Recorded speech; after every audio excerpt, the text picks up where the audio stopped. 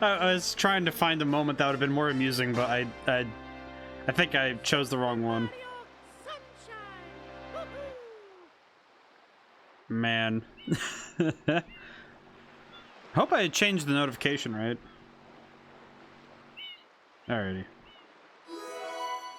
Alright, ignore that. I'm gonna wait here a moment. Make sure some people can get in the door before we start. No, I'm kidding. We have to get right to it.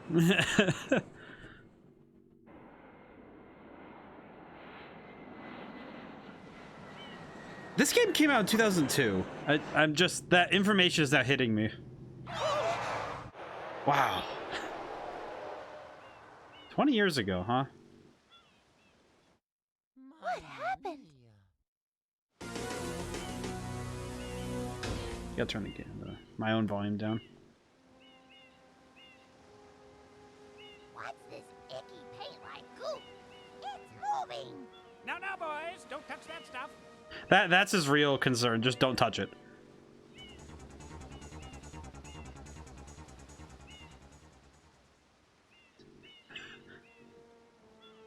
Excuse me, but...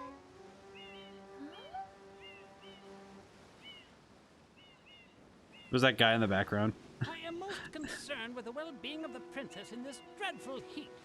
Master Mario, if you would, cross over to that shore and find some assistance. Okay, Alright, I'm trying to move the follower bar so it's not in the way, but let's see. Alright.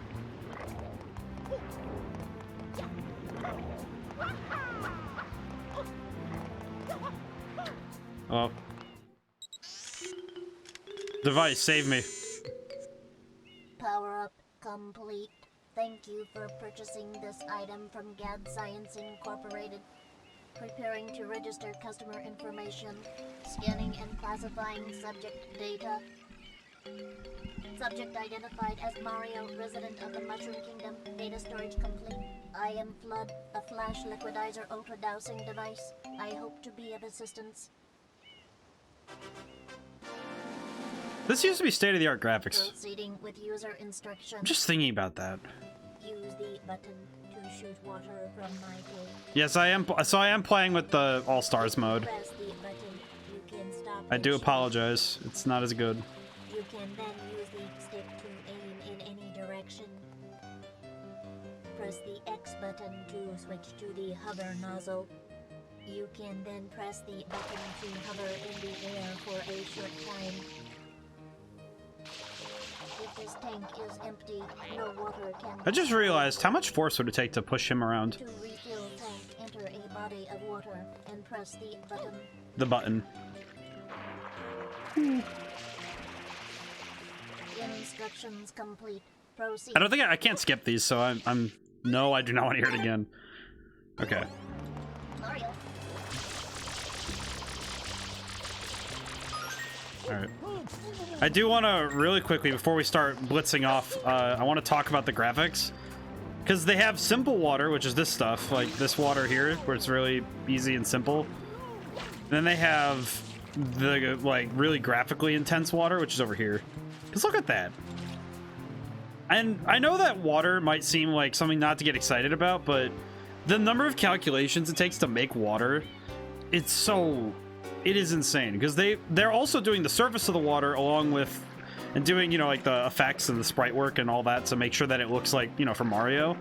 But then also, oh, we have to calculate the curve of the water and do that so the whole body of water looks natural, so they had to get as close as they could with that, so it's no small feat, mind you.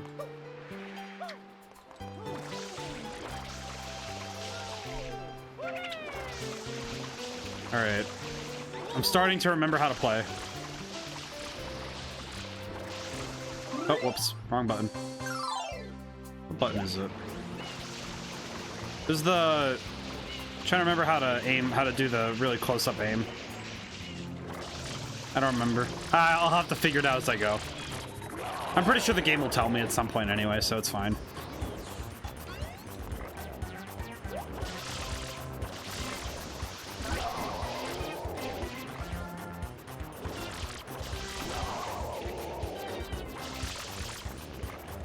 Easy. Easy, baby. Did it.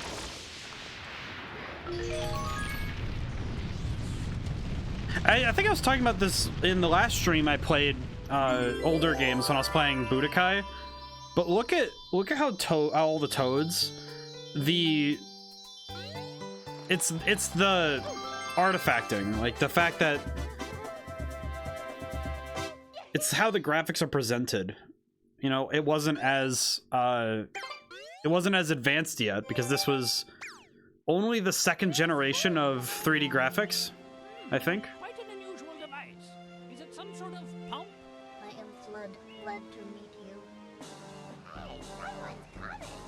Right away, immediately into jail. Go to jail. We have condemned Mario for war crimes against Delfino Plaza. I guess that's actually true because Bowser Jr. did kind of steal the energy source. Court is now in session. As you are no doubt aware, someone has been senselessly defacing Fair Isle Delfino using some paint. Ah, that's in the way of the accused is charged with polluting our beautiful home and, yes, endangering our very way of life. Indeed, how can one not be aware of what is going on? Though it is daytime in Delfino Plaza, our poor residents tremble beneath That's the not good veil either. of darkness. Expert shine scholars have determined that this darkness has arisen because all of our guardians, the shine sprites, have vanished from their gathering spot at the shine gate. The reason? It's quite obvious. This horrible graffiti is to blame. Behold this sketch of the perpetrator based on eyewitness descriptions. The truth is obvious. The guilty party sits among us. It is oh none no. other than Mario. Objection! Overruled. I judge the defendant guilty as charged. I hereby order the defendant to clean this entire island. Until Isle Delfino is completely free of his vile handiwork, Mario shall not be allowed to leave. I heard Among Us and my brain just was like, oh no. Look at him. The imposter. This appears to be quite a predicament, Mario. Data analysis verifies that the island's inhabitants are indeed troubled by pollution, but the pollution itself is not the main problem. Mario, you witnessed this object at the airstrip, correct? It is a shine sprite. Shine sprites are This the must have been power weird on Isle back in the day. Delfino.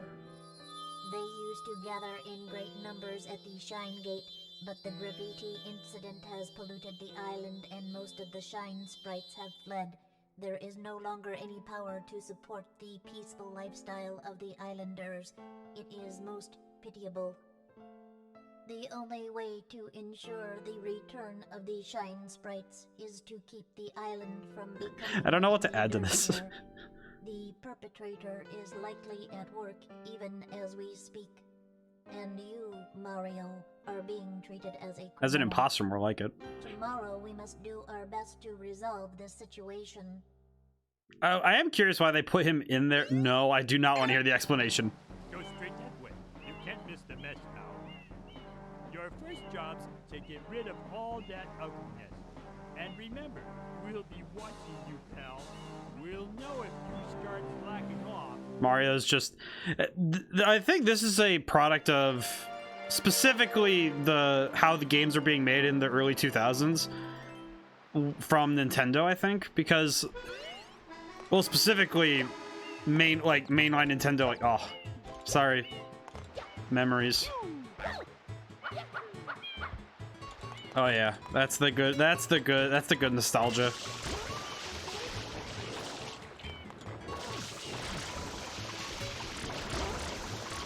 I keep hitting the L button on accident. How do I...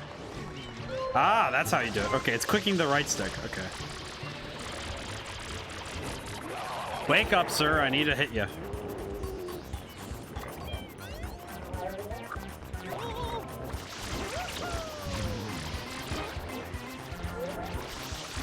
Also, look at the water. They put a lot of effort into the water in this game, and I believe this game, along with Pikmin at the time, because both of those are very close together with the GameCube, and their history is very, tightly tied to it. both of them were technological marvels of 2002. Like that, like they were both games that represented the like some of the peaks of technology at the time. Oh yeah, hey look, it's Blue Mario.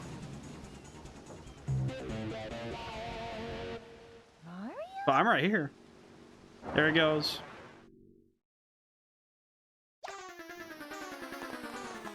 Oh, without the sun blur, he looks very. It looks very like crisp, which I don't think is supposed to. It's not. That's not how he's supposed to look. Whoop.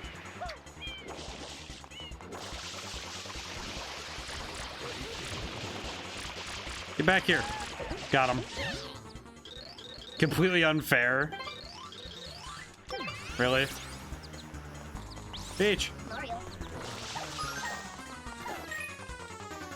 Back here, nerd.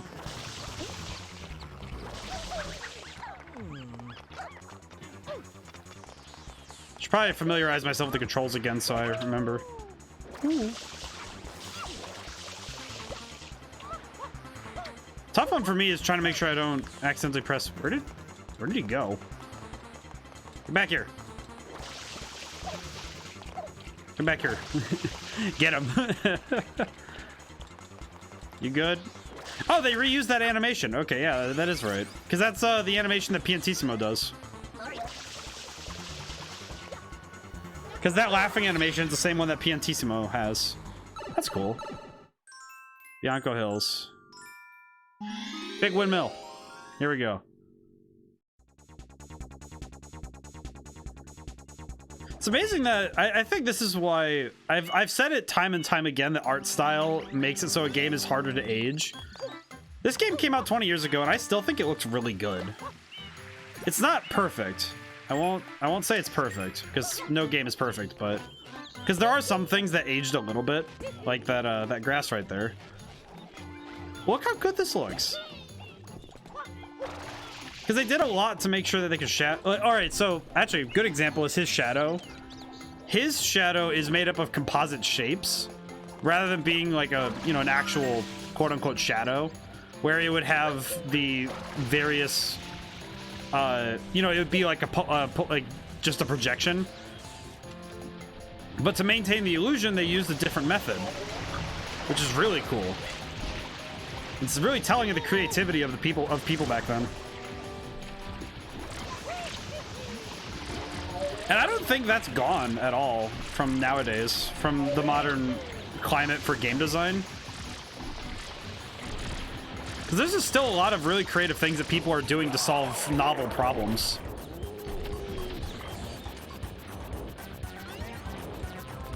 I just think older games better highlight how people were solving. I keep hitting that button, it's gonna happen.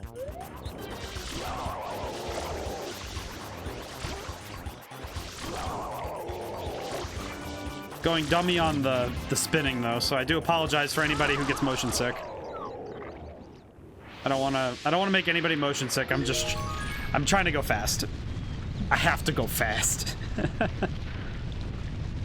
Like, look at those the visual effects. That's really nice. And the water reflections, very good. I'm currently working on 2D games, so I'm doing I'm actually doing a game. My current game project is in RPG Maker, but I do plan on. I need to work on Unity and Unreal because those Unreal 5 especially is gonna be really nice, but I need to learn more. All right, let's see. Do I need to do anything? Vacation's just been a whirlwind of bizarre events. Now the boat to hotel isn't even running. Oh. Investigating a possible. Okay, well. Back we go. I know that I have to do a bunch of things here anyway, so I'm not too worried about having to do tons of side stuff. Petey Piranha. Oh, I remember this boss fight. Yeah, there he is. The big lad. Look at him. What a lad. Love him. All right, here we go.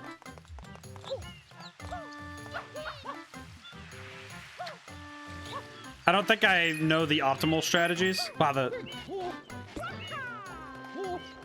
I think the water effects are something that while they did age in this game, they show how far we've come. Because I think it would only be, I'd like to say only 7 or 8 years after this that BioShock would come out. And that would be the next, like, huge advancement in that kind of field, almost, as it were.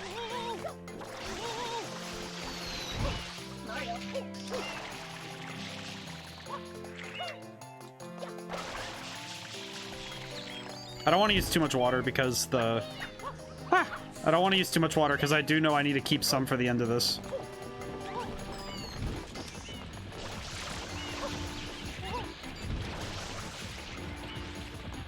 Oh, you know what? I just realized this is very similar to the first boss fight, the first actual boss fight of Mario 64, because it's very similar in design to the when you go to fight the King Bob-omb, because you make your way up a very large hill, basically a mountain, and get yourself to the top, and then you run it, and then you go to fight the boss, who highlights a very basic mechanic in fighting. Ha! I'm gonna do that so many times, and I do apologize. Come on. There we go. Blue coin. I might as well just get it while I'm here. It's an easy one.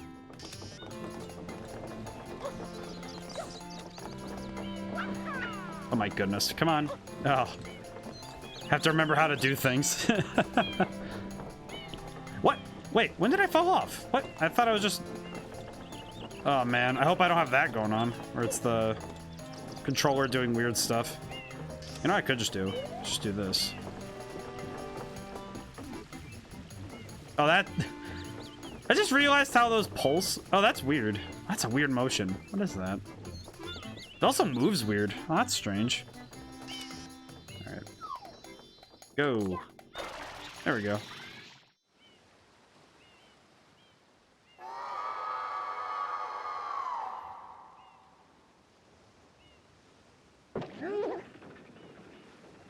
Yeah, Mario's model down there.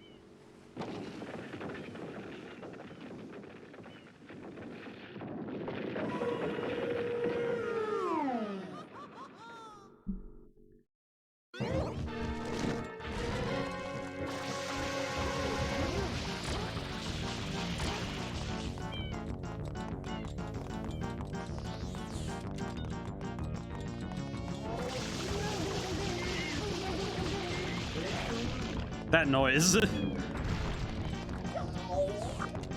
Oh, come on. There we go. Okay. I had to really adjust that one. Okay.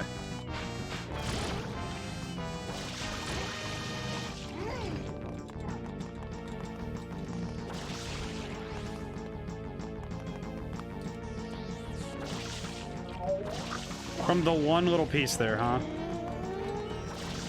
Oh, I caught him at the end of the animation. Okay. That's cool. Didn't know I could do that. It's amazing what you learn, even though you haven't played this game in a number of years. Actually, I played this when it first came out, when I got it for 3D All-Stars, but...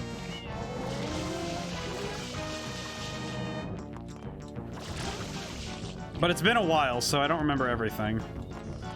I remember a lot of things, but not everything.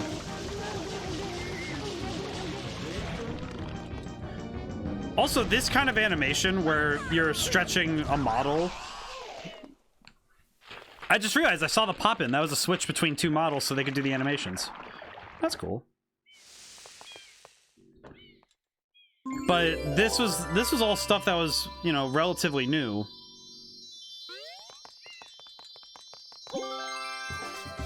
All of the early 2000s games make me realize how much we take for granted in game design. Both in animations and in like obviously in programming and also just in design, because there's a lot of precedent that we didn't have at this point, that was being developed at this point, which is just crazy to think about because a lot of that was new at this point. All right, let's see. I think I remember where this coin goes. Oh, it's right where I'm going, so that's fine. That's excellent. Supersonic. Whoop. Easy peasy. There we go.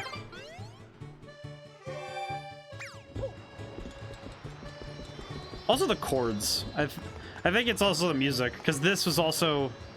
I think the music also is something that just...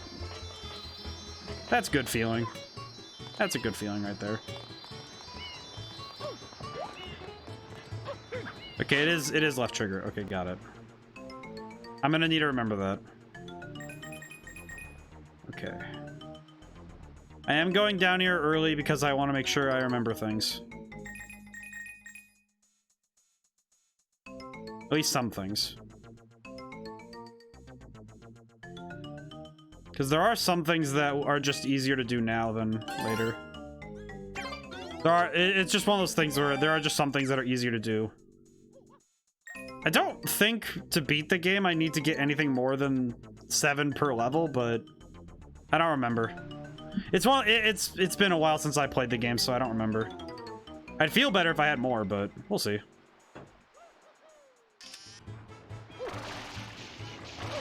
Okay. Alright, this one goes this way. I remember. Okay.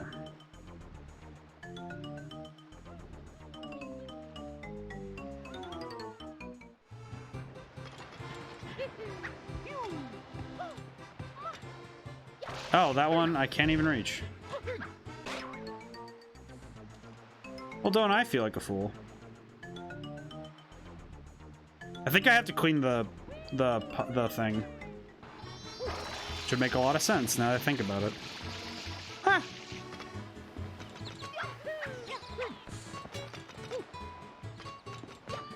Ah. I always have to. It's always tough to when you have to remember how to play a game. Okay. Okay. Yes. I can make that. Yeah, I can. Oh, good. Oh, whoops. Do I not have the means to clean this yet? Oh, that's right. That's Yoshi. Okay. That makes more sense now.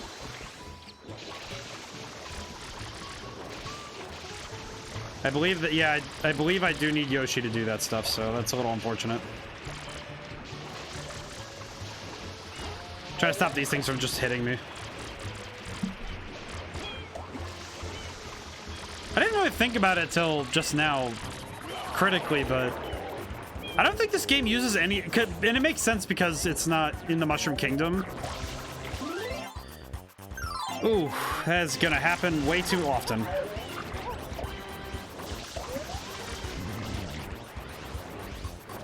I think it's because it's my instinct from playing it on the GameCube, I think.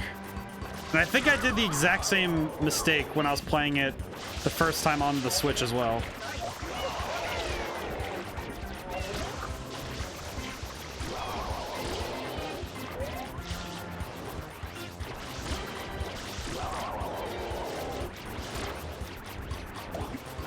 I will also be fighting my Joy-Cons again. I swear it just... I think I'm fighting my Joy-Cons pretty much every stream. At some point or another, I have to fight them for something. Please stop. Go right in. Go do Rico Harbor. We'll do a level of Rico Harbor, and then I'm gonna go immediately back to Bianco Hills. Because I think there's one I can do right away, as I recall, but I don't remember. I know I have to get through a certain point with both of these levels to get... Because I need the extra nozzles. Because that's something I actually need. Oh. Talk about nostalgic music, though. Which is odd, because I don't remember... How many people played Sunshine when it first came out? Okay, let's see what can I do. What can I do to jank this game to oblivion? Okay. I think I remember. Yeah.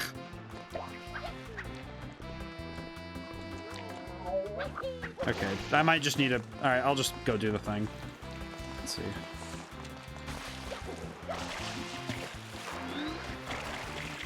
Okay. Let me think. I need to go up there? I think I do.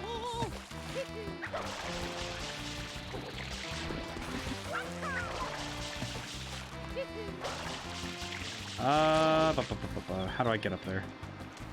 There's the platform over there, and I think I need to... Yep.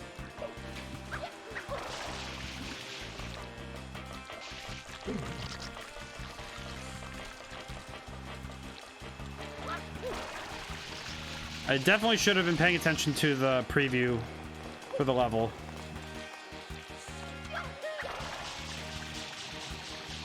Yeah, okay, this is fine. Yeah, there it is. Okay, yeah. I don't know why I thought it would be anything else, but...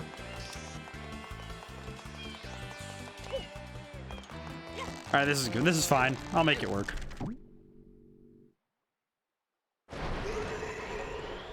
I just realized this game puts 2 boss fights right in a row. And makes sure that you go and fight them. In rapid succession. Oh, I hit the wrong button.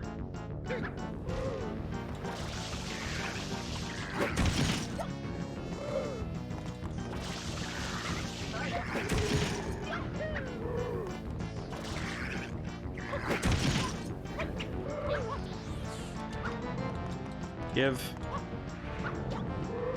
Thank you. Ow.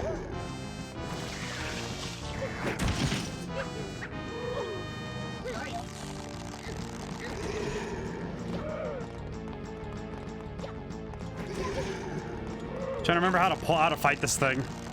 This is not... Oh, it disappears. Oh, that's weird. I haven't seen that before. I haven't seen that in a while. That's weird. Ah.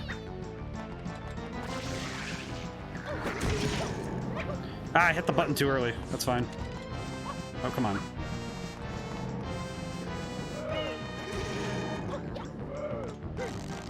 Okay.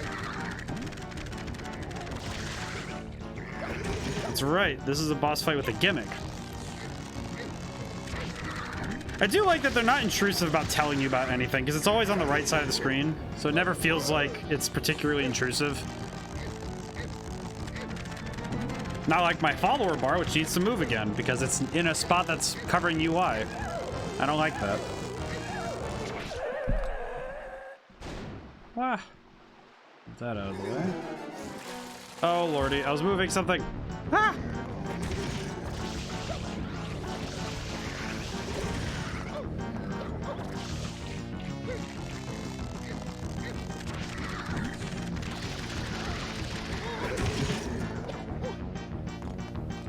Oh, come on.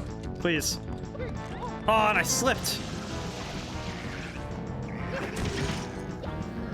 I do think this is a wonderfully designed boss in how it's in the mechanics of it. I think the character design's always, you know, it's always fun. So Mario character designs are always very fun, so I don't think that they ever... Especially at this era, you know, the early 2000s. I think they were doing a fantastic job with character design at this point.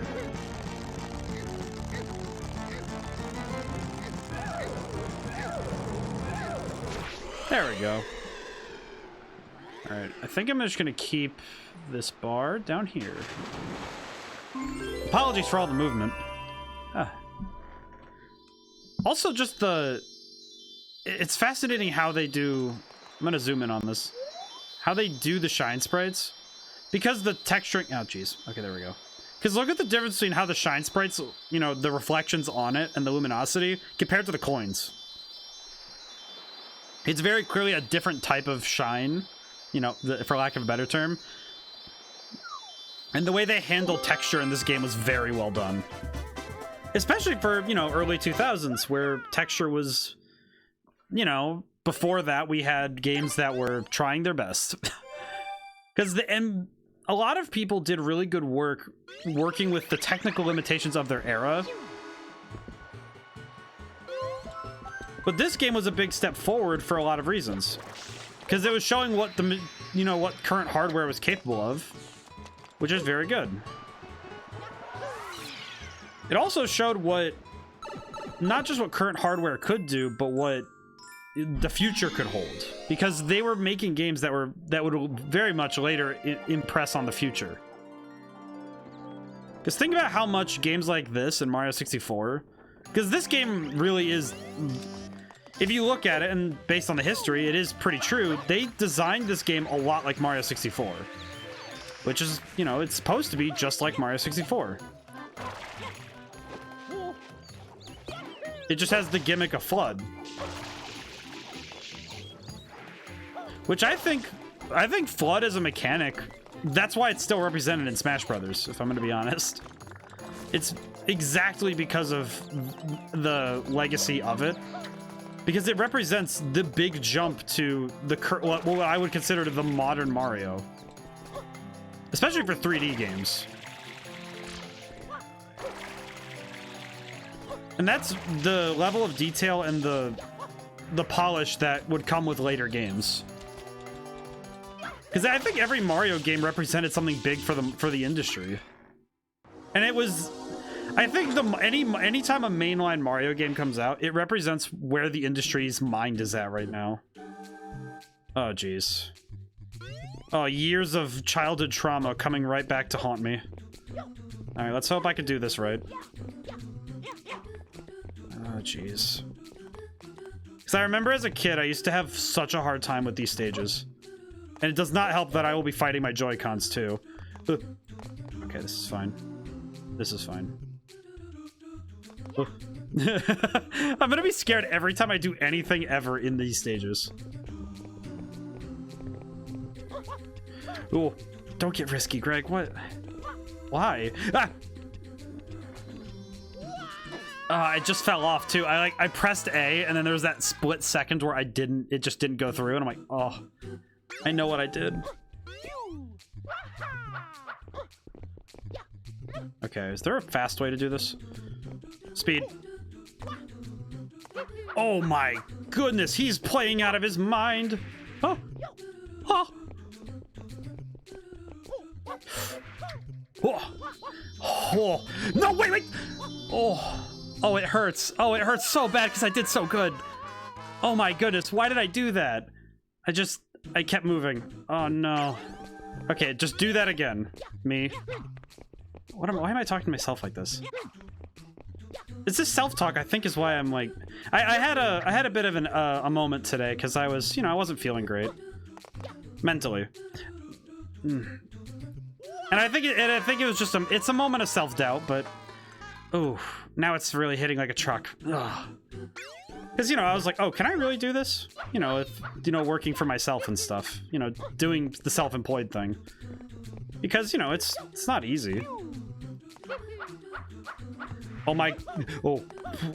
Yeah.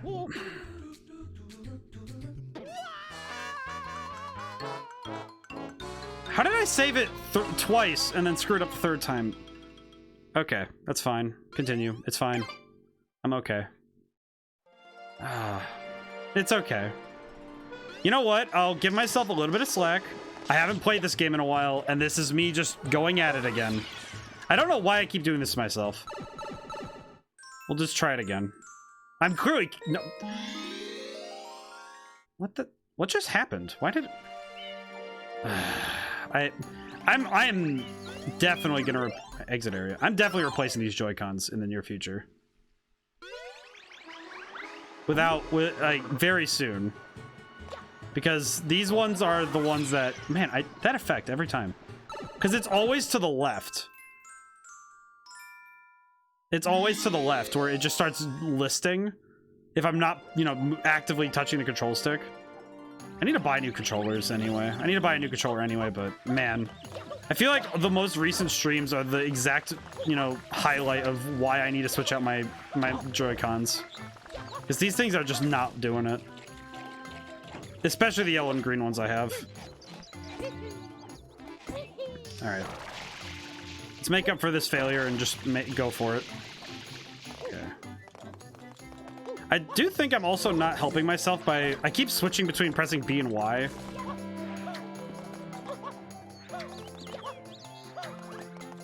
Not even sure why either. Not to make a pun of it, but...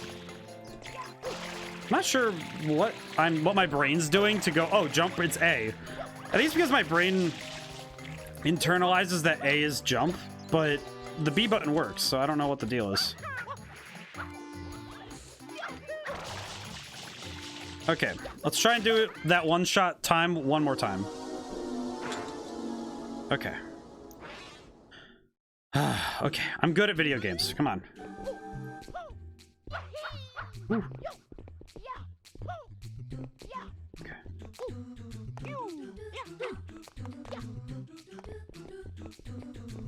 Just stop. Stop for a moment, me. Okay. Ah! Oh, I jumped too early. Oh, I did it too early. That's my bad. Okay. It's already been a half hour. Wow. What happened to the time? Oh. Oh, that would have been embarrassing just to go somersaulting into oblivion. That's fine. Okay, I just need to learn when it's time to take it slow. Oh, there it was. Yeah, see, there it was. That's exactly what I was scared of, too. Was something like that happening. I am a fool. Oh. I realize what I'm doing wrong, and the worst thing is that I see it before I move. You know, it's like that split second before I move. I will say that this version of the game also has the dubious distinction of being a little bit awkward. Okay. Okay, just slow down. I can do it. I can just slow it down. Slow it down, me. I'm good. Hey, look at this. This is easy. This is the easy one. Just slow my roll. Ugh. Okay, just slow it down. Do not go for that one-up. That is a trick. But what happened? Wait, what just happened? I went to do the jump and then I just started infinitely staggering. What happened? What was that?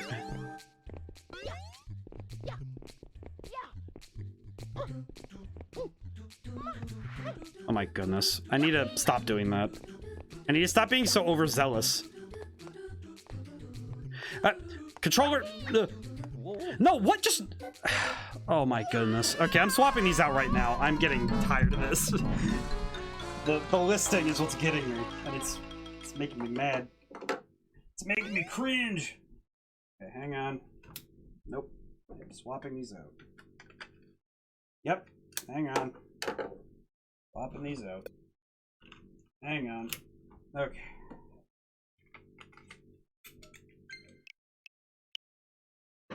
Oh my goodness. I don't like that that stage twice in a row has messed me up only on the basis that it just ooh. But it all right. Let me think about why it's happening. It's mostly due to timing. A timing that okay. If all right. I really need to buy a Pro Controller. That's what happens when you're streaming on a budget. That's okay. I'll make it work. I've fought through this before with Metroid Dread and with a couple other games. I'll be fine.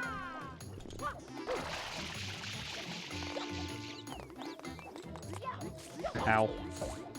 Ow. That's fine. I don't know why I keep forcing myself to try and beat games in a single sitting. But I think it's because I think it's possible. Because I look at the game and I'm like, oh, I think I could do this in 4 hours. And it's like, well, why? What part of my brain starts thinking like that? I think it's because our internal desire is to try and do things as fast as possible.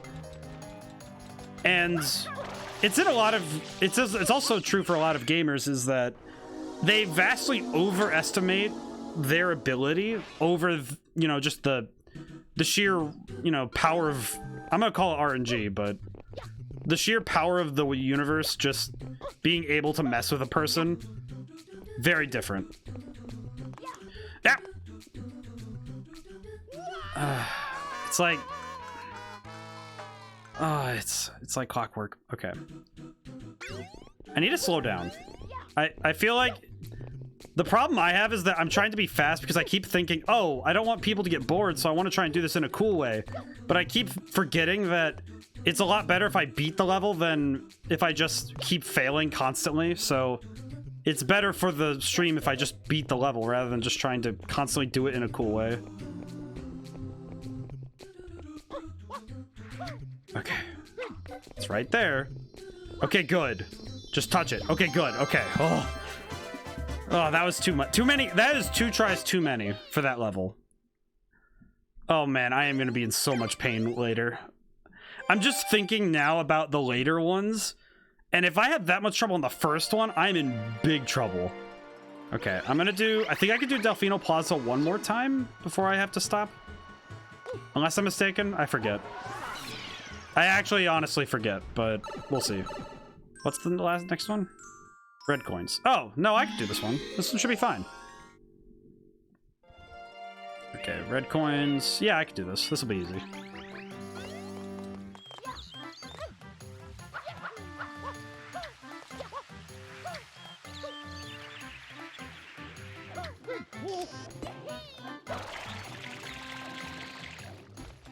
Mario. Ah, it's just a hover nozzle.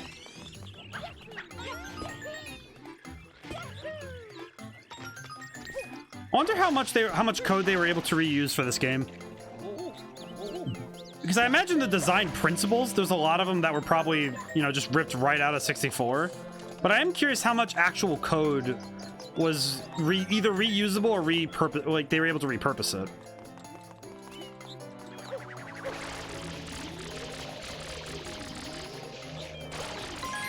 Ow.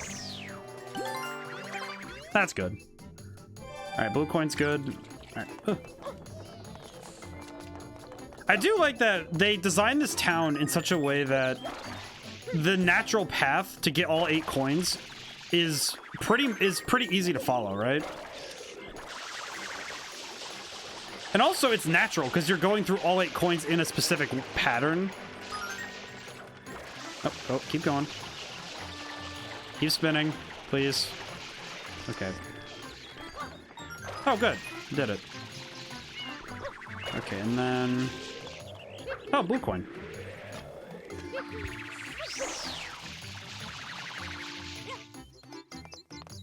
Alright, cool. Got multiples in one run. That's good.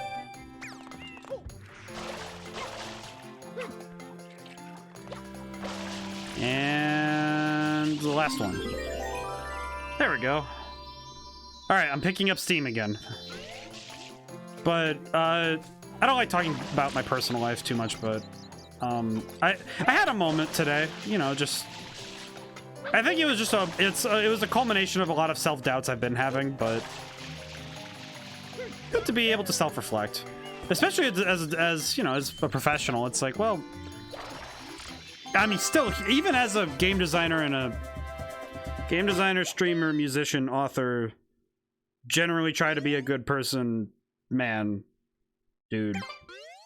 I'm still human, so I have to recognize that. And recognizing my mistakes as a player is part of that. So, okay, I'm gonna go do the next area there, because I think I need more nozzles. Ugh. But one of the strongest things you can recognize as a game designer is recognizing your strengths, both as a person and also just as a designer. Professionally and personally, what are your strengths? Because if you recognize those, you can make better things. Hi, Toad.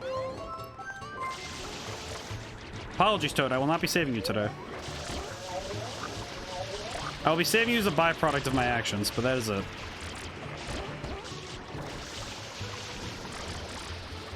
It's mostly, like, right now, it's mostly the fact that the Joy-Cons, for some reason, when you touch them, they just go flying everywhere.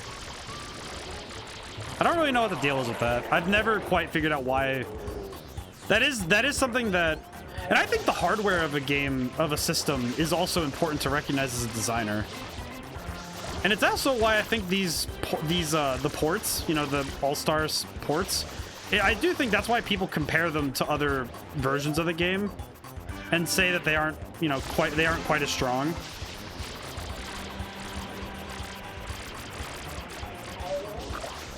Oh my goodness, can this please settle down? And that's something that you have to consider about when you're designing a game is, all right, what's the hardware I'm building for? Because if the hardware you're building for can't handle what you're trying to do, it's very hard to work with it. So you have to make, you know, design changes based on that.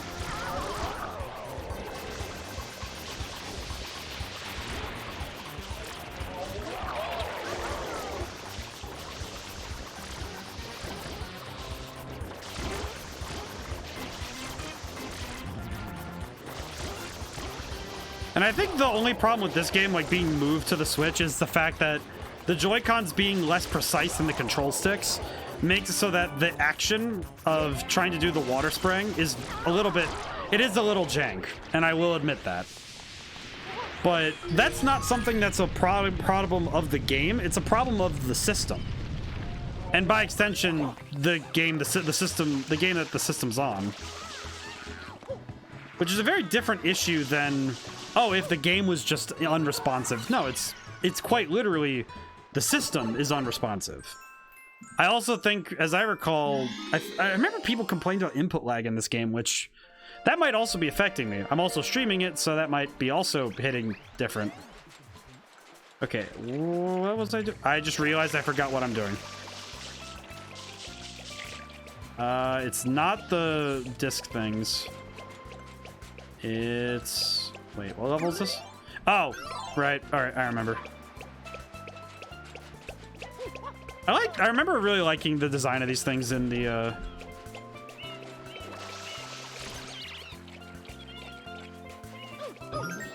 Alright, cool. Oh, I got the right one on the first try? Oh, okay. I just realized what I'm doing. Oh, lordy. Here we go. Oh, baby. Here we go. Whee! Oh, no. Oh, crap baskets. Oh, man. I'm really happy I had that margarita earlier. Oh, man. At least I'm not as worried as I would be. I'm a little relaxed, but now this is stressing me right back out. Okay, just be careful and be precise. Me. Do not. Okay. Plot your route out and then go. Okay. Stop. Look. Alright. Where are you going? Right there.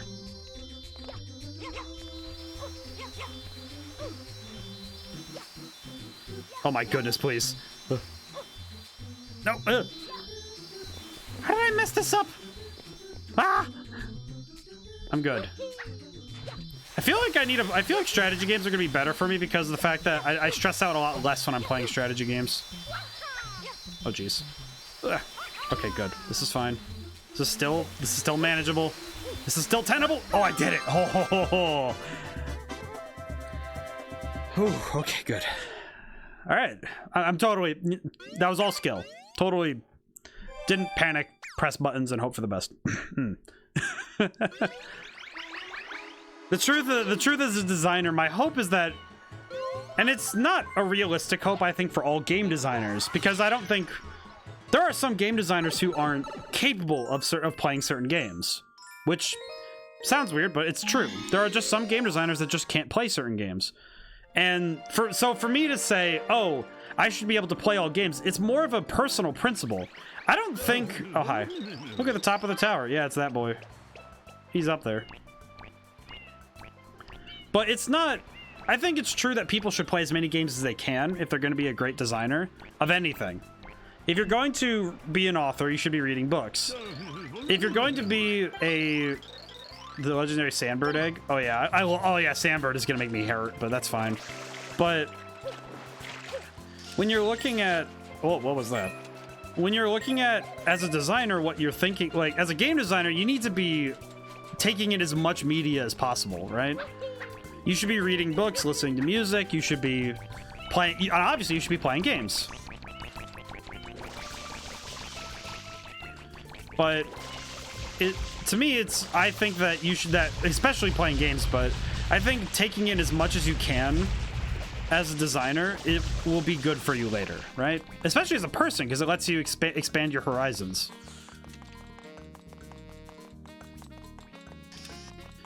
So, I'm gonna do it every time.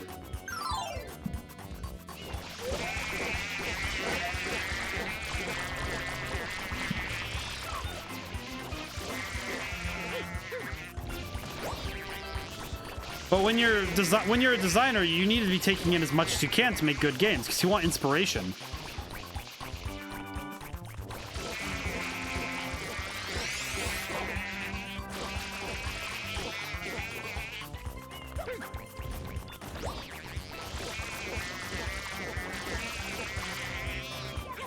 The fact there's two different musics going on at the same time right now is really confusing to me right now. Go that way. Ow.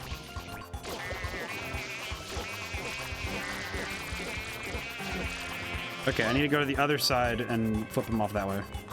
I was lucky on the first try because he was on the side that I could hit him off of really easily, but it does make me wonder though why the music is layered in this way, because the music's layered, it's layered music, but I'm curious why they only made it so that the one track is playing at all times and then they don't take it out when the mood doesn't fit it. Like when I land here, it's still playing the other music to a degree, so I don't know why that is though. That's weird. But yes, I think and you know, for each designer, I think there's a different path to excellence. For me, it's the fact that I understand that I was thankfully blessed with the one skill I'm very good at, weirdly, is I'm very good at picking things up. My one skill is learning. So by being very good at learning new skills, I recognize that my strength is, oh, I need to just pick up new things. That's my best trait, is to go and learn. And also research. Like being a researcher is where I'm at. And that's my best thing I'm good at. So because of that, I approach game design from I need to research things and use this as my inspiration to work on the game.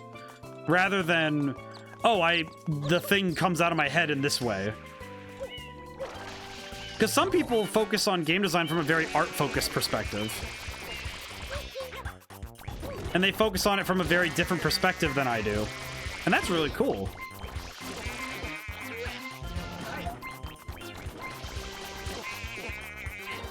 Okay, I need coins before I get dropped. Okay, let me go grab a little bit just in case. I don't want to accidentally lose this level because I was being reckless.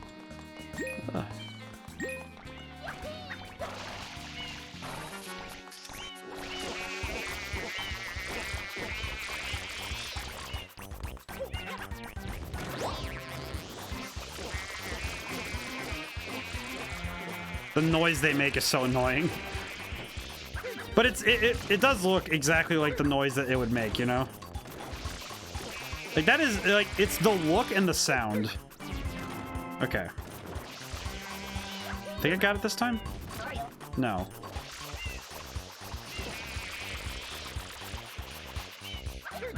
Please go off. Oh my goodness. You gotta be joking with me right now. I can't believe it, man. Okay, there we go. That's what I wanted. There we go. Oh, I know it's a physics-based puzzle, but man, you know, I just had the thought: if I didn't know how the mechanics of that puzzle, how well would I have handled it? Because you're just shown the thing and knock them off. But if you don't know how to ground pound by this point, which I don't know if there's anything. Well, no, you had to ground pound to beat PD Piranha. Never mind. No, you did have to, because that is correct. You do have to ground pound to beat PD Piranha. So if you didn't know how to ground pound, you couldn't have gotten to this point in the game. So, but if you weren't sure how the mechanics of it work, that could take a while. I just saw the pop in of that fish, though. But I think it's designer, or whatever you are. Like, if you're an author, you focus on what you're good at, right? Because as an author, it's like, okay, what are you great at? And for me, that's a combination of world building. For me personally, it's a combination of, I'm really good at world building and research, so, and I'm very good with characters. Characters are I think my ability to design characters is extremely well done. It's like, that's a skill that I understand very well. But I don't think I'm extremely great at structure, you know, structuring a story. I think that's where I personally fall apart a little bit. I think I'm pretty good at it because obviously I've researched the topic, but I'm not fantastic, right? Ow. Well, yeah. I thought I had him, but I just... Oh, come on, game. Come on. Oh, my goodness. Oh my goodness, why is it just... It's just really hard to aim for some reason right now. Ah, I imagine this is what people were thinking back in the day. Was, man, how hard is it to... Why is it so hard to aim with Flood? Oh, come on. Yeah, there we go. Okay, good. I like that they also show where you need a ground pound, not just with the arrow, but with the kicking legs. Wow. I remember this thing being absolutely terrifying as a kid, but I mean, granted, makes sense. This thing is huge.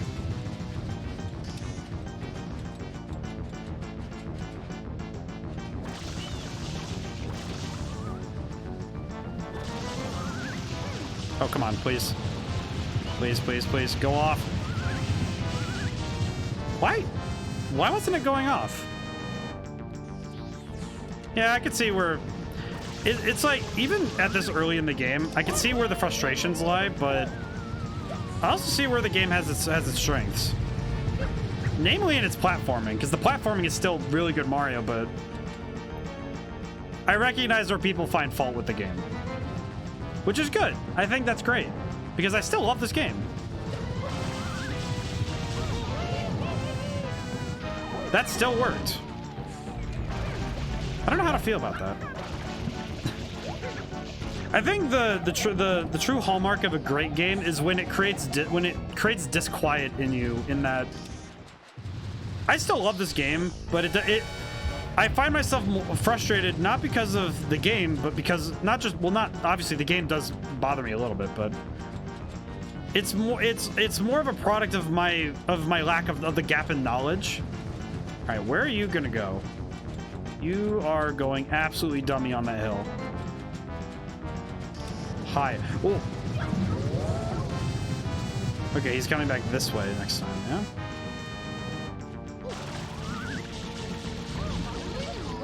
Whoa. How did I get in there? Now he's back over there. Come back this way? Nope, he is staying over there now.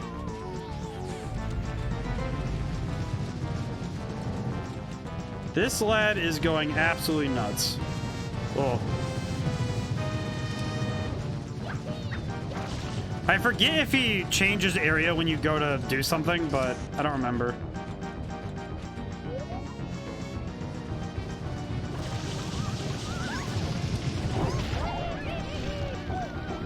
Oh, sod it. How did he end up down there? Can I even do anything about this? No, I cannot. Oh my goodness. I didn't realize you could end up this far. Whoa. Okay, he can go really far in the water. Wow. Okay, that's new. Okay, so I don't want to do that again. That's a little unhelpful. Okay. Ow. Okay, yeah, I'm gonna go do this over here.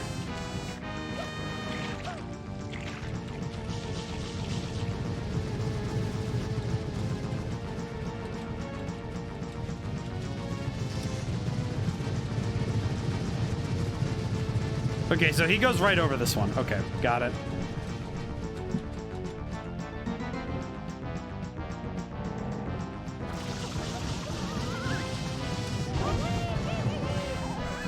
Thank goodness that video games follow the story writing rule of 3. Because if I had to do this more than 3 times, I'm pretty sure I would be very upset. Yeah, see, the one pair of legs also kicks more than the others. So it makes it so that you can also have another visual cue. That's neat. Oh, that's really going far. Okay. Thank goodness.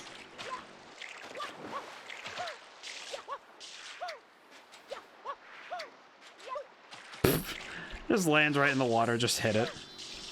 Excellent. All right, cool.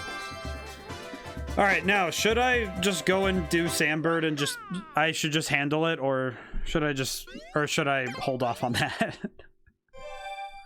I'm trying to contemplate for my sanity and for the run, so I don't know. I think I have to do Sandbird to continue. I don't remember. I have 9 sprites, so I think I need 10 to continue. I don't remember. I do know that the stuff in... Oh my goodness. I do know that the stuff in Delfino Plaza is based on... As I recall, I believe it's based on the... I believe it's based on the number of sprites you have. And then after that point, it's... after a certain point, it's based on how many you need left. Because then there's a certain number you need per level to get to the end.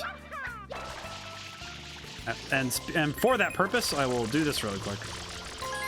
Excellent.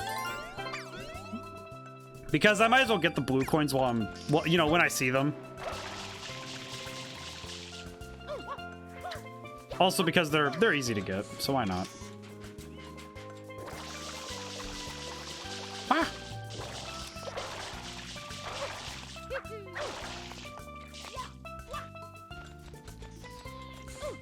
I also think the game, the heat wave effect is something that I thought was really cool back in the day. Because stylistically, I always thought it was interesting because I didn't really understand how they did it. Because I remember being like, oh, how did they replicate that? And I was like, oh, that's so cool. And I was always fascinated by what games were capable of when I was a kid. Which I think being in awe is a good place to be, you know, mentally. Okay, I'm gonna... Oh, okay, really quick. Oh, jeez. Grab. I'm just gonna worry about the red coins. I won't worry about any of the blue coins, if I'm being honest. I will, however, grab that one up. Okay, I'm trying to grab the coins as fast as possible because I know he'll start turning soon. And once he starts doing that, I am going to be in danger. Okay. Pause a moment. All right, go. Go. Okay. All right. Now it's just a matter of staying on. So I just need to stay on him now. Oh, jeez. Oh, lordy. Please. Oh, no. No! Mario, why? You betrayed me. Mario. You can't betray me like this. Not like this. Oh, lordy. And then I have to grab the coins again. Ugh. Okay, I don't know if even having the hover nozzle will help me. Ah!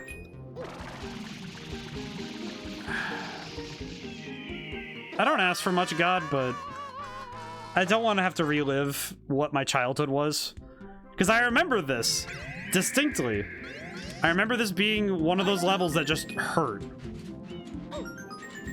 Which I'm actually now thinking about. How much does that affect our memories of a game? Because I was talking to a friend of mine about, you know, like games when we were kids. And there was one game in particular. It was because I've only recently watched gameplay of it. It was Polar Express for the like GameCube. Like that game. It's a licensed game. And he remembers it very fondly. And the last time I watched it, I was watching it on Oni Plays, which, you know, not the most flattering place to watch any game, you know, ever. Oh.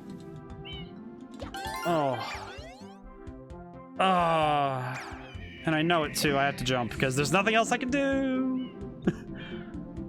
Is that a game over? No, not yet. Okay. I'm gonna go for the tail one first because at the beginning the tail isn't moving a whole lot. Oh wait, that's right. There's a 1-up every single time, so I could just keep trying. Well, I hope you guys are ready for the Sandbird stream. No. Oh my. Oh, it's agony. Oh, it's pure agony. Ugh. 8-year-old me is watching with just pure pain in his heart. Okay, just go get the tail. Okay. Pause. Go. Okay. Alright. Got the hard ones now. Don't be slipping now. Don't be tripping now. Ha! Okay, grab the 1-up. Okay. When it comes to that one, I have a little bit of time, but... Oh my goodness. Ugh. Okay. How much higher do I have to go? Wait, how much higher is it? Oh, God!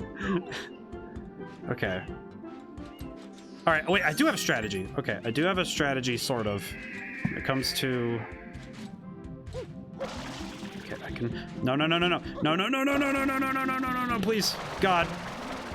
Oh, thank goodness. Okay. Come on. No, no, no, no, no, no, please, just turn. Ah, no, no. Oh. I can't say I ever played Mario Sunshine. I did see plenty other people though. Oh, hi, Viceroy Combs. Yeah, sorry I didn't see you earlier. Oh, jeez. Yeah, I've played it. I got through it once, and ooh, Joy-Cons. Okay, that was almost a whiff. Okay, ooh. All good, focusing. Yeah, you know what? I'm thinking about it now. I have the thought in my head. I don't need to do this part right now. I just had the thought. I think this game is fascinating because of what it represents, more than what it is, what it actually is. Because this game, as a game, it's a solid game, and it also is a technological marvel. I'm gonna gush a little bit if that's all right, Viceroy Combs, and for everybody watching. The water. What? Just stop spinning, you. The water. This stuff at the time was just. This is the Superstars version because I wasn't really ready to try and get the GameCube version running. Also because I wasn't sure if that disc would run. But it's basically an emulation, which so it stays true to what it is, but just with the HD processing done at time. I did a stream recently with Dragon Ball Z Budokai, and the difference between processing it through a converter using AV and having it run at native HD like this, very different experiences. I actually probably should compare these two. I really wish I was playing the GameCube version, but it's more because the GameCube controllers are... Wait, can I play this with a GameCube controller? Wait a minute. Is that something I could do?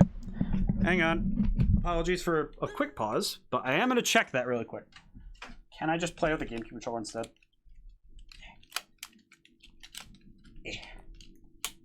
Good thing I have a bunch of these just around. Okay, let's see. Can this take over? Yeah. Let's see. Oh my goodness, yes! Okay, let's see. Can I... Oh, okay, that's a good... Wait, does it... Okay, how do I... Oh my goodness! Oh man, and it maintains the original controls too.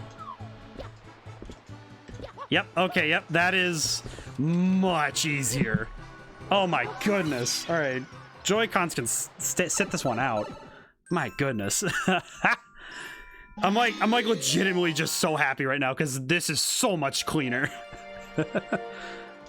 Oh, I just realized what I'm getting into. Whoops. I went from Sandbird to the blooper surfing, and neither of these are gonna make me feel good. Okay, yeah, that is a lot easier. I actually was just talking about this, that hardware makes a big difference when it comes to games. Howdy doody, sir. Because the hardware, not just the... Obviously not just, what you're running the game on, but what you're using to play it makes a big difference. And the Joy-Cons, I give them a lot of grief because of the drift issue. I'm a victim of it, as many of my streams can attest. But I also recognize that a lot of times though it's that it's kind of like, oh, I have to learn how to fight the jank.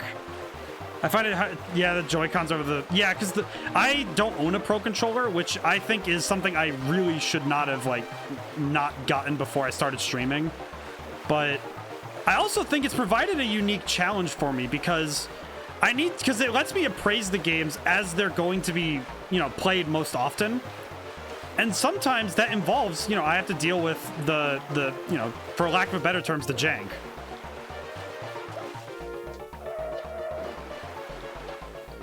And by confronting the jank right now, it's good. The Pro Controller is the best one. I imagine it is. Like, I imagine it's gotta be like one of the better. Hey, did I win? Oh, pretty weak, bud. Oh, really? Oh, I think the Pro Controller is pretty solid from what I've used of it, because my brother has one, so I've used it a few times, and it's pretty good. But it's also, I think the only thing that it has the con of, which is I think the strength of why the Joy-Cons are important, is because the Joy-Cons are the native controllers of the Switch. Like, obviously they're the native controllers, but it's what allows the Switch to be, you know, the portable console. And the Pro Controller, while it does allow for some of that, it's still like, it still has the issue of, oh, you have to, you know, ow. Oh. I need to turn these off somehow. Can I do that really quick? Wow. All right. Pair. Okay. Yep. Or no. Change grip and order. Okay, good. All right, those are turned off for now.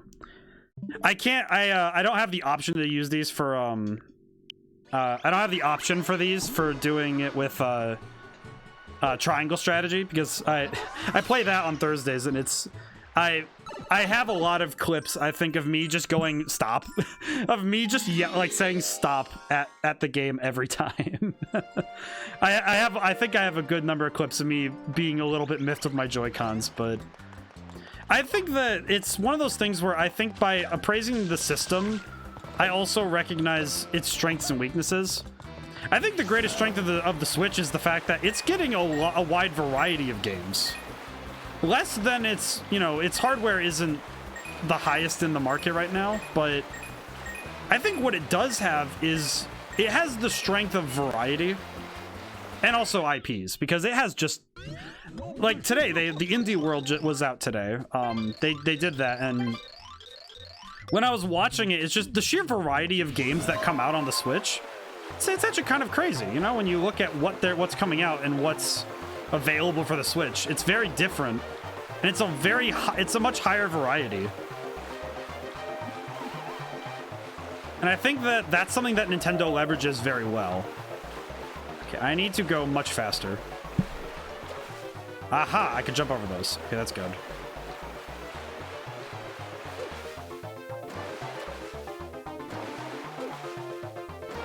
Oh, that was close. Very good. There we go. That's the time we're looking for. Between indie games and their first parties, it's a really good... Yeah, I think so too. I think that's the strength of Nintendo. And even before that was really a thing, like with this game, the strength that Nintendo had in-house was that they were releasing... Even then, they were releasing a high variety of games, but they were also releasing games that had exceptional... If it wasn't just polish, it was also depth. Because they were releasing games where the control scheme, you know, they start you off simple, right? Other contemporaries of this time were stuff like Metroid Prime. That was a good one. The Pokemon series and other things. Like, they start you off simple, and then you get further into these games, and they warm you up to it very well.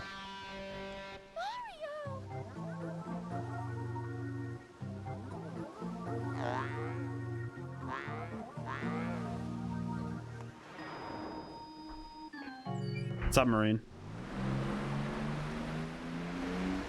Because this was... It's funny that I think about it, that this was 2002, right?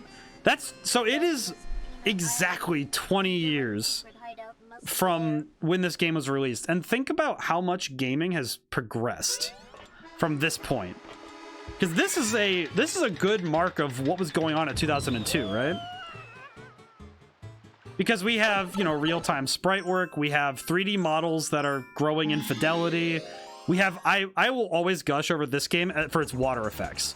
Because I said earlier that BioShock's water effects were the next step after this one, and I really think that that's true. Because the water effects in this game were really good. Like, I mean, just look at this. Look at that. That's really good. Look at this. That and it deforms things behind it, you know, with the graphics. They were doing this 20 years ago. It looks fantastic. Oh, get back here, nerd. Ugh. Oh, that's right. It's pressure based when you're playing the GameCube controller. Ah, that's right. I just have to follow him to this point. Interesting thing. This is released on the GameCube with these great. Yeah, exactly. And I think there's two factors to good graphics to me. Oh my god. There's two factors to it for me. It's what you're doing that makes it look visually, you know, good. Because there's style, and then there's also fidelity. Fidelity is stuff like the water, where it just is like graphically and technically impressive. And then there's style, which style is what masks any sort of like goofiness of the modeling. Did the perpetrator get away? Flood, you can see this. It's a giant mech. It's Gundam. Do you think Bowser used this as a Gundam? My goodness.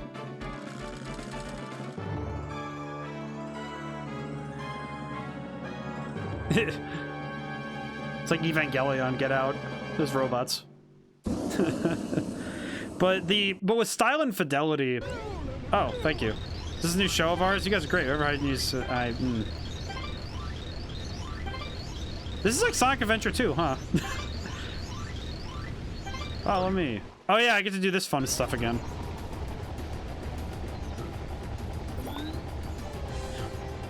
I think because the style of the game does a lot to hide if there's any sort of like graphical weirdness.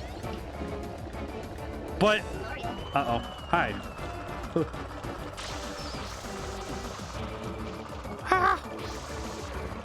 Alright, cool.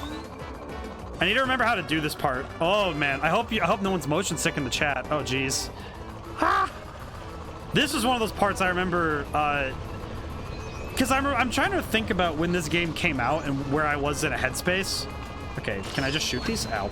I'm trying to remember how this works.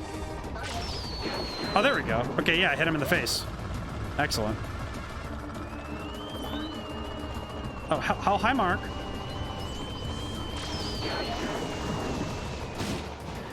Ah. And with style, the main thing, like, good example is the tracks here, how all the buildings look. Played Mario Odyssey a couple years ago. People know how great the game looked, the graphics looked.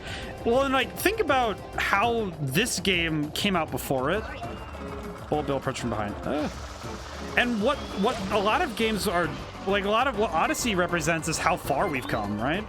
Because look at Odyssey and think about the fact that we had to get this first, right? So if you're looking at the two in comparison, and you recognize, oh, hi. And you recognize where it comes from. Ow, ow, ow. Ah! Is it rule of 3? Well, it would have been if I hit. Woo. Looks like a foundation of that. I think a lot of games, well, it's like, because they always build from each other, right? And a lot of games, that's what they do, is they build from each other and what the past has done. Zelda is a very good example of that. Because its musical legacy is something like of study. That's something that I've seen like 8-Bit Music Theory and other channels have done. Oh, was that it? Did I get him? Oh, I got him. Oh. And with Mario, a lot of it's in the movement, right? Because the movement of Mario has been something that's been refined and from like the base from Mario 64 and has been refined as it went forward. Also the art style. Oh, there he is. It's our boy. The face. I will say the facial expressions in this game. Leave my mama alone, you bad man. I won't let you take Mama Peach away. Mama? She's just trying to remember. Mama Peach? I'm your mama? She doesn't remember either. Yeah, Papa told me all about it. He told me my mama got kidnapped by a bad man named Mario. So you're Bowser's son? So I'm really confused why she... So the graffiti, that was you? This is my magic brush. When I draw with this, all my wishes come true. strange old man in a white coat gave it to me. A strange old man. But why would you pretend to be Mario? Papa told me everything. He said, Mario's a bully, he never fights fair. he said, Junior, you gotta try to outsmart Mario. so I tried to get Mario sent to prison. But they didn't lock him up, and now he came to steal Mama's... You know, I'm just thinking about the story of this game. You pest! Stop following us! The story of this game is hilarious. Because, I mean, we'll get Odyssey too, right? Like, I know that Shigeru Miyamoto's philosophy for storytelling in games is... and this is something I don't agree with when it comes to Miyamoto. I love Miyamoto as a designer because his philosophies and his ideas have been very influential in the genres, in like a lot of game genres, and in just the industry as a whole. Be heading toward Corona Mountain. But I think the only thing that I don't agree with him on is his ideas on games with story. Because his idea was that games should have as little story as possible, which for accessibility, really good. But when it comes to every game, I don't think that's true. Because I think that we've moved really far, but it depends. I think that for certain games, like Mario games, that's a good philosophy to have. But for some games, it's like, well, that's rough. I mean, even Zelda's a good example of just games that don't need that philosophy in mind. I'm gonna go right back. Man, I am thinking about Odyssey though, because Odyssey, what a lot of Odyssey kept from this game was mostly movement, but also some of the foundational stuff for character design. All right, super speed.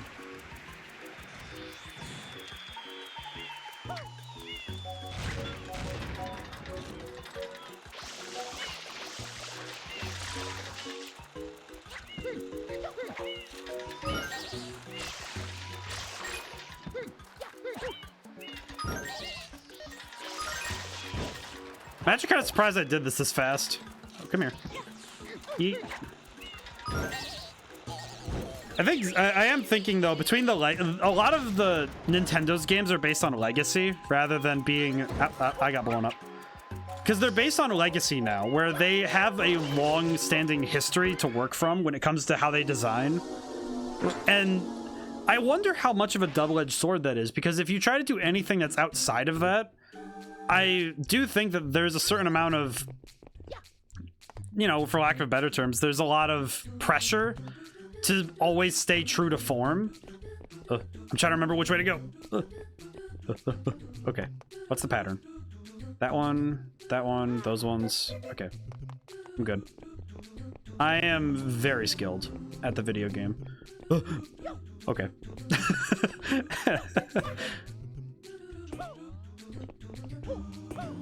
My ability to multitask has gotten a lot better since I've started streaming, but I'm getting better at maintaining conversations while playing, but it's also like, oh man, it is so hard sometimes, especially with high stress situations. I think the hardest one, I'm trying to think of the hardest one so far. Have you played a bad Mario game? Granted, I missed a couple. Oh, I don't think there's ever been a bad one. I just think there's ones that it's okay to miss, right? In my opinion, I think there's a couple that it's like, oh, if you missed this, you weren't like missing a ton. I think this is controversial for me to say. I think Mario Maker's that game. I think Mario Maker is exactly the game I would think of if I were to say, this is a game that you don't necessarily need. But that's because Mario Maker's a dubious game in the first place. Oh, geez. Oh, am I gonna make this? Oh, no. Okay, I'm good. I'm so good. I'm good at video games and stuff. Yeah. I think Mario Maker's the one that I think most people could have missed and it wouldn't have mattered. But a lot of that's because Mario Maker isn't a traditional Mario game. It's everyone else's Mario game. It was them putting the controls for you to make the game. And because of that, it's not a Mario game that I would actually recommend to everybody. Mario Maker's a platformer. Yeah. I think the difference between the games to me is when, because this game is basically Mario 64, right? I think this game being basically Mario 64 in its structure, because it's you have a hub world with things you can do that is populated by a lot of things that exist, right? Like, it's a bad way to put it, but basically the hub world connects you to worlds, right? And because of that, you have it's structured similar to Mario 64. And also because of the fact that all the worlds are locked based on, you know, conditions, you know, keys. Because it's kind of weird to put it this way, but Yoshi is basically a key. His function in this game is a key. Because he is, at his very essence, essentially just a key to open a world. Because you open up the hotel that way.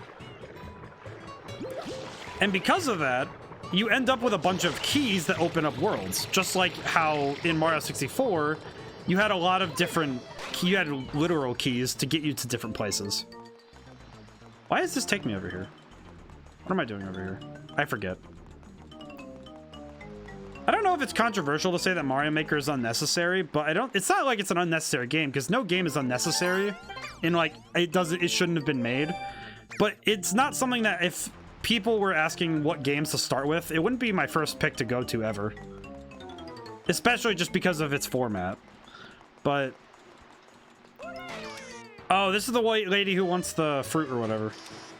I remember now. Okay, I don't think I'm gonna go back to Pianta Park yet. I'm gonna go to... actually, wait, no, I do need to go back to the park.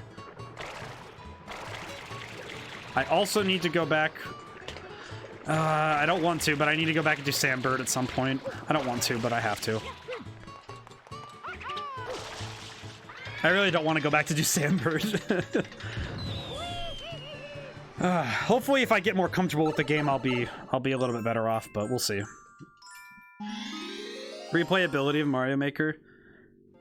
I think that's where its strength is in its replayability.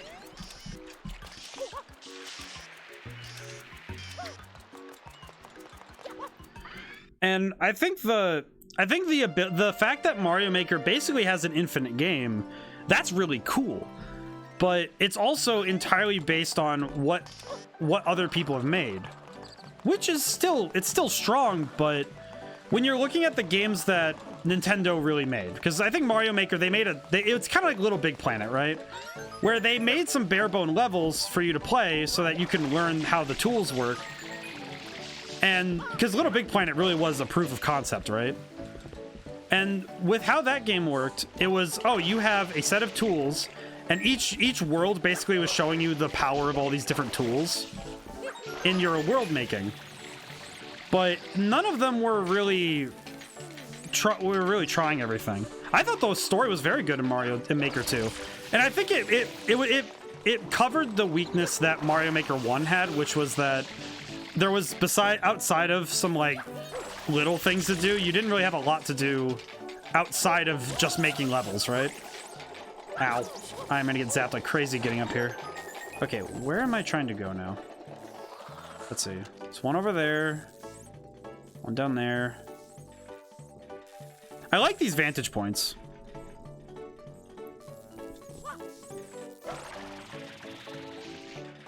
I think the fun part of Mario Maker is being able to see the creativity of the community, right? Hello.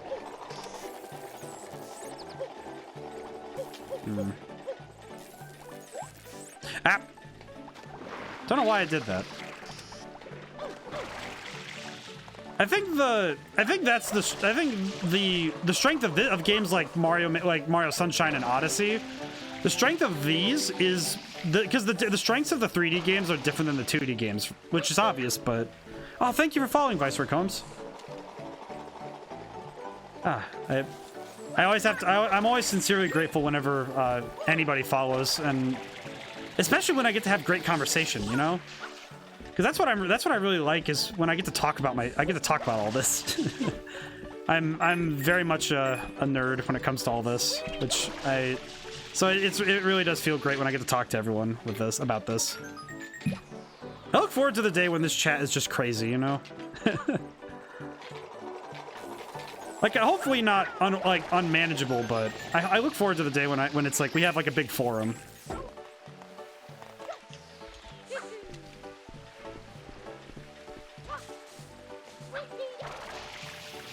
I try my best to be good at video games, but I think it's funny because I always think about it like, am I actually good at video games, or am I just like, am I good at understanding them? But I think I'm pretty solid now. I'm definitely getting better nowadays, especially. Okay, good. I can clear this out. I think especially since I started streaming, I've actually gotten a lot better. Especially because I've had to finish games. Find it more better about interaction than natural skill. I think that's true. I think, oh, I keep pressing B. I don't know why that is. I need to figure out what the button is. I think practice, I think anybody can become a master through practice. I very much subscribe to the Goku school of if you practice hard enough, you'll be good. Because you could beat anybody, and you could beat any game. Like, if you're playing multiplayer games, I think anybody can beat anybody as long as you practice. The new low. More better. Hey, Mo better is something, as I recall, that's a... that's like, I've heard that statement in my own family, so... Well, and it's like, to me, it's a matter of, does it communicate, right? More better, even though it's not correct grammar, it does communicate what you're trying to say. And I think if you're able to communicate effectively, it doesn't really matter how it looks. It's just, oh yeah, it's... And I'm a writer. I'm a writer, and I'm still like, listen, I have a friend, he's a very good friend of mine. He says soon later as a turn of phrase. Soon later describes something that happened. It happened it happened not too close to when the first event happened, but it wasn't so far out. It's like, it's more than a moment, but not, okay, what button is it to, is it A? It is A. Okay, good. More better is like soon later to me, where it's just, oh, I understand what you mean. Oh, come on, go up. There we are. Okay, where's this last one again? Wait a minute, is it? It's under here, isn't it? I think it is. Slap. But I think if side conversation games or what projects are you currently working on, is that private? No, it is not private information. I will be as public about that as possible. I'm working on a game it's called Red Genie. I don't think I've dropped the title yet. I'm working on it through RPG Maker MV, which is it's a software you can buy. It's something you can buy on Steam actually, and it's gonna be closer to old school RPGs. Some of my inspirations include some of them include Final Fantasy, like the old ones, and stuff like, there's actually a newer game that takes inspiration from older games called Stranger of Sword City that I found very inspirational. I might play it on stream actually so everyone can see it because I love that game. I need to finish it too. It's tragedy I didn't finish it. But I'm also taking cues from other series such as Dark Souls, and Dark Souls more for the world arrangement and how the world exploration is handled. Because the way I'm approaching it is never heard of it. I'm a huge Dark Souls fan. I don't know. I'm looking at this game and I'm thinking I wanted to take the pieces of what to me makes games, what makes a fantasy game interesting. And one of the things that I always find that a lot of people are drawn to is the world, but not just the world, but also how the world interacts with the player, and vice versa. But oh yeah, there it goes.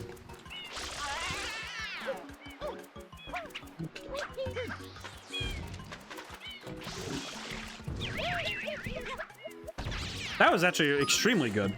But I do think that when I'm looking at the game that I'm working on, the thing I'm working on with Red Genie is I wanted to bring a more cerebral take on battle, because it's a turn-based RPG, which it's kind of something I just can't really... I was thinking about how I was going to design combat, and I've seen a lot of people say turn-based combat is just kind of like, oh, it's old, it's whatever, but I'm like, but I think if you give people a lot of options and a lot of cool things they can do in a battle, I think it does a lot for how well a game can be taken. And in my game's case, the thing I'm focusing on is letting the player have a lot of options, specifically weapons. There's actually it has a weapon swap system that I believe it's modeled after what's an Octopath Traveler, what's like the original plugin. But the idea was that on each of your turns, you can switch your weapon. Like you choose a weapon you're holding in hand whenever you choose your turn. And basically when you start your turn, you can choose a weapon you're holding. The weapon you're holding affects your stats. So say you choose, good example is the hammer right now. And obviously, you know, this is subject to change, but right now the hammer is the best for physical defense, right? So if you anticipate that your opponents are going to get a lot of hits off and they're going to hit you a lot in the round of combat, then you can switch to the hammer and you can, tank a lot of attacks.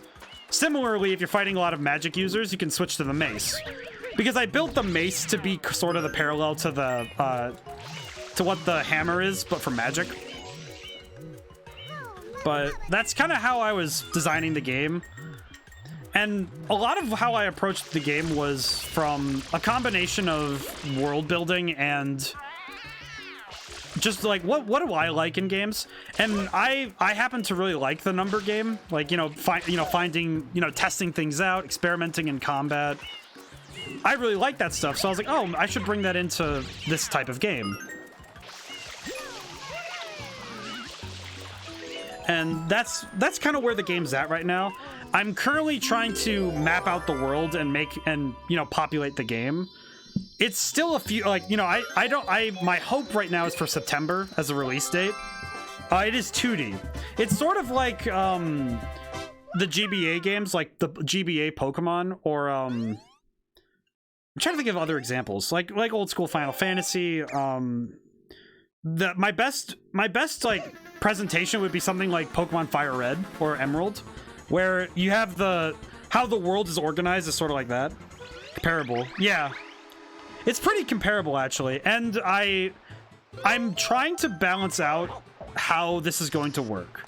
But because RPG Maker uses random encounters as like a thing that it just does, and I've heard a lot of people say they don't like those, but I also wonder if there's a way to make them, because I want to try and make it so it's tolerable, right? Like making it so that people aren't just getting sick of running into things in between things, but I think the system I came to was pretty good, where there's, all right, I need to find bananas. There's a lot of areas where you just won't run into things, and it's actually going to be delineated by the presence of music, which I am wondering about this right now, but because the current build, how it works is that when you're in town, like, because there's a hub town that is right now the current like main area as of right now, and each time you reach a city, generally, I will say generally, the rule is if there's music playing, then you're safe, right? I need to. Actually, wait, I don't need to do that. Oh wait, no, I need to go get the hotel. But the idea is that if there's music playing, you're generally safe. Like you're in a safe area if there's music playing. If you're in the overworld. If you're in the overworld and there's no music, then you're not safe. Like the idea I had was, because with silence, you're kind of waiting for things, right? Because there's anticipation in silence. I actually drew inspiration from Silent Hill for some reason on this one, where if you're in dead silence, that is or at least close to silence, because I will have some ambience for the environment around you, but if you're just dealing with the silence of, the world, and you suddenly hear boosh, and then you're in battle, and there's music playing, and then there's battle music playing, that's a little bit more startling than just, it's playing a ton of music, and then, look, it's going crazy. And I thought that would be a good way to stylistically handle it, and also just to handle it that way, but I wasn't sure. It's one of those things I have to play test a lot and see how my play testers handle it, but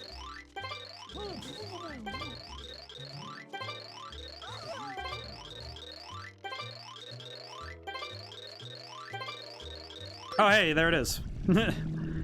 But I actually am really looking forward to having it out because I think it's a good idea. Maybe throw in a twist where the music plays in danger. Oh, if I could, well, and I do want to, I am going to change the sound effect. I am going to try, because there's, the only downside with how RPG Maker works, if I can help it, I'm going to see if I can make it work the way I want it to. Ow. If I can make it work that way, I'd actually really like that. Because if I can play music to portend when you're about to get hit, that'd be great. Ow. Okay, I think I remember how to do this one.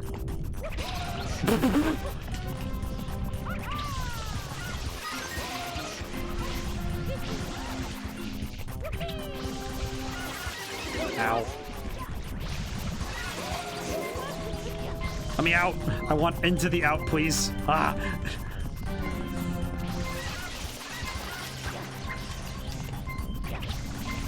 If I just spray fast enough, I might be okay. Ah! I think being able to have music that plays when you're in danger would be fantastic. It's just tough because some of it comes down to my ability to program, which might be a little rough, but because I'm a pretty solid programmer, but RPG Maker is also a very finicky beast. But I'm gonna see what I can do with that, especially if I can set it up so that encounters happen based on, you know, like a timer. That would be great. Or based on some type of like an invisible meter. Best way to describe it. I don't know if there's a faster way to do this, but this seems to be effective. Ow.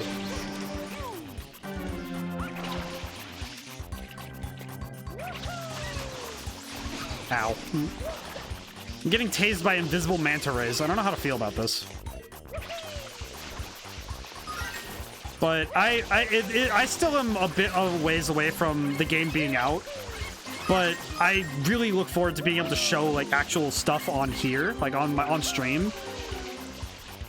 I also have to finalize the art style because what I currently want to do, because it's a little easier on me and the artist that I work with, because I do have an artist and she's amazing. But to keep it easier on ourselves, I'm trying to reuse as much as possible from RPG Maker. Which I've heard some people say is kind of like, oh, why would you do that? Why would you use the assets? But I'm like, well, do you write your own music? I actually do. And I am not going to just use this as an excuse to talk about it. But I actually have... This is actually available right now. In the About page for my Twitch channel, if you want to listen to my current, you know, like, it's not the music that's going to be in the game. And the music in-game is very different style, in a very different style. But I actually write my own music, so... And it's actually in the Bandcamp link. So if you ever want to listen, it's always right there. And it's also free. Arena just got lost in conversation. It happens to me all the time. When I'm like really enraptured in conversation, I get lost, you know? It's very easy for me to do that, and I get it. It's very cool. But yes, I am thankful that I'm pretty good at writing music. I actually wrote one of the battle themes already because I needed some battle music for the current part of the game that's available, especially for my playtester, but...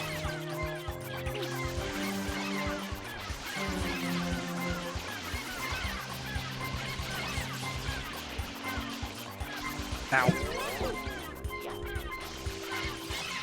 Is that all of them? I think it is.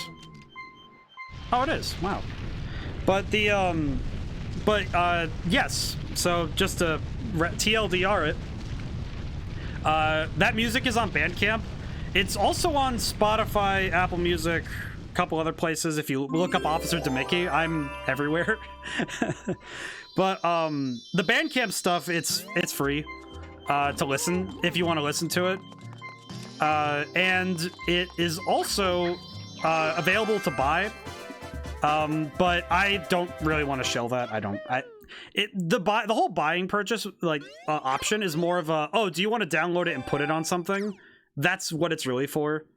I don't ever want to tell people to go buy things I do. I'm like, oh, here's where it is if you want to look at it, and if you decide to buy it, that's your decision. But I never just want to, like, every day lead with, buy my stuff, buy my stuff. I'm like, there's enough people doing that. If it's like, it's your decision. I happen to just be blessed with the fact that I can have most of my stuff be accessed for free. Like, my music can be listened to for free. My books, actually no, my books, yeah, you do have to buy those. But I mean, at least they're available electronically. Can this sir please stop being on fire? Sir, stop being on fire. Thank you. Yeah, I guess the only thing is I can't really say that the books are free, but those are more of a, oh, I hope somebody likes these. I feel like I'm thankful for being a jack of all trades, but sometimes it is very hard to sell myself when someone says, oh, what do you do for a living? And I'm like, do you have a moment? Because I am a published author, a published musician. Oh, and I'm working on a game this year. I actually, the reason I wrote a book first and I did music first was because I wanted to flex those skills out. Because I'm by myself, like, essentially I'm a lone developer. I need to be really good at those things. And I think I'm a fairly solid writer. I think writing is actually the thing I'm most researched in, because a lot of the things that you do when you're a writer, a lot of those translate into game design very well, namely story and also level design. But a lot of those skills I learned researching and doing all that stuff. Yeah, exactly, yeah, because it's being a writer. If you're a good writer, I find that you have a lot of advantages when it comes to designing your games. Because when you design a game, a lot of it comes down to pacing. So if you understand how pacing works, it makes it so it's a lot easier to handle pacing a game. Because pacing a game and pacing a story are pretty closely tied. Okay, how am I doing this? I see. And when you know how to pace something, pacing a game, pacing a story, you end up using a lot of the same skills. And because of that, I think if anybody ever wants to be a game designer, one of the things I cannot recommend enough, hardest thing about designing your game is, right now, it's mostly world design. I actually think that a lot of it's, so throw another on the resume. I've worked on Dungeons and Dragons stuff, like, just like, you know, I DM a game, right? So, and I've had a lot of experience designing worlds for, like, top-down view. But I think that designing worlds that look realistic, you know, like this looks like a place that, you know, even in a fantasy world, you have to design based on the internal realism. So I have to follow the rules of the fantasy world. Well, that means I have to design a city and design villages and design environments that are realistic, but also are are good for, you know, the game, but also are good for pacing the game as well as a bunch of other factors. So because of that, I'm gonna be real, designing the world has been the biggest headache. That is pretty much the grandest form of a headache for me. Because when you're mapping things out, you're mapping out, all right, this is the area that people can play in, and this is where people can explore. Okay, I have to map this out in a way that's both realistic and also interesting to explore. And I think that's some of the hardest stuff to do, is making it so that your worlds are really well designed. It's a form of level design that is very difficult to, because you have to practice it, I think. And because I have to practice it, it's a lot of time just spent staring at the screen and trying to understand, okay, where is this gonna go? What's the goal of this area? All that kind of thing. And I have to make it so that each area feels not just distinct, because distinct is great, but the number one thing I actually need is for each area to have its purpose, that people aren't just like, oh, this area, it's so boring. Like, I need to make sure that every area feels like it's another step in the adventure, and people need to feel engaged to explore it. Ooh, I got the, ooh, yeah, I got the rocket nozzle. Sorry, but but the, and I think that's the hardest part, is trying to make a world that people are invested in. Okay. I think I know, oh, I know what I'm doing. Okay, yes. I remember what I'm doing now. Oh, heavens. Wow. Okay, I'm good. I got it.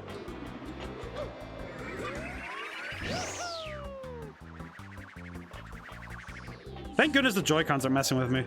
But the... Sorry, I had to focus there. But I think that that's the hardest part right now.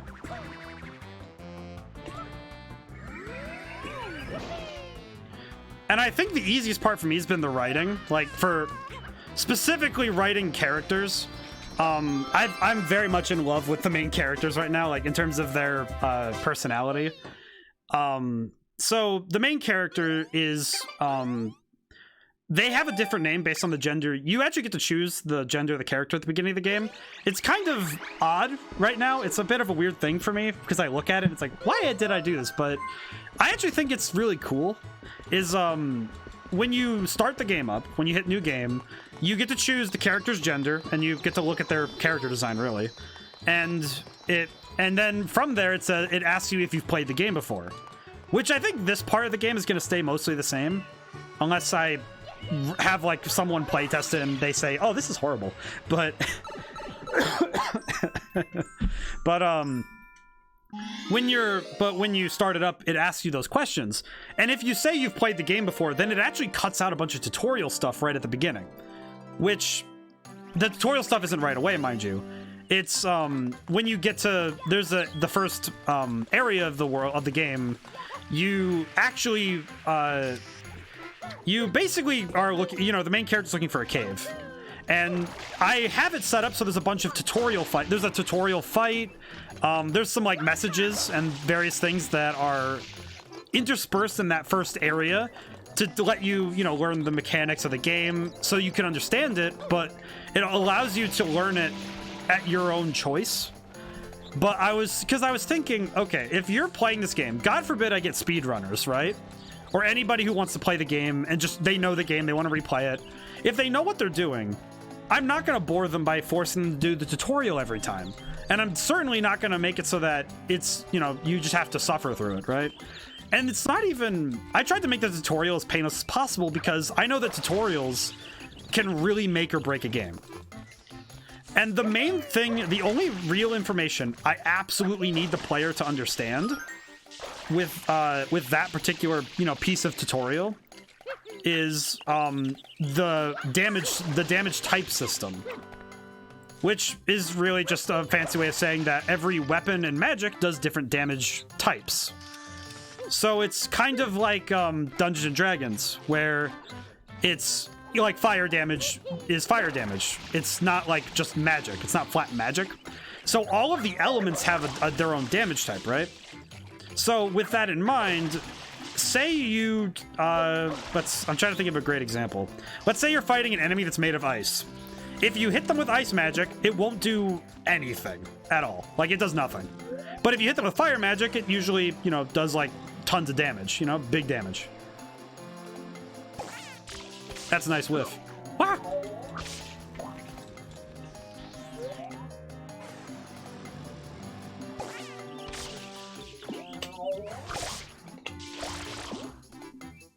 But the idea, though, was that, okay, I'm gonna try and choose things that are common sense. A good, like a weird example is, enemies with heavy armor tend to be, they tend to be weak to piercing weapons. That's really good from your explanation. Well, I hope it works out in practice. I still need to playtest the absolute daylights out of the game, but the truth is that when I was looking at how to make the, you know, teach this sort of system, the first area, I think, because I've worked on it a lot and it's pretty solid, I think. The main thing about the first area of the game is that it has all of the examples I need to show you as a player, all right, here's what the damage types are and here's how they work. And you get very quickly, I think like within, I believe it's still true that within the first 20 minutes of the game, you have all three damage types physically. I believe. unless I'm mistaken. I might have to check that again, but I believe it's within like 15-20 minutes. You have all of the damage types available to you in terms of physical damage.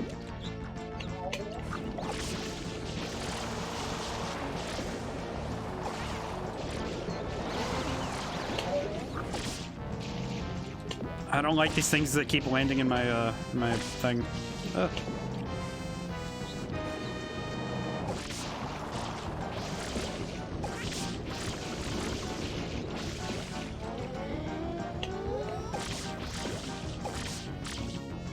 My goodness.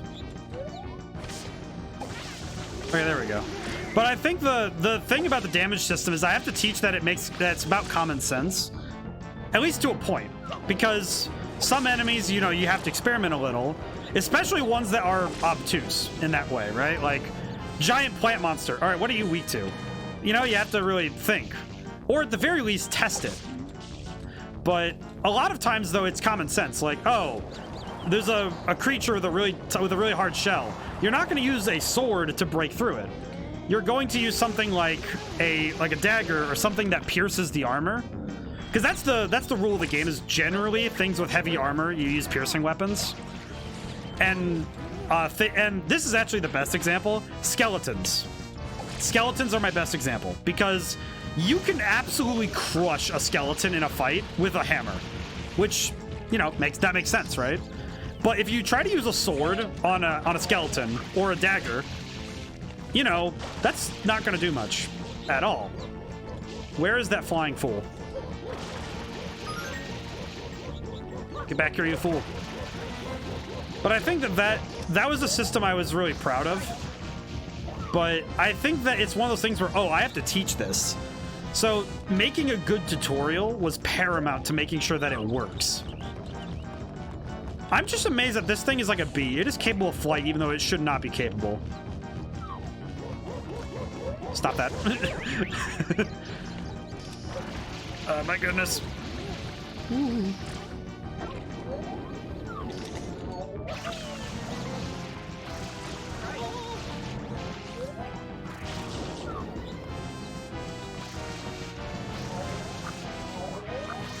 Think about the idea. It comes down to how much information you still want to share if you want to skip it.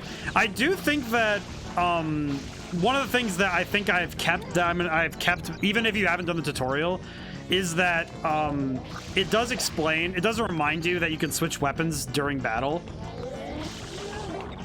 Oh, I'm out of water. Whoops. That's not great. That's not according to Keikaku. Ugh. Ow. He is not about to start flying. Oh my goodness. Get down here.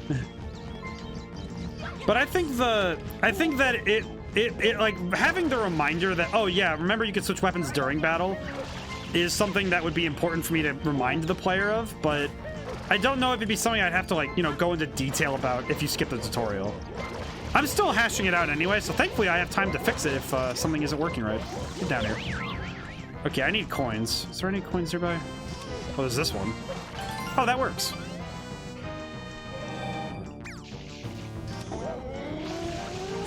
Oh my goodness, I missed it again.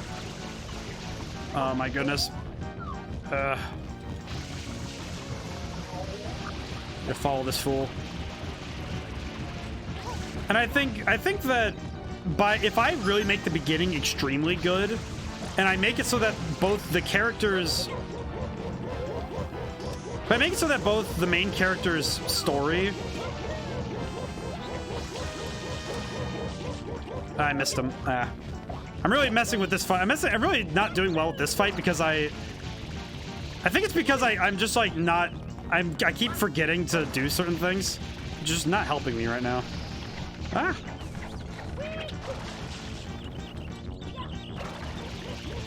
It definitely doesn't help that I'm really baffled by his ability of flight. Get down here. But I think if I have the beginning extremely strong, and it's a very well-written beginning, I think that will be enough to get people to, you know, invest a little bit more, and then I give them more as we go.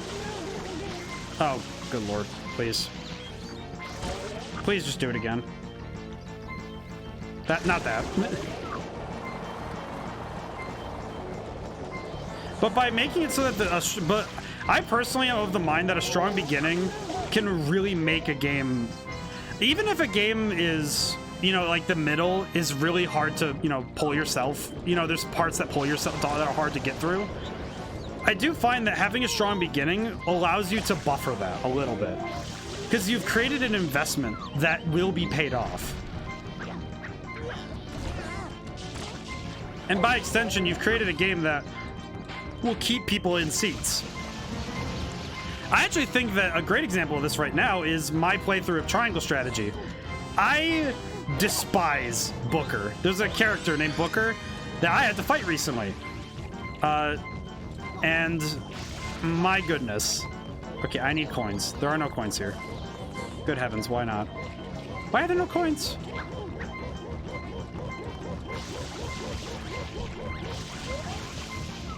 Oh heavens. But even with that fight, just giving me a run for my money and making me really hurt. Mentally and emotionally, not physically. Though physically a little bit. And I think that, and this is true, and this is why, again, why being a writer is very important. Because if you set up a very strong beginning, and you set up, by extension, a very good hook. Wow.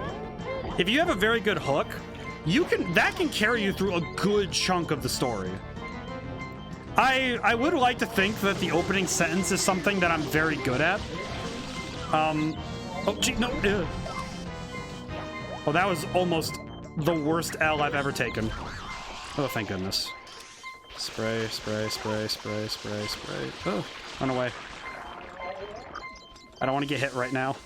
I really don't. But, and I think that because when I wrote my first book, Valhalla Station, when I wrote that book, the first sentence of the book, 3 words, so Earth died. If you start with something that just, because it's about getting someone invested. Like if you start with, because I started with so Earth died. Okay, if I start with that, most people would think, oh, what? All right, what? You know, it's a mental flashbang. It's a hook. And from there, I get them to read the next paragraph, which explains why Earth died, and also generally what happened afterwards. It's pretty quick to the point, right? Actually, wait, I need to go back here. I need to go back here. I do need to go back here.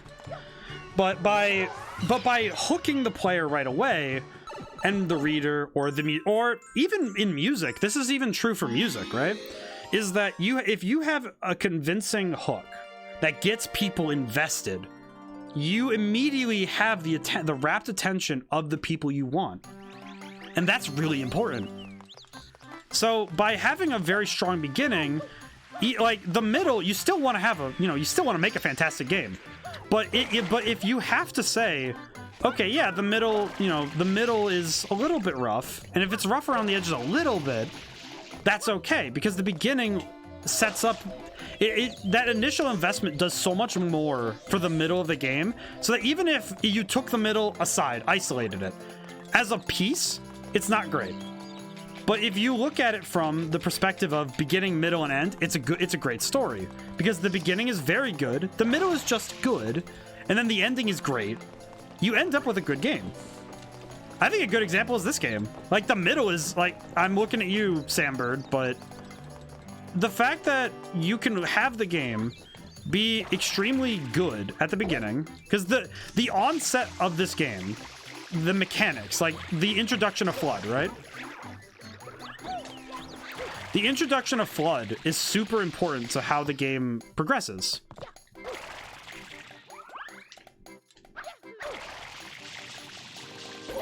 Oh, I didn't grab it. Oh, bully.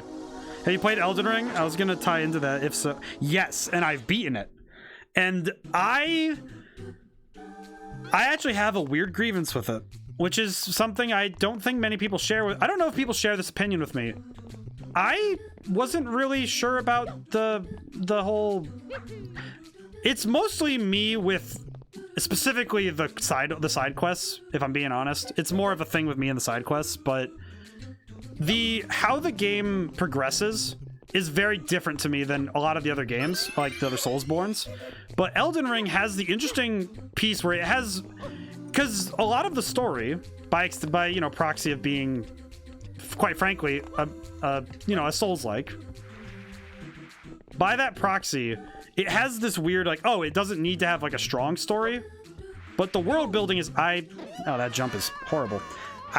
But the ending, because I'm pretty used to the ending being a little disconnected from the rest of the story for Soulsborns, and I'm not gonna say what the ending is, but it felt weird to me, you know, like it didn't feel quite the same in a weird way, I guess, if I had to describe it that way.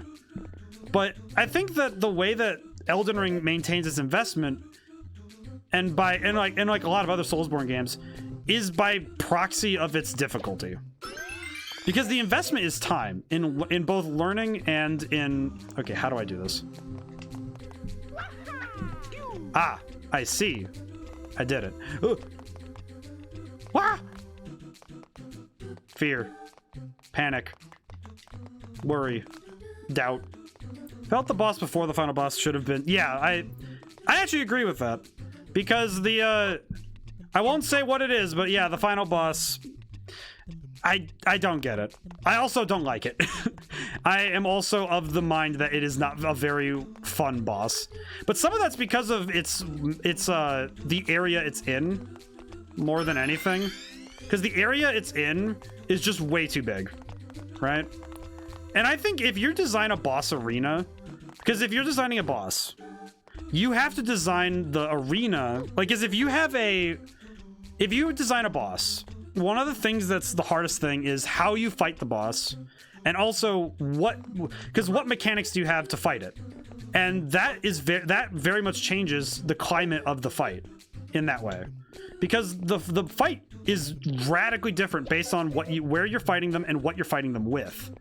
So some of that is the player's choice, such as weapons and gear and, you know, play style, but another piece of that is also where the opponent is. So if your opponent is in an area that's just not built, it's built for the boss's advantage, then you have some of the hardest gameplay you're gonna have. Because that boss fight takes place in a massive area, and the boss really likes to pull away from the player, which is frustrating.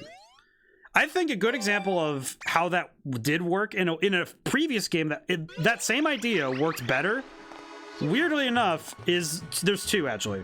The twin princes from Dark Souls 3 and Midir from Dark Souls 3. Dark Eater Midir. Wait, I need to do one more there. That's right. I remember. But through the environment, in the Twin Prince's case with Lorien, he keeps just dipping away from you, and he just keeps getting away, which is... But he doesn't get so far away that it's impossible to deal with him. It's that he changes, you know, he changes the situation. Because, oh, he's suddenly changing where he is and how he's fighting. Because, oh, he has a big sword, but then he suddenly flips around and starts hitting you with, you know, holy magic.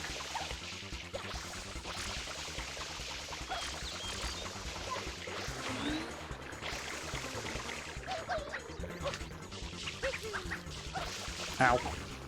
But through that boss fight, you end up learning how to deal with him and his, you know, honestly, his jank. Because the Twin Princes... Oh, whoops. Ah. Haha. I do need to come back here, though, because I need to grab the thruster again. Ugh. Okay. I missed the thruster, so I do need to go grab that. Because I accidentally didn't bump it. Wait, did I get it anyway? Because I might have to see. Do I have it available to me? Because if not, I have to go get it. I do not.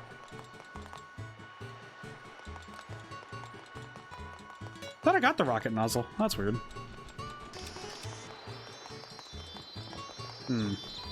But I think that when you have a boss that utilizes the strengths of your system, I think that and also the combats, the systems, the mechanics you've been working with, the system you've been working through, that's when you have a really strong game, is when that's what you're dealing with. And when the game doesn't lead up to it, in like mechanically or, you know, in terms of the story, it feels really sad. It's kind of weird because I've actually inadvertently made a lot of the bosses in my game. One of the things I really wanted to do was I didn't just want to have it so that, oh, the boss fight, you know, it's, oh, you need to fight him. I really wanted to also give an emotional feedback of, okay, here's why you should go and fight this guy. It's not just a matter of, oh, he's the bad guy, go fight him. It's like, no, here's this guy, and here's how horrible he is, go fight him. Or, here's why this thing is a problem, go deal with it. Right? Like Plant Monster, if I do that. It's like, alright, fight the Plant Monster. Why? Well, you know, character development, another good point. And I think character development is interesting because there's multiple ways to handle it. And to me, it comes down to a lot of different factors. But I think one of the best ones is that there's a difference in writing a character. Oh. Ooh.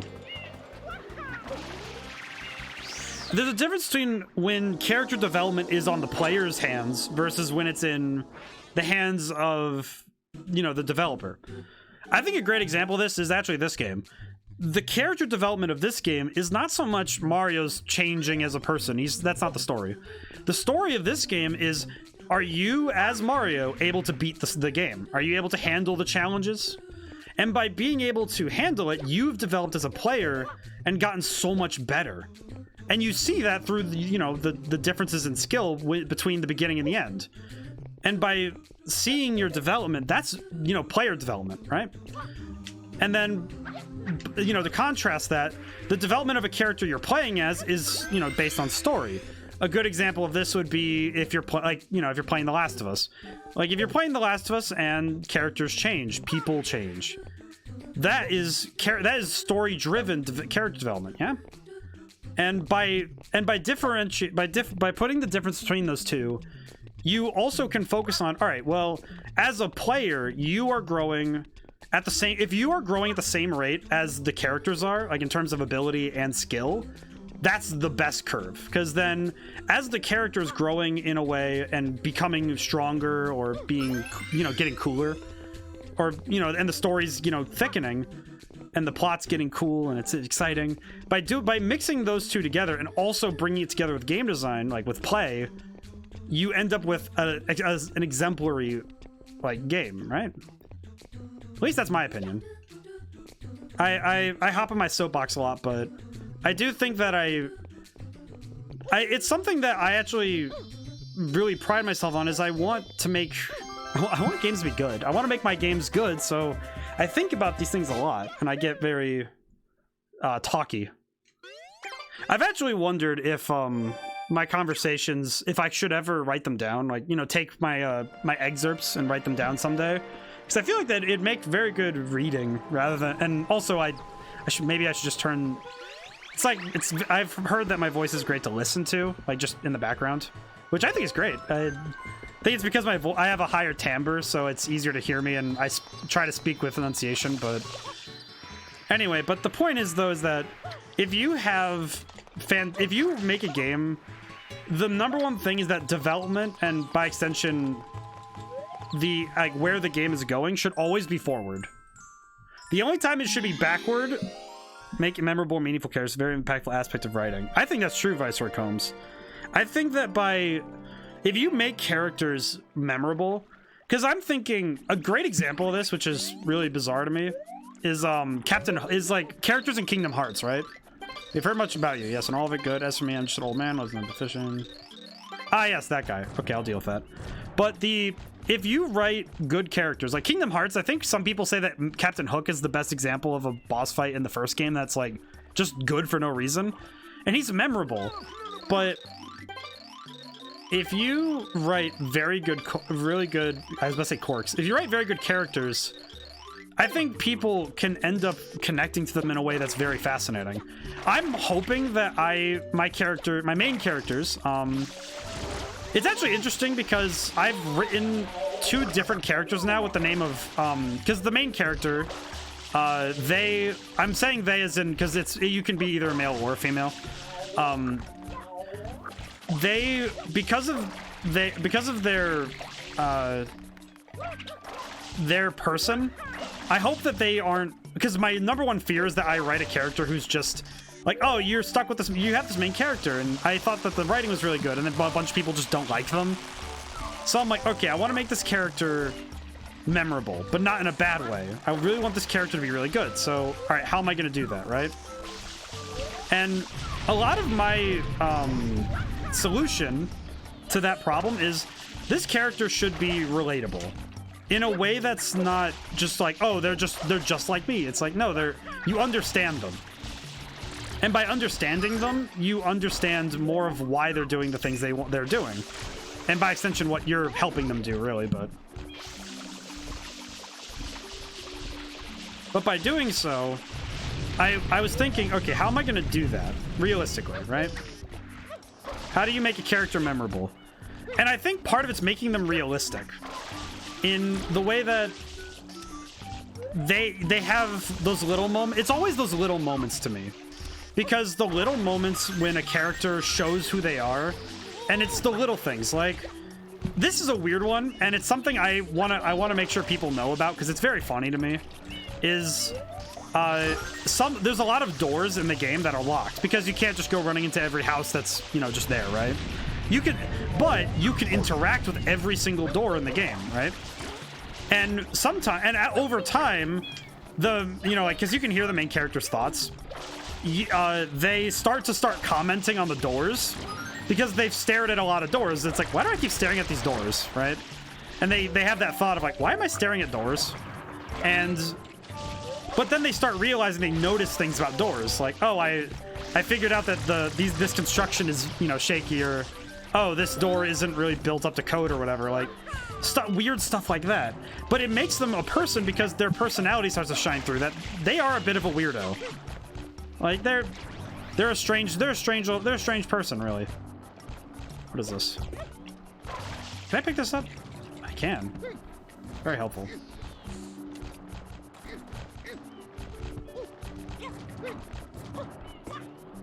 But by making characters memorable in a way that by using their ability to relate, and by using the player's ability to relate, you end up writing better characters. But also by making a character you can understand but not sympathize with, I think is a great way to write villains. Because if you write a villain or like an antagonist who you understand that you understand who they are, and you understand why they do the things they do, but you don't agree. Like, you can understand somebody and not agree with them. But by making great antagonists, you need to make a character who you can understand. Even if you don't agree with them or even sympathize with them, you understand them. You know, if you make a character like, you know, oh, they had a dark backstory, and you know, they have understandable motives for what they're doing, but the ends don't justify the means, that's great. Red Dead Redemption games do a great job of character development and relatability. I really need to fight through. I think it's because of this is a stigma I really need to kill. I have a hard time taking Rockstar games very seriously. And most of that is due to GTA. In fact, all of it's due to GTA. And that's because Grand Theft Auto, to me, and this is entirely a subjective opinion, the problem with Grand Theft Auto, it's like, and I think the problem with Grand Theft Auto for me is that it tries to have its cake and eat it too, in that it tries to be a satire and try to be, you know, a parody. It tries to be you know, a joke, and it tries to make these jokes at the expense and be, you know, honestly silly, right? But then in its story, it tells me to take it seriously, and I just can't do that. It's this disconnect that I just can't have.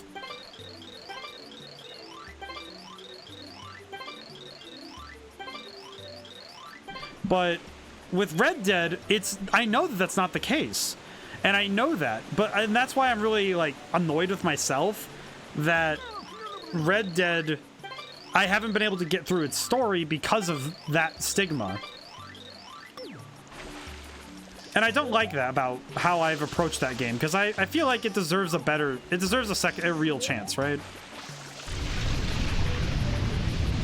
And I definitely think that at some point I really should try to do it again. I think if I am going to do it, I'll do it on stream so that I can talk about it, because I really think that that's an issue that I would actually really like to get more, you know, I would like to talk about it more, because it is a legitimate problem for me. But I do recognize it as a game that's really good, because it is, I did play it a little bit, and I played the multiplayer a little bit, and I played the beginning of the story. And I thought it's very technically impressive. Along with just being, you know, it's a good game. It plays very well. I just think it's very hard for me to get that out of my head of the story, right?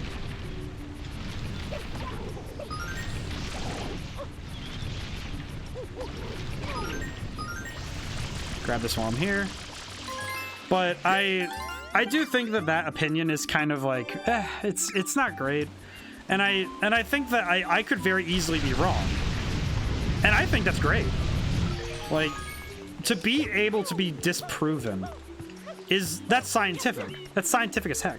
I think the stigma of the GTA open world, anything goes, what ruined my first time playing. I was really young, and now playing them and actually playing the story really helps. Yeah, I think that's where my issue is that because I played GTA 4 a fair bit when I was in high school. I think I played it mostly just for the silliness of it. I never played the story, which I've heard is a major, like, that's not a good thing, because GTA 4 Nico Bellic is apparently amazing. But because I never really got to experience the game for what it is, I never really got to see that part of the game. So I do wonder, though, how much of that I can fix by trying it again, you know?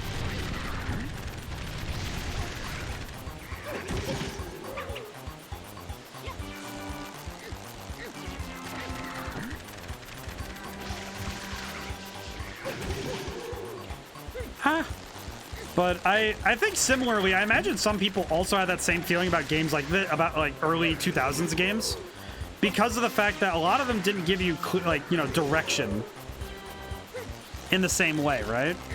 Because I could say, you know, if somebody were to look at this game and they said, oh, I didn't know where to go, and the fact that you're just plowing through this is insane. Like, if somebody looks at this game and says, oh, I wasn't able to finish it because I didn't know where to go after a certain point, that's fine. I understand that, and I get that. Like, that makes sense to me, you know? Makes a lot of sense to me, but I think that I think I should be better as a designer and as a player. I should give games a fair swing rather than letting my stigmas get ahead of me.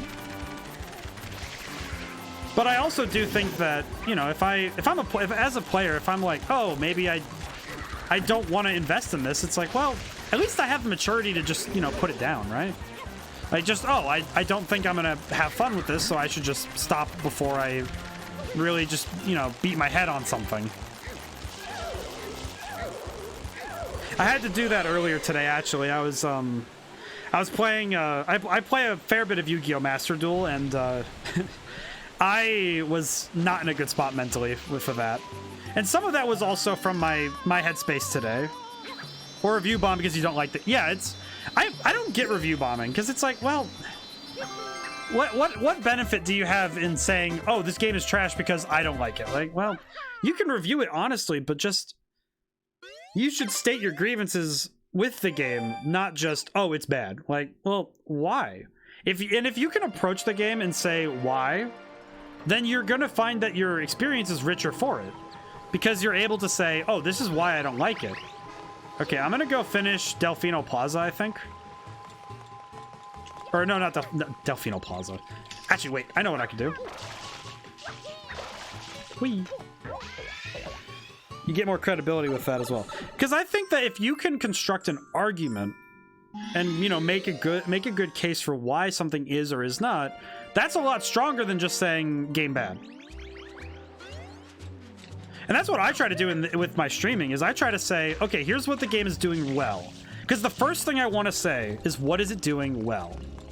Because if the game is doing something and I don't like it, I'd say, all right, well, what is it doing good? Name one thing. And if I can name one thing, that's great. And if I have trouble naming something, it's like, well, I should examine the game closer. Also ghosts.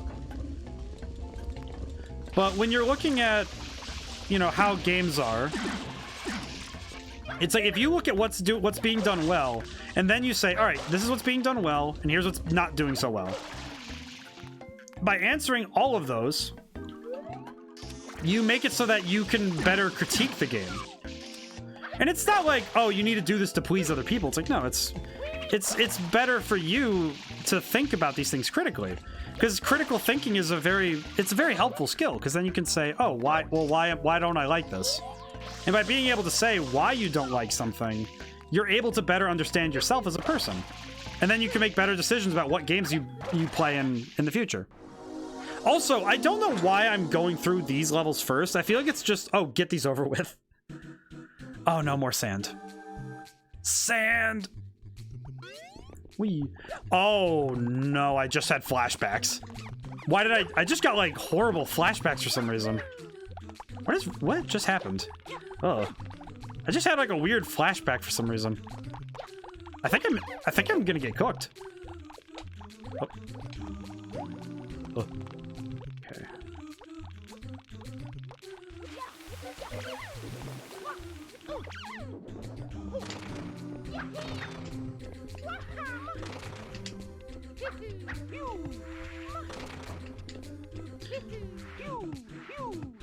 But I think if somebody tells me my game is bad, I'd actually prefer it if they said why. Because if I have a good reasoning for what that is, then the next game I can improve. And that means that I can make a better game next time. So by having better arguments, we can have, and better dissertation and like discussion, we end up with better games. And by extension, and also just better things. Oh my goodness, I'm playing out of my mind right now. Woo. Woo. Okay. Think. Break. Melon. Oh. Careful. Steady. Stay frosty. Okay, good. Okay, I need to... Ah!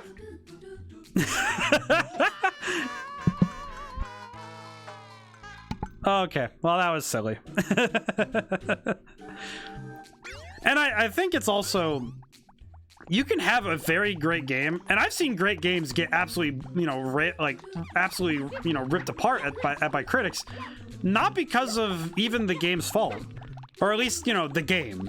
Sometimes it comes down to, can the player figure the game out? I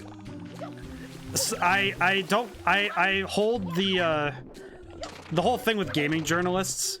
I know the joke, and I think that it's not always true, but I do think that there have been instances where a gaming journalist is playing a game and they're like, I couldn't figure out how to do the parrying Super Mario Eclipse. Super Mario Eclipse. Hi, Future Savior. Oh man. Ah! But yes, I think if we can make, oh, I fell. Ah, well, what are you gonna do? But if you play Cuphead and you get to the tutorial and you aren't able to figure out the parrying, well, it kind of tells you how to do it, and it gives you a space to practice it.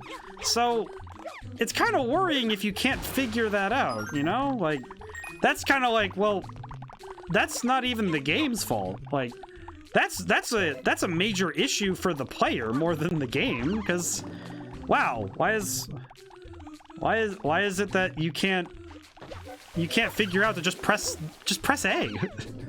You play on Xbox, just press the A button. It says it on the screen, and it says press A when you're near the pink thing. Skill issue.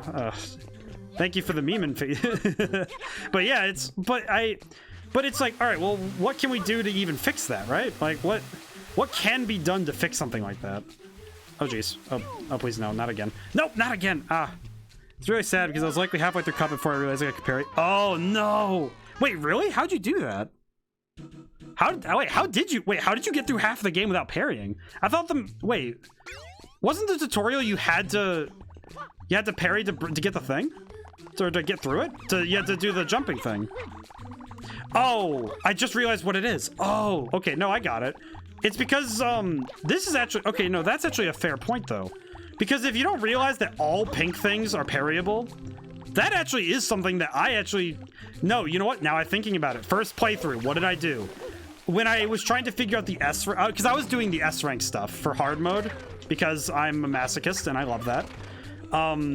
I actually wasn't sure where you could parry during Goupy Le Grand.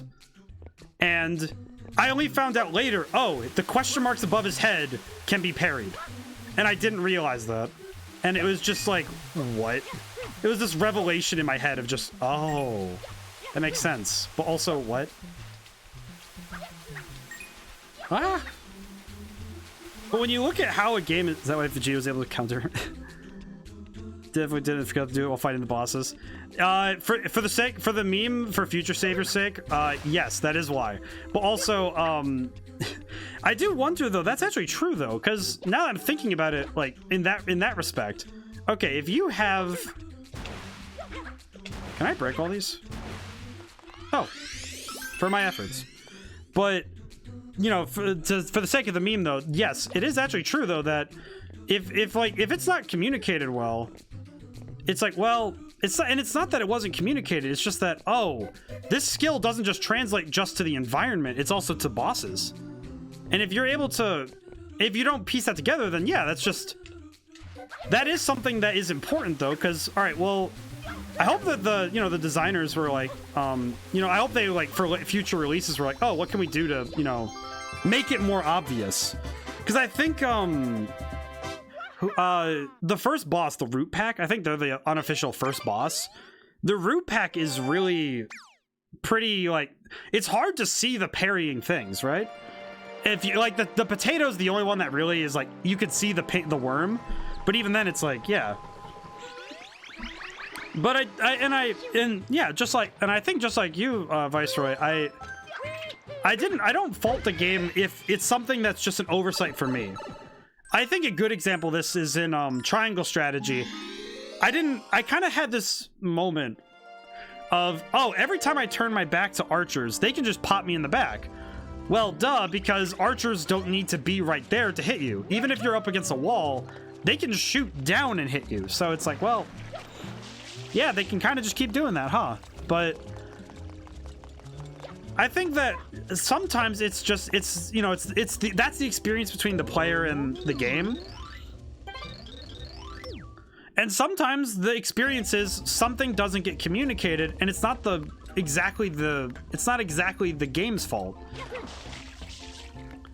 But I think that's fun though, because to me it's like, okay, well then from there, if the player isn't figuring it out, how do they get through the game? And the fact that you got through half the game without figuring that out, to me personally, that's just like also like amazing, right? Like that's just impressive in like a very strange way.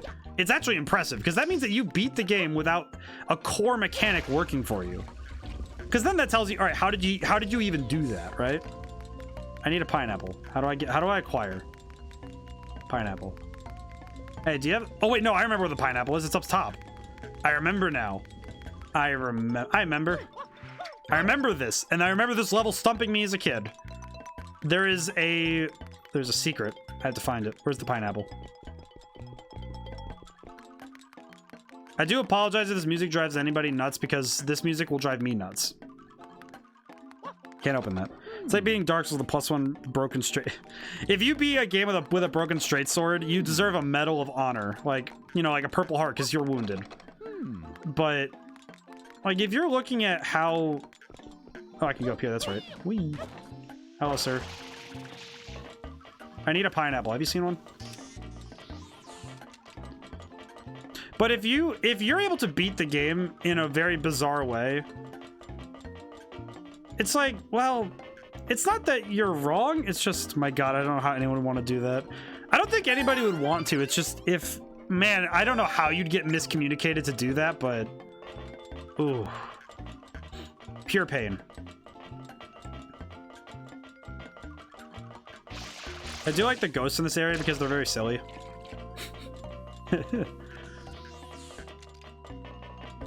But but when the game miscommunicates in a way, or, you know, the communication, it's kind of like a game of telephone, right? Where, oh, me and the game are having this discourse, and sometimes it just the communication doesn't go through, yeah? Where's the pineapple? Sir, all right, wait, no, I can talk to the people. Where's the pineapple? Ma'am, do you have pineapple? That's a sir. Sir, do you have pineapple?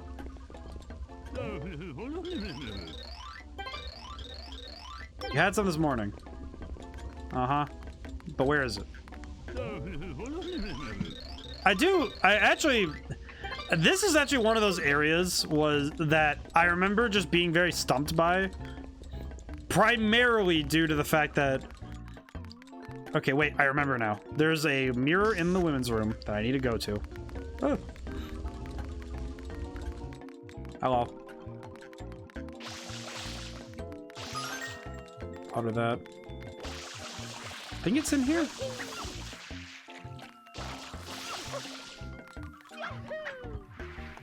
Is it not in here? Maybe it's in the men's room? I don't remember. Dang it. And I think this game is also an example of that, where, like, this level specifically, where...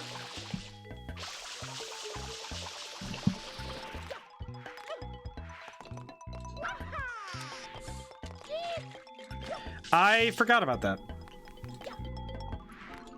But I think that if you have a game that, you know, it's like, it's a very good game, but then a player just isn't able to figure things out, it makes you wonder, is it the game's fault or is it the player? And that's something where you have to research it a little. Oh, hi ghosts. Can I jump on the bed? I can, but it doesn't do anything. Most impressive.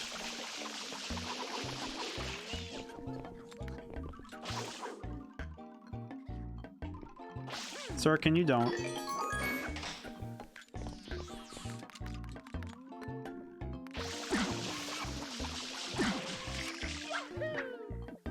Ooh. Both. I think during playtesting will be something that needs to be adjusted. Yeah, and that's something that is actually a truth of game design that I think a little sad, and it's true though. Some games don't get the luxury of getting to see something before it's too late, right? You know, hindsight's 20/20. So, and sometimes though, when a game is being designed, you end up with, oh, you don't see something until much later. I think a good example of that would be a lot of multiplayer games. You don't find out the real ramifications of something until it's too late. I currently have an example in mind of a lot of times when new cards are added to games, like to trading card games is a good example. When a new card is added, a lot of times the ramifications of that card aren't fully addressed. Oh, I'm here now. Most impressive. Pineapple. How do I get out of here?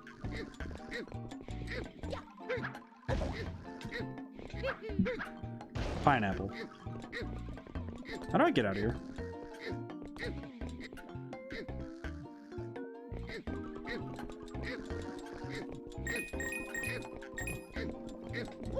Are one of these boxes not pineapple?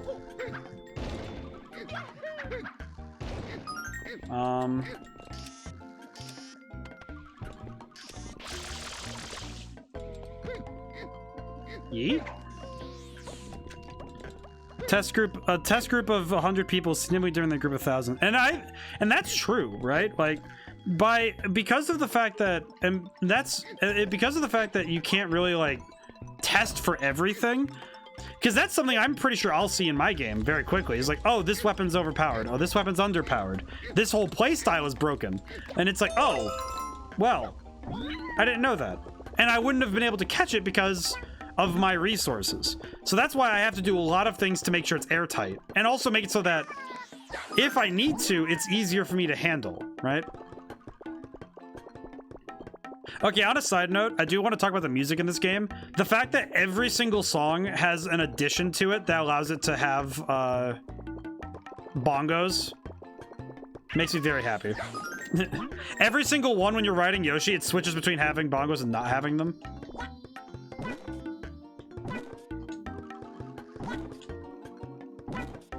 Which I find very, very aesthetic. Oh, I forgot that's how you deal with those. Man, that still is weird to me. This is not the hole. Come on, Yoshi, let's go. It's just the Delfino's belly drumming. You know, could be. Where am I going?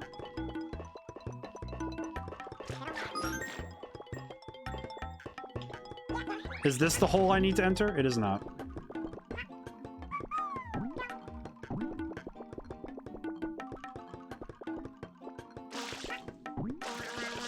No. Okay, I need to go back up. Sir, send me back. Never mind, this'll work.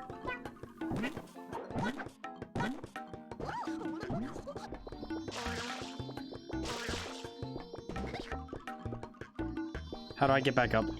I need to get out of here. I need to exit.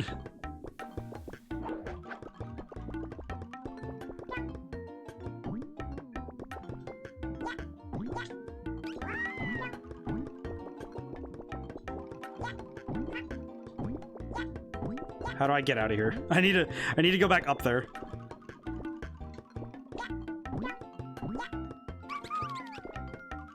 Do I need to hop off of Yoshi, or can I go through doors with Yoshi?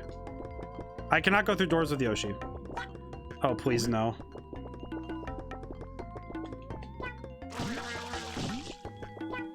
I think Yoshi's about to go away anyway, but... Okay, you know what? I'm just gonna take a quick mulligan on this. But the, man. Sorry, my brain just... Man, sometimes dealing with this. Oh, I can go in here.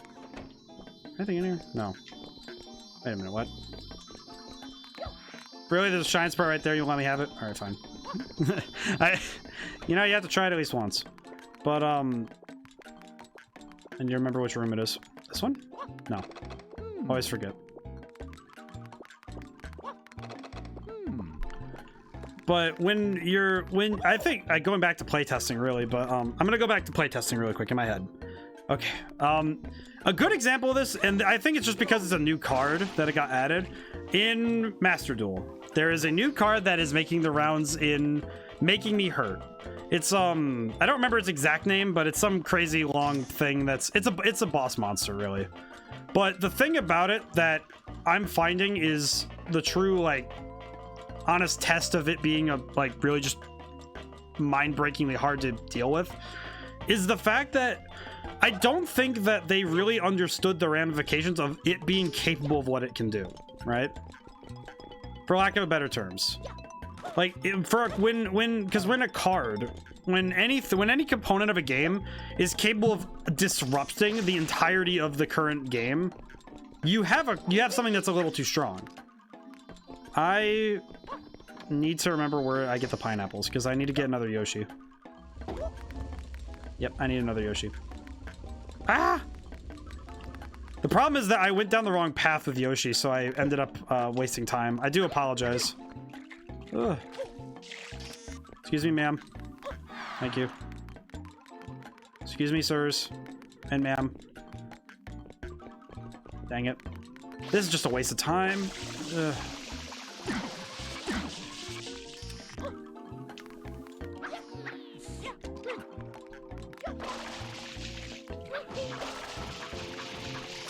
Okay, grab. Where's the pineapple? Oh, it's right here. Pineapple. Give. Thank you. Do I need to come back through there?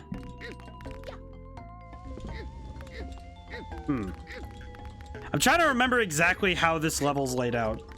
I wonder how much playtesting Nintendo does, because I know that Nintendo does a lot of playtesting, but I've never really gotten any exact ideas as to what they do. I just know that they put their game through the ringer, right? Oh wait, no, I don't need to do that. I need to go up here. Ugh. Should go back to where I came. Bing, bong, bong. These bongos are... The bongos are going to drive me insane, but... I think... It's funny because I've talked a lot about nostalgia, because I think it's something that... It's both something that works in the favor of games, but it also works against them. And I just remember, because in some cases, the nostalgia is, in a sense, a form of, you know, memory. It's a form of memory, right? And sometimes when you form a nostalgic feeling for a game, some of that's also just you remembering how that game worked. And sometimes it's like the inverse, right? You remember something being really, really, like, you know, controller breakingly hard. I need to figure out this maze before I start going hog wild with getting out of here. But sometimes that form of... It's a form of nostalgia. It's a form of memory. Because nostalgia is a form of memory that truly is just... It's almost like you've created this image of something that you don't want to ever get rid of. For better or for worse. And sometimes it doesn't do well to hold on to that. But other times I found that my nostalgia for some of these games has actually informed my opinion on them a lot, because it's like, well, why did I think this about this game originally, and what changed, right? This isn't the right place. Is it? No, it is. Oh, thank goodness. Oh. That level is strangely difficult. Huh. Sorry guys for oh jeez, that was a rough one. It's just like, that's a rough level to be on. Oh jeez. All right, I am going to avoid that hotel for a little bit. Okay, I need to look at what I C button? Yes. I'm gonna look and see. All right, what do I got? Guide. That's not guide. Guide? Totals. Here we go. Okay, so 1, 2, 3, 4, 5, 6, 7. Bianco Hills is done. Rico Harbor has 3 more, or 4 more. 3 more, 5 more. Got it. All right, I understand I understand what I need to do.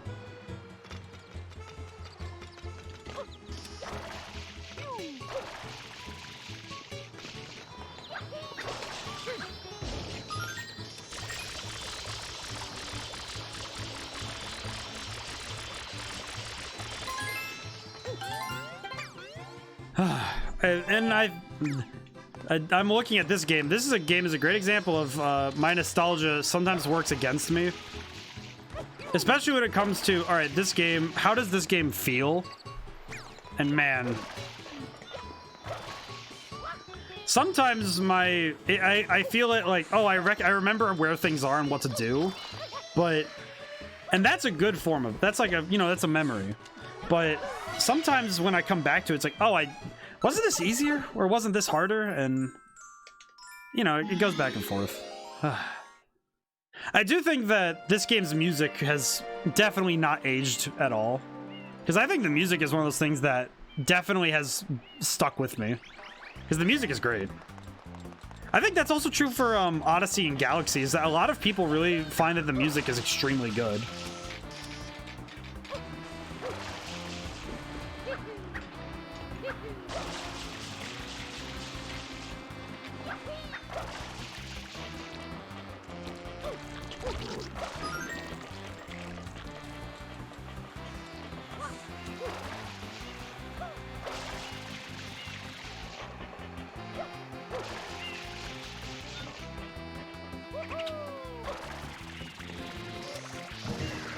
Hello again. Hello, Beastie. Please. There we go.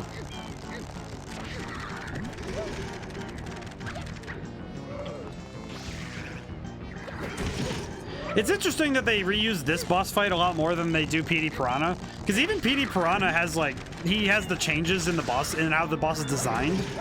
This boss fight is straight up just used 3 times. Which I find interesting. I don't know why they were really insistent on Gooper Booper. It might be because, you know, he's an aquatic enemy, so it makes sense to reuse him, but they use him a lot, actually, which is interesting.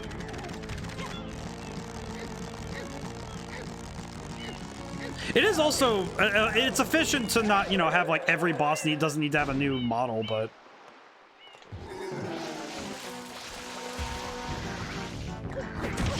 Because if you have to make a ton of new bosses every single time you want to make a boss, it's like, well, that can be really time consuming.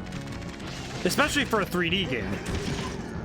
And that's not to say that 2D games it's easier, just make another PNG, but it's like, but it is still, you know, it's a lot of work, but for 3D games, there's a lot to it than that, you know?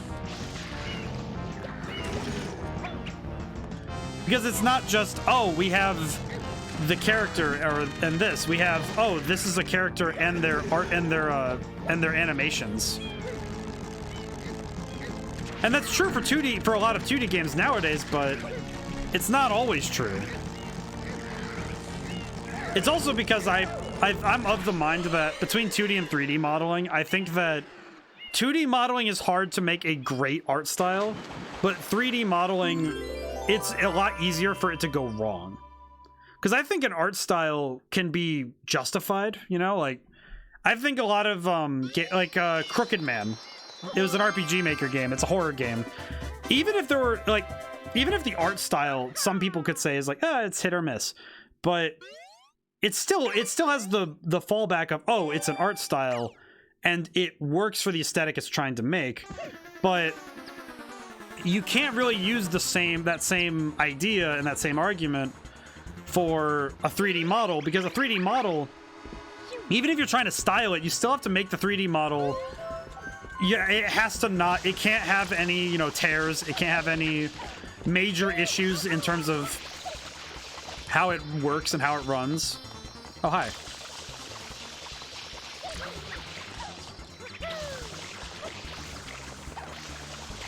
Get back here, you bandit.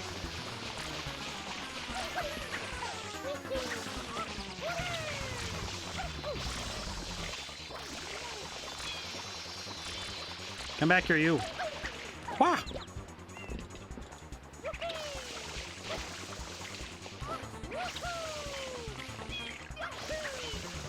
Ow.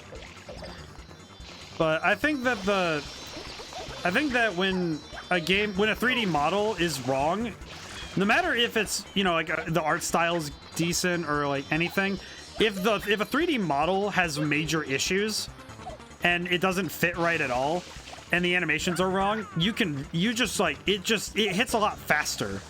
Because there's this uncanny valley with its motion. There's an uncanny feeling, and it's like, and you can't escape it either, right? It's not like with 2D where you have some wiggle room. How is he gonna be able to turbo dash? He doesn't have a flood. That's weird. I hope chat's keeping up.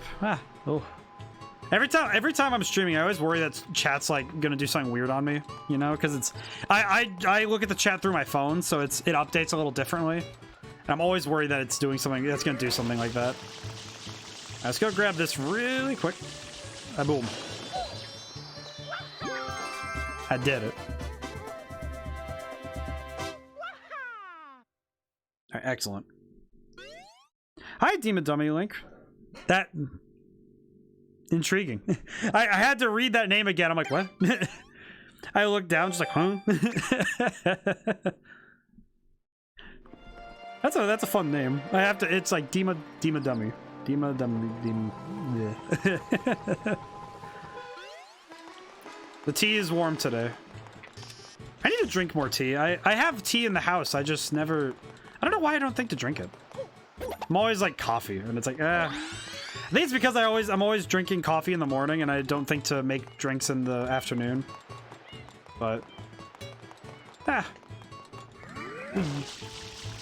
Alright, we are gonna do one of these side challenges, even though it's not required. I just want to do it.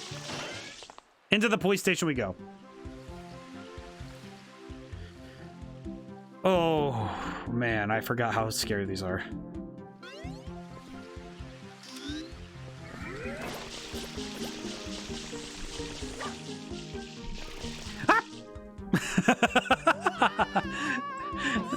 I just kind of went flying off. These stages are... I actually think that these stages are... They're a mixture... It's a mixed bag, because this is really good training for how this new nozzle works. But, man, does it ever feel weird when you're playing it. The camera's also really, like, scaring me, because I'm like, oh, man. Hup. Attack it. Uh-oh. It appears I've made a mistake. That's happened to me. All right, that's happened twice this stream. That I've been playing through, and I'm doing pretty good, and then that happens where I get right to the end, and then I do something dumb. Ugh. That's okay though. Mistakes happen, and I'll just have to rectify them. The Mario is kill. The Mario is kill. The Mario is also sus apparently because he was among us. Actually, Dima Dummy Link, I really need to, like, at some point I need to bring this up for everybody because I think everybody showed up at different times. At the very beginning of the stream, when they're showing those cutscenes, the officer says the perpetrator is among us, and I was just like, oh no. The modern culture of those two words has absolutely just been nuked for me. Oh man, I can't hear those words without being like, oh no.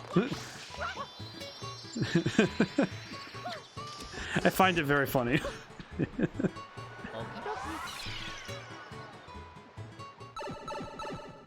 Oh, I need some water. My throat is getting dry. Ugh. I do remember this stage being kind of tough, so you guys might see me do this one a few times.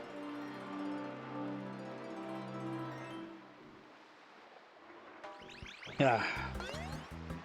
Thankfully, I have a full stein next to me for water, but I don't know why I filled it before stream. I almost never touch it. That's because I'm always like, oh. The word busy is ruined. Busy? The word busy? Please elaborate, because I'm curious. Oh.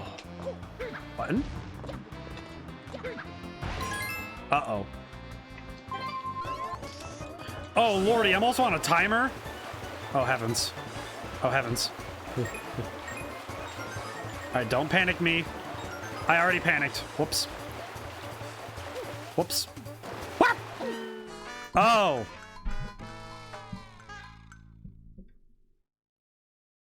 Yeah, that makes more sense. As a word, I was like, busy? I was thinking about it. I'm like, busy? Oh. I want, yeah. Yeah. There's a company that makes buses that, yeah, it's that word. And it's kind of like, okay. I understand that, everybody comes from different cultural standpoints. They come from different places in the world and, different ages. But I feel like some market research would be a great idea. Because I think that's true also when you're making, I guess funny thing also when you're making a game. You really want to research what you're gonna do, because if you make like a cultural oopsie, it's like, well, you kind of need to make sure you don't do that.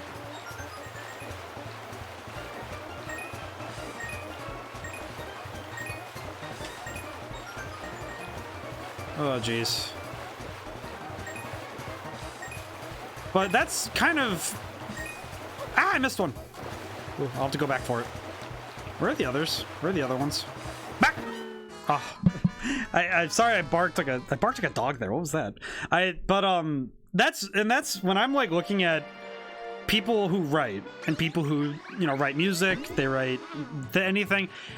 Anybody who does anything that can be taken in as on a cultural level, some research is very much like, if you do the research, sometimes you just find, oh yeah, it's fine, it's perfectly normal, sane thing to say. But sometimes you save yourself a little bit of a headache by just making sure you do the research.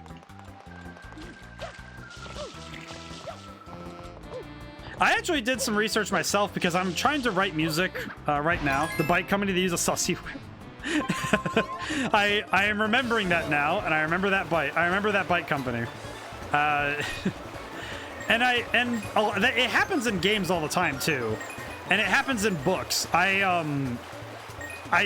loathe to say that I know this, but the way that the writer of 50 Shades of Grey handles certain aspects of the material, there are better ways to word it. There are just some words that are better in the English lexicon for describing certain things. Oh, heavens. Heavens! Heavens above! Okay, I gotta do the snake technique. Yeah. Okay. I got this. I got this. I have to get back there. I just realized I have to get back there. Oh, no. Oh, please, no. Jump! Oh. Oh, man. Oh, it's like, oh, it just hit my, Mario is, it was like, it's like hitting my, that was like the rough equivalent. That was like the video game equivalent of hitting your pinky on the table, right? Like, oh, like your pinky toe on like a table when you're walking by. That's the video game equivalent. Because I was there. If I had jumped just like a frame later, that would not have happened. Oh, that's okay. I do think that I've become a lot more forgiving with mistakes now. Because, you know, they happen. And it's like, well, what am I gonna do? You know, like, I can't turn the clock back. Though in, suffering even. That's another missed one. I got time, but, jeez. Okay. Where's that fifth one? Alright, I'll just do a quick loop. Alright, brother, I got loops. But I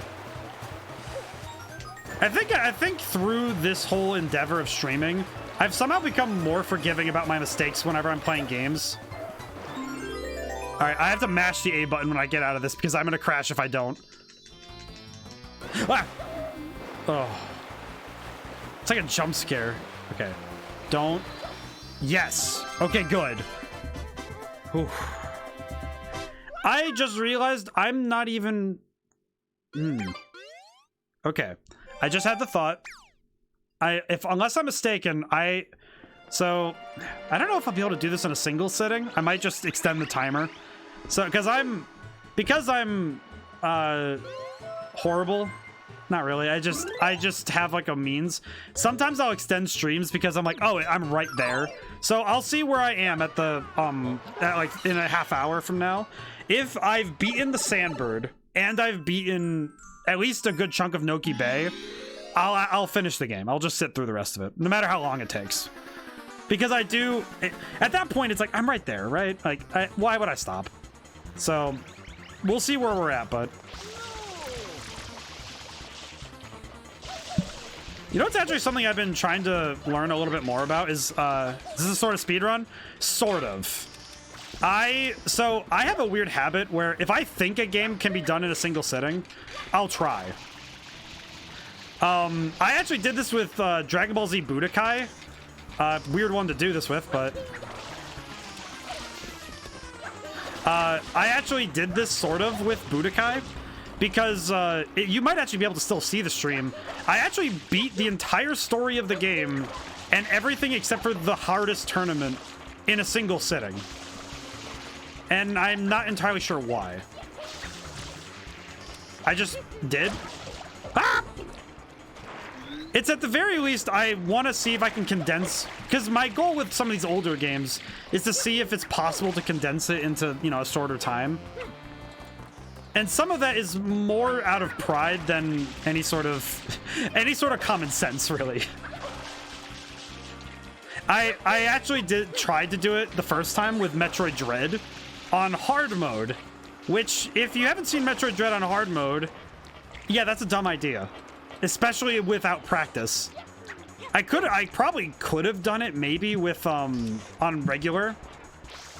But I don't know why I tried to do that on, Get back here, you. Ooh. I'm at least trying to do it fast. Like, that's my goal, because I want to keep things interesting, and to me personally, it's like, oh, if I could beat this game really fast, that'd be really cool, you know? It's a form of expertise, I guess. Where is he going?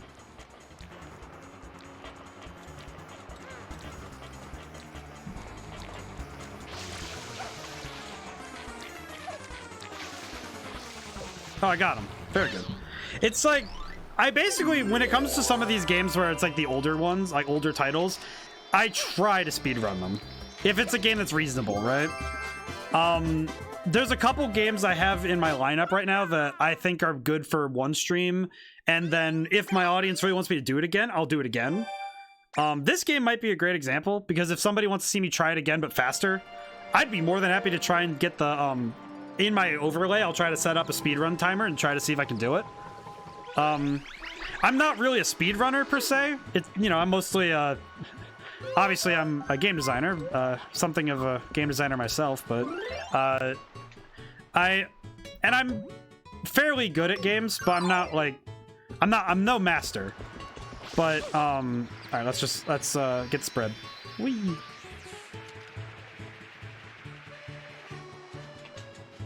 But I understand. Would you be willing to do a horror game? Do you have any suggestions? Well, so all right. So right now, currently, I am. It's a soft requirement for me to try and keep it to consoles, but only because my capture card is best with consoles, and my PC setup is, I'm gonna say, jank. My PC, my computer, is you know, HD connected to a TV, 2 TVs of different sizes, and that's the second TVs where the Switch actually goes to for me to play. And so console, if it's on a console, if it's on the Xbox One, the Switch, or there's some way I can adjust, like, you know, make a jank setup to emulate it or do something, I can try and make it work, and I will make it work if you guys really want me to try it. I'll be more than happy to take a crack at it. Amnesia? Wait, that is on console. That's actually, and I have it. Oh, yeah, we could do that. Actually, all right, so here's the catch for me right now. If I can beat this game in a sitting, that means that next Wednesday's slot will be free. So by that logic, I would need a game for Wednesday. So if you guys want me to talk about horror games and, you know, talk about that game, and also just Amnesia as a whole, because that's a whole thing, I would be more than happy to do so. Especially if you guys, you know what? I'll do that on one pseudo condition that's not really a condition. If any of you guys have a Twitter, if any of you would follow me there, which the link is in the about, if you guys would follow me there, if I see at least one new follow, just one, in the next, like, week, I'll just, like, if you guys give me a list of horror games, I'll just go play them all. I'll just go throw them all in, because I'm like, oh yeah, I'll just go play horror games for a while. Because I think horror games are fascinating for game design, because that's not, because it's a form of writing and pacing that's fascinating, and also just, you know, we have to see how good I am with horror, so that's great. So I'm no stranger to it. Specifically, I've seen some horror movies, and I started watching Dead Meat because I was really fascinated by the making of them, but I'm not great with getting spooked. Because as you guys can see, even with these games, I sometimes get, if I get panicked, I lose a lot of my nerve. So I'll, like, you know, I start panicking. But that's more of a product of me as a person being overly cautious rather than, okay, wait, am I getting close? There's the top. Okay, great. You gonna make another turn? Oh my goodness, it's right there. Yes! But I tend to make mistakes in high-stress situations, so Amnesia would be funny as heck. Also, if I check my notifications right now, if I pick up my phone really quick, if I tab off the chat, if I go look really quick, if I see a notification right now, I swear to G. All right, refresh, please. Not yet. I was about to go look, and it's just like, everyone's like, all right, you're playing Amnesia next Wednesday. I'm gonna go from playing Amnesia, I'm gonna go from playing Mario Sunshine, a very fun and just, you know, very chill game. It's very, you know, quiet. Well, it's like, it's fun, it's upbeat, it's, you know, it's exciting, it's, you know, it's upbeat, it's exciting, but not like scary. And then I'm gonna go right into, hey, have you ever questioned your existence in God?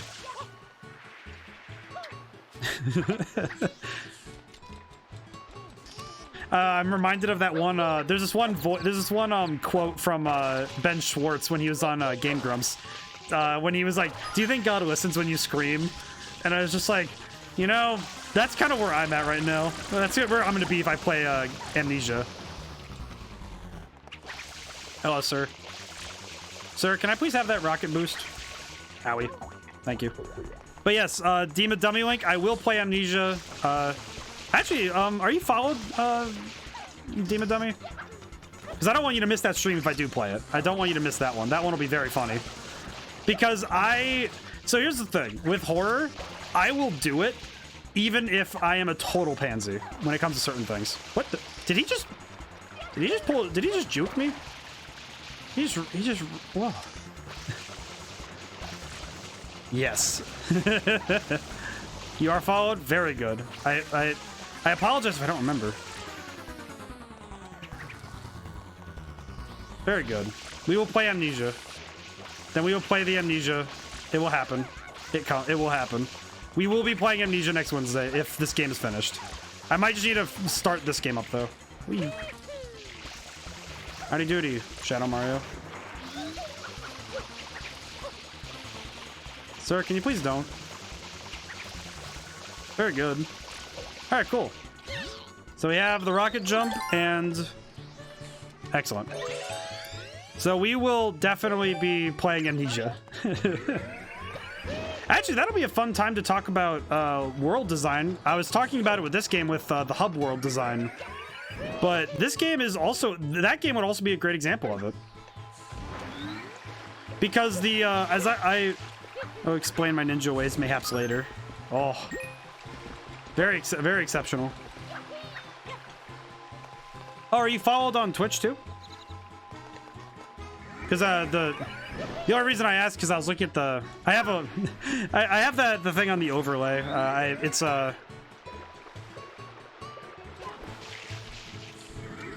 Whee. I hope I see more of Ninja Ways, but whee. First off, let's do this. But I actually think that Amnesia will be great to talk about for both design and also the... Because I think that's another example of pacing. Because the pacing of a game is very different. Because when you have horror, you're also pacing the dread. Because you're building up the creature. In this game's case, it's like you're building up, you know, there are encounters that are built up to, but it's not like... It's not the same. Alright, as I recall, do I have to drag these guys around?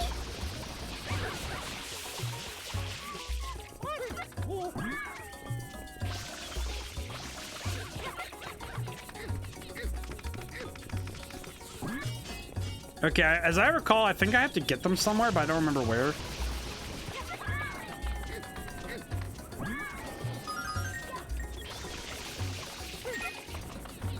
I probably should have checked where I'm sending these boys to.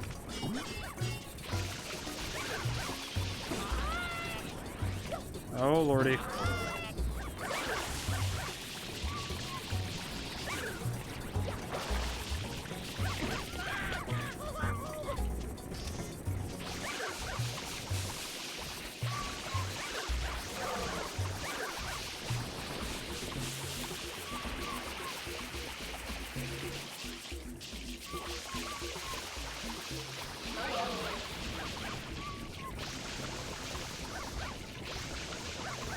Please just stay calm, doggos. My goodness. These dogs are just insane, by the way. I don't really... Okay, what can we...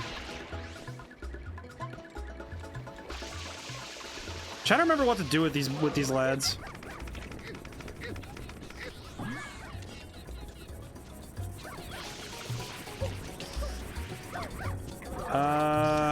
What do I do with these guys?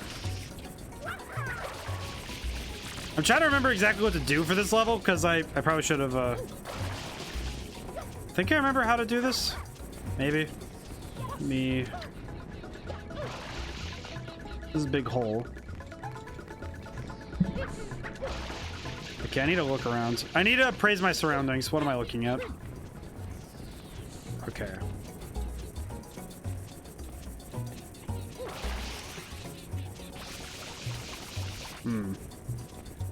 Okay, I need to look around. I'm gonna go talk to one of the Piantas because I don't remember.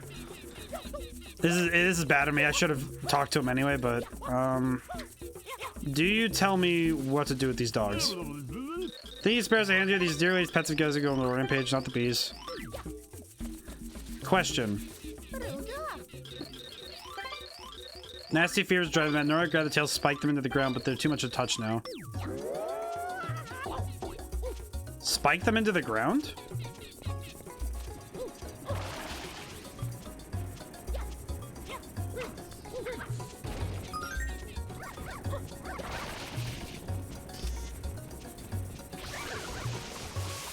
Okay, so...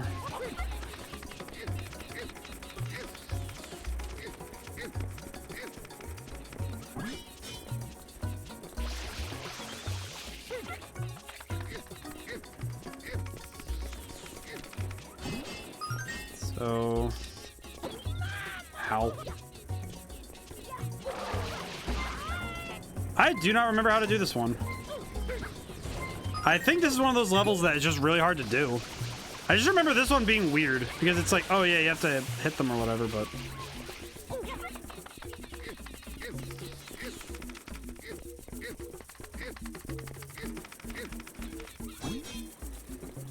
Okay, where do I need to take you guys?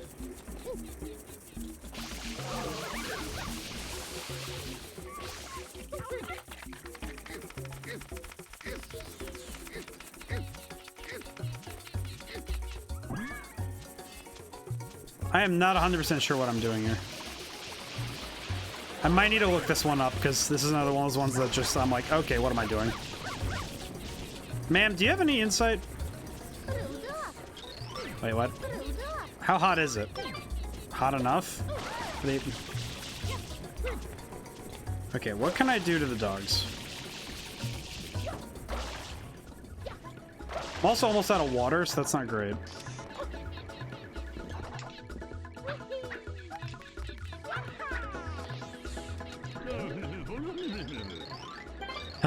Okay. What do I do? I need to figure out what to do. I think this is one of those, this is actually a good example of a level that, this is the one that's like, because it's a level further in the game. All right, I'm gonna back out of here for now because I don't remember what I'm doing. So I'll come back to this one because I do know that I'm wasting time that I could spend on other things. Actually, wait, what am I doing? I'll go do the rest of the beach. If I do the levels in order, I might actually be better off because then I can finish things up quickly. Okay, let's do this. Because I do need to finish all... I remember that the only thing you need to do is you need to finish all... You have to finish up to the 7th sprite in every area. That is the maximum you have to do, is just do all of the Shadow Mario levels, and then you're done. That's really it. It's actually kind of surprising. Hey, Piantissimo. Flag. Flamg. Okay, I see the path I need to take. Got it.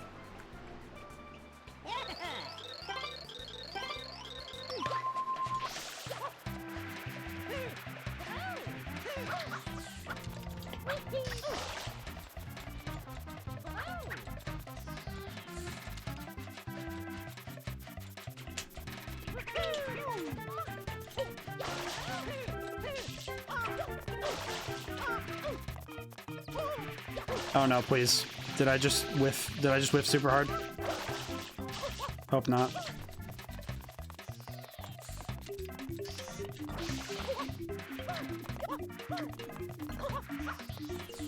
I whiffed.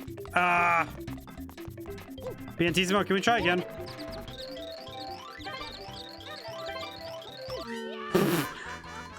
Mario died from embarrassment? Imagine, if you would, getting roasted so hard in a race that you just immediately explode. That's fine. I can make that work. Whee. Relatable. Dying of embarrassment. I live in constant fear that I will say something stupid on stream and then one of my other projects will just get blasted for it. You know, like, oh, I said something stupid about writing, and then everybody says my books aren't good. And I'm just like, well. Actually, I think there was actually a moment in the Budokai stream that was just like that, now that I think about it. Where I actually caught myself before I said something stupid, and because there was a joke. There was a joke there that I was like, oh, I have a joke in mind. And then I immediately said, all right, slow your roll, me. That joke is not right. It's like, not right. Like, oh, that it was like, oh yeah, this is a joke that could just get me blown up. Like as a content creator, as a person, just like, oh yeah, this is gonna hurt.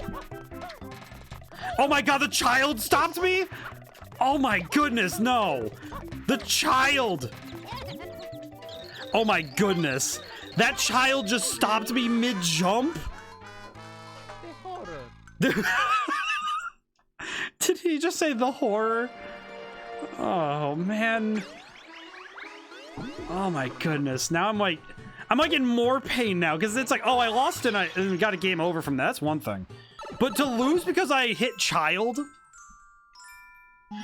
This is why children just are they're suboptimal. Just be adults and stop running around.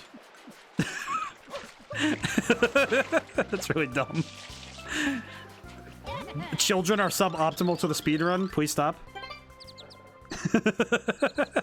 That emoji. That's great. That's a good one. Oh man. I hope you guys are having fun. I think these are actually, I feel like these are the challenge. I guess, you know, let's talk about design for a little bit, because we've kind of diverted a little bit. If I'm being honest, I feel like these are exactly the type of challenge that are like, these are the ones that aged a little weirdly to me. Because the racing challenges are always scary. Because, like with Koopa, they were too easy, you know? Because the Koopa races were really easy. But this guy actually gives you a run for your money. Because he actually moves at your speed, rather than Koopa the Quick, who just kind of tries his best. But that's also a difference between, you know, when those showed up. Because this is, you know, middle of the game. Oh, you're already 5 sprites into that area, so of course you should know how to play. But it's also like, really? Just like, do I really need to race against myself here? But I remember that there's a the Piantissimo's face is actually the postman from Zelda. I remember that because that's a fact I just recall. I watched a lot of Did You Know Gaming in high school because it was a lot of fun.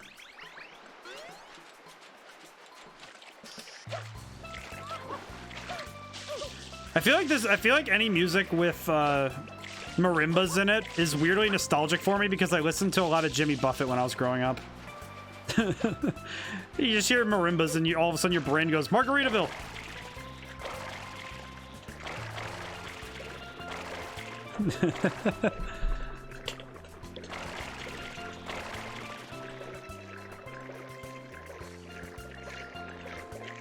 Give me the coin. There, thank you. Most kind. That is most gracious of you. Ah, man. Makes me miss the Caribbean when I see all this. Also makes me miss the old state of the Caribbean. Hello, fish. How are you? My peanuts went sour. I'm trying to take that line in context, and I'm like, your peanuts went sour. Boy, howdy, that's... Huh? Words mean things, but I don't know what those words mean. Give. Thank you. How do peanuts go sour? Intriguing. But most disturbing. Ah. Okay, that's 5. Gotta be very careful though, because I think that fish is an instant knockout if I touch him. Okay, where are the last two? Well, I'd say there's one more over here for sure. Yep. Ah, swim. I feel like aquatic levels are also something I heard from Funny Oni. Oh yeah. Oh wait. Oh, where was that? What was that playthrough? I just remember from every time I think about Oni plays, the first thing I think of is I think of Kerchak. I think of Kerchak from Tarzan. I don't know why, but that's just like my go-to. Like my brain just goes, just imagine Kerchak with a Keyblade, and I'm like, okay.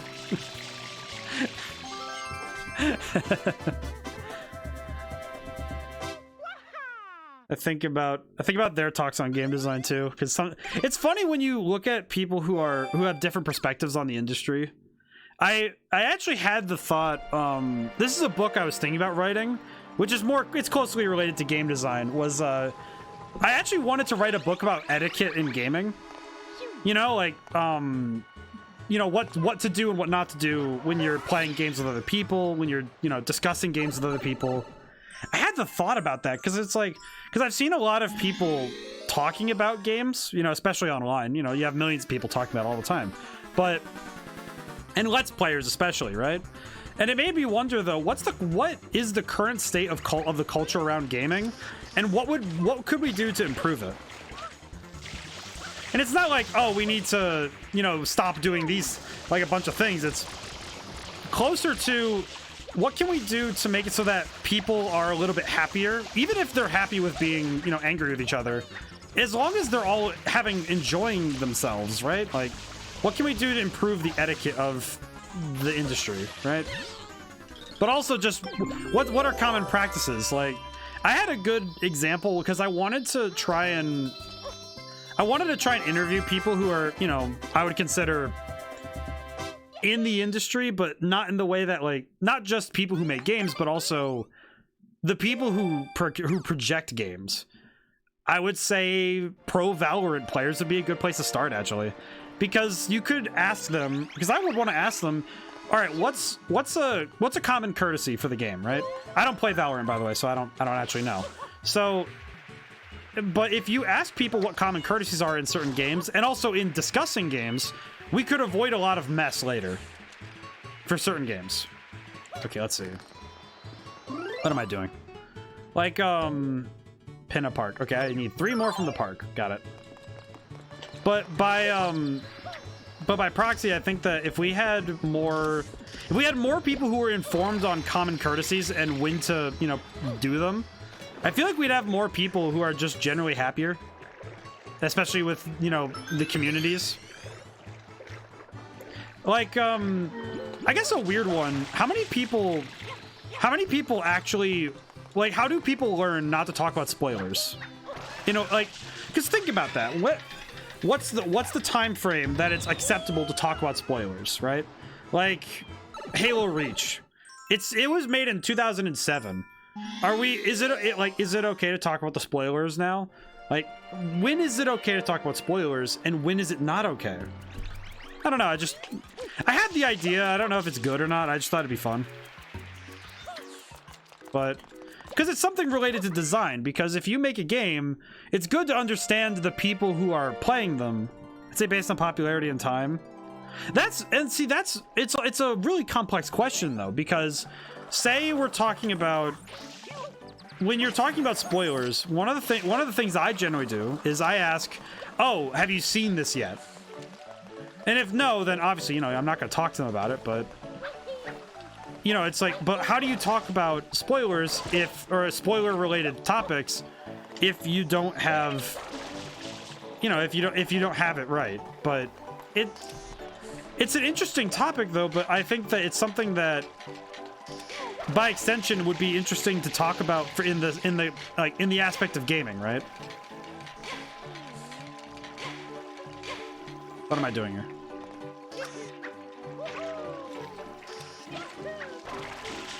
Oh, but I think it's a fascinating question, but it's one of those ones that is very hard to answer with like a strict, oh, I know exactly what the answer is kind of thing. Oh lordy, I have to do this stuff. Oh. Woo. How did I do that? And I think that stuff like that is important. It's important because when you're making games, you want people to be able to enjoy them. So talking about how people play games, not just what games they play, but also how they play them is important. Whee. Level of self-control helps, yes. Which you can't ensure. You can't ensure that's true across your whole, your whole demographic, right? I wish I could, right? I wish I could just, tell people to be polite to others, don't throw spoilers out when they have the game and it's still out. Like, I could only hope for something like that, right? But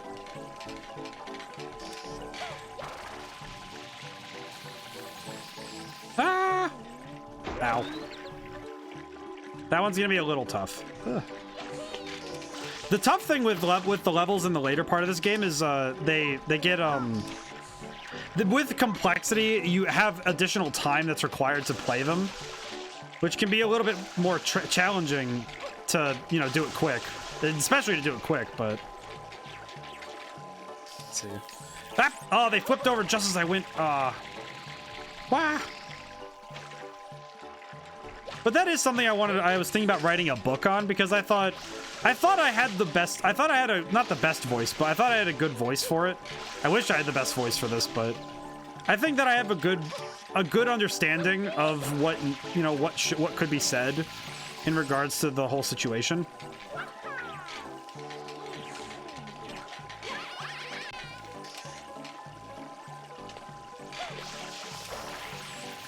Oh, did that work? Oh, it did. How did I even do that? Okay. Oh, come on. Oh, game. Honestly, spoilers shouldn't take away from the experience. See, I think it depends on this it's tough because of the context of the spoiler, right? Good example for me. I actually have two examples, and both of them are Marvel related, weirdly enough. Because I think that Marvel's the best place to, if you're going to talk about what spoilers can do to an experience, it's a good place to start. Because the MCU is vast and has a lot of stuff going on.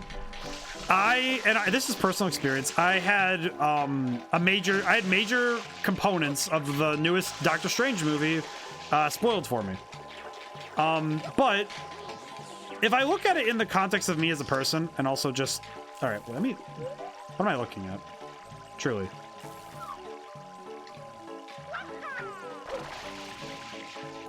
I keep making that mistake, and I don't know what I'm doing. That's bad of me. I apologize, guys. Okay, let's see. I must be getting fatigued.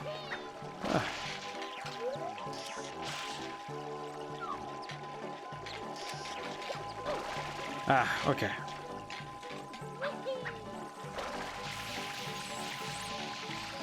Okay. Pause. Hello there.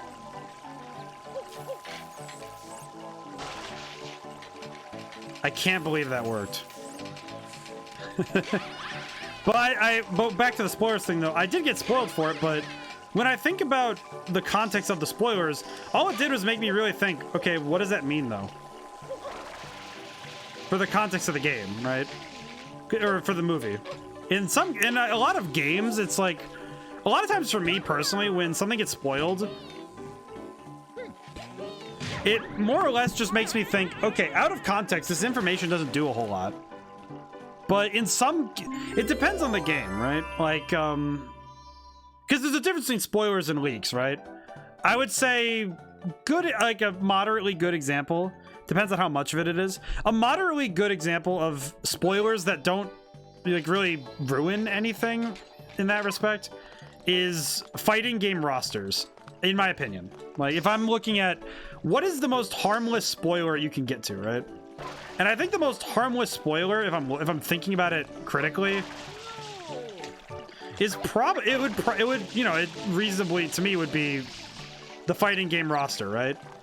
But I think some of that is because unless that character has, unless it's a very story-driven fighting game, which, you know, sometimes that happens. Not often, but it does.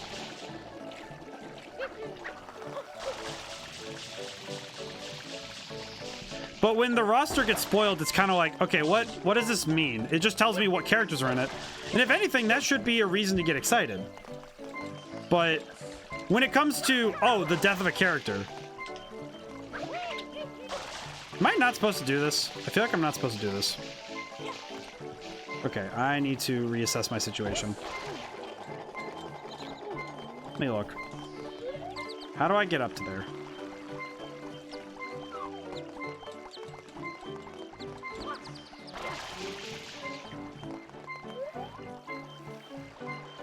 Am I going crazy? But, like, I think a lot of spoilers, the main problem is that people like to use that information as just a means to mess with people, right? And I think that's something that I don't think I'll ever eliminate it. I don't think anyone ever will. Because it's just too fun. It's too fun for those types of people, right? Because there are people who just really have fun with ruining other people's, right? That's really, that's where their fun is, right? But if you're looking at it, this is not going great. Ugh. Mario, please. Grab on. No, Mario, please. Why? Mario.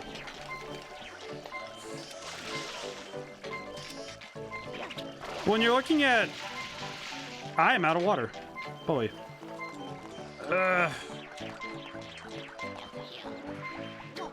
But when you're looking at how a game, and also how the game handles the spoilers, because I think some developers, they panic when something gets spoiled in their game. But when you're looking at how spoilers are shared, like a lot of times it's, you know, it comes down to somebody just really wants to mess with other people, so they share that kind of stuff. But a lot of times that's sad, but oh good heavens. Yeah, I must be getting tired. I'm really like losing my my stride here. Ugh. Mario's actually starting to sound like me. Oh jeez. Okay. Oh, does that activate that? I thought why did I fall off? Interesting. Mental fatigue setting in a little bit, but I think I can power through it. I just need to. I think personally, I just need to get through this level. I think I'll be fine if I can get through this one. Okay. Stop.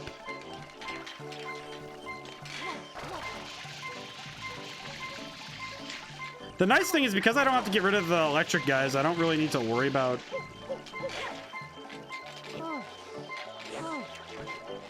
It's tougher when, because thinking about it, I'm thinking about like why am I getting tired? Okay, how do I get up there? How do I get up there? Ah, I see. Okay. Got it. Oh, please don't.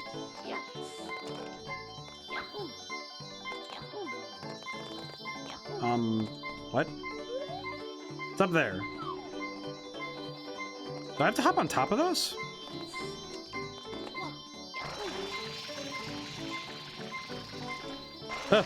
Oh, lordy. Oh, lordy, please. Okay. I guess it's also... I have to give myself some credit. I know today I didn't do a whole lot, but... most every day when I stream, it's usually preceded by... usually 7 to 8 hours of me working on my game or working on something related. I'm also working on another music album. I do an 8-hour day of work. I do a workout somewhere in there because I want to keep myself physically in shape because sharp body, sharp mind. And then I get to streaming.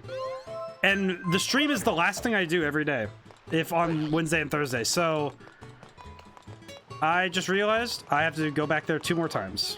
That's okay. Go back in. Let's get right to it. But I do realize that to do what I do takes an immense amount of mental just energy. And I'm gonna be honest, I'm just happy that I'm able to keep doing it. I definitely think that I must confess something. All right. I usually don't have confessionals on my stream. I'm not really an ordained, but if you wish to confess, I'm here. Don't know why, but I'm here. It is I. Dio? A Dio. Your playtester. He's showed up. He's here. He's arrived again, the second time. Can I hop in here?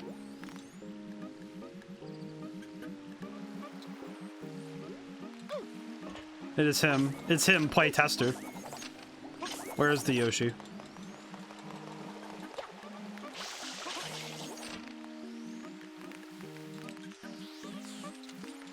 It is him, playtester. Well, I guess if Viceroy Combs is still around, if you have any questions for the playtester, I can throw him to you. I'm kidding. All right, where do I get fruit? Fruit. Where's fruit? There's banana. There's pineapple.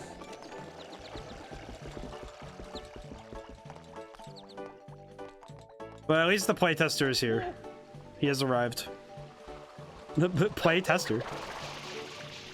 I didn't know you had more than one account. Interesting. Intriguing. Yeah, a little disturbing. Now, where is the... Where is it? I need to find the fruit. Where is the fruit? Is it down there? Ow, that still hurts. This is the part where it's a matter of memory and I don't have. You change once every 90 days. Ah, interesting. That makes more sense now how you were talking. Makes sense. Where is the durian? You there, child. Tell me where the durian is. Or the fruit. Young man, do you know where the fruit is? What's with this egg? It's desearing. Do you know where that fruit is? If anybody sees where the fruit is, please just stop me before I get too far. I'd keep people guessing. Yeah, you do. I know.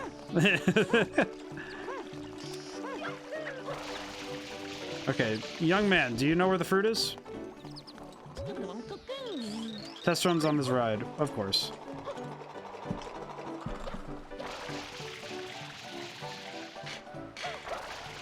Oh. If this isn't just a tell of how my chat is usually, it's pretty good. We have deep conversation, we have memes, and then there's me just kind of going absolutely insane because I don't know where this fruit is. Wait, isn't it outside the... Isn't it outside the... Wait, isn't it outside the park? Wait a minute. No, it is not. It can't be because the door is closed. Hmm. What's that in the pagoda? In the pagoda? Which pagoda? Because I know there's bananas, but I don't... Oh, there it is! Fruit! It's right here. Aha! Fruit. There were bananas in one of the pagodas, but I did find the fruit finally, so that's good. Okay, what do we got? 15 minutes? Okay. Let me look, once we beat this level, let me look at what we have to do, and then I'll make the decision. Ah!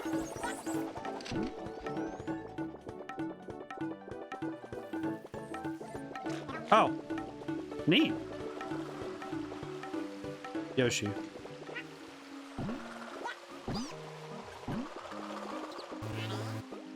Oh, I need to be orange, that's right.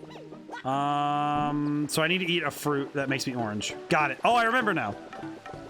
I need to be orange. Run, Yoshi. Run as fast as your little legs can carry you. Is it the pineapple that I desire? Wait, it is the pineapple I desire, I remember. Is it? It is. Let's go. Yo, Yoshi just moored that turtle. I'm just thinking more about the phrasing of that is amazing. Oh, okay, we're gone. I got warped to an alternate dimension because of the fact that Yoshi was orange. Kind of impressive. Oh. Oh, what? I got warped into the box dimension? What? Why? Oh, heaven in a handbasket. What is this? What am I looking at? Just moving boxes. Okay, no, it's fine. Okay, it makes sense. All I have to do is tech it. Ah! I just had to watch Mario just slowly dip.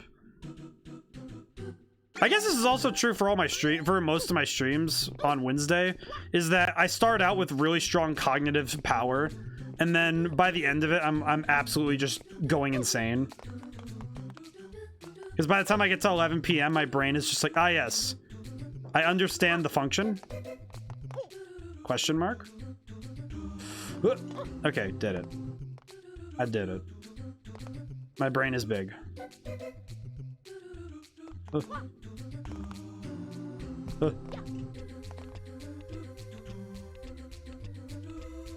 It's also this music. I think it just psychs me out because I have a lot of memories. What the fresh ham is this?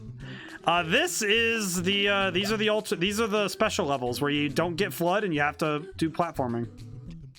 And they are the source of nightmares for me, if I'm being honest. Like, this is the stuff that I remember as a kid. This is the music that used to haunt me.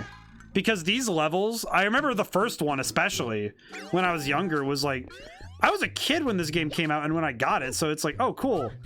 I just remember being in just the most, it was just like, I didn't exactly have a word for it yet because I wasn't, you know, developed enough yet to have a vernacular, but I just remember just, existential dread was something I understood. Like, these levels are a form of existential dread that I only fully understand at the furthest edges of my sanity, you know?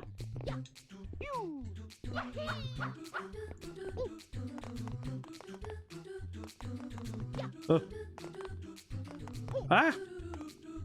What? No, please, I haven't. It's like. I just felt like a muscle in my forehead just kind of go like.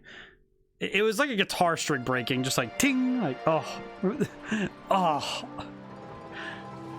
It's a pure form of agony. But I guess as a design thing, it's interesting because these are the harder levels. They're supposed to be hard, but ow, my soul. Okay, what do we have left? Okay, we have, all right, so we're at 3:48 right now, 3 hours, 48 minutes. All right, I'd have to do 1, 2 plus 4 plus 5, 2 plus 4 plus 5, 6 plus 5, 11 levels. And then I'd also have to do Corona Mountain.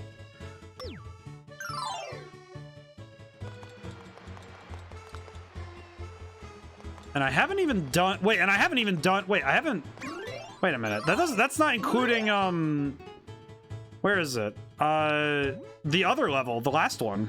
That's not even including, the hills, because I haven't gotten a sprite there yet. Oh, I don't think I'll be able to do this in a single day. Ah. Well, that doesn't feel great. Okay, I might need to break this into 2 streams, because this one, I feel like I overestimated, Super Mario Sunshine. Which is weird to say, but, what that does mean, though, is that once I beat this game, because what I will do is I'll beat this game. Actually, wait. Well, let me think. If I know what I'm doing, if I know what I'm doing for the last level, I'll be fine. I could also extend the stream by like 30 minutes. No horror speedrun. I will say with Amnesia, it would definitely become a long form series because I don't think I would want to. I'll try to do the game as fast as I can because I do that. Because I do try to play games efficiently, at the very least, right? Because what I don't want is to have people just kind of sitting and waiting. So what I do want to make sure I do is I want to make sure that I play the games efficiently. So I do try to play fast, but I'm not like, it's not like a speed run per se. What is happening right now? Oh, it's the thing at the bottom. Got it. I was not sure what was going on there. Okay, I'm gonna sink to the bottom. Is there another coin here? There is. Okay. All right, good. And then I can drop down to the rest. Very smart. Very good. But I think when it's like, I think what will happen is no matter what I do with Amnesia, I'll play it regardless. But it might just be depending on how long I have to spend on this game, because I think if I know what I'm doing with the dogs, I think the rest of the levels in that last area, if I can figure out what to do with the dogs, then I might be able to finish this game if I extend the stream by a half hour or 40 minutes. But that might be tentative. But we'll see. Let me see what I can do with this game up to the timer, right? Let me drink some water too, because I think I need water.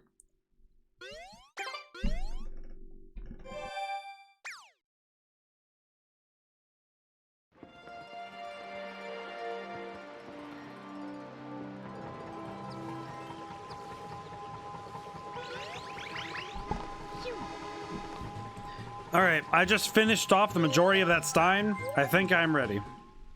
I'm ready to finish this. I can finish this.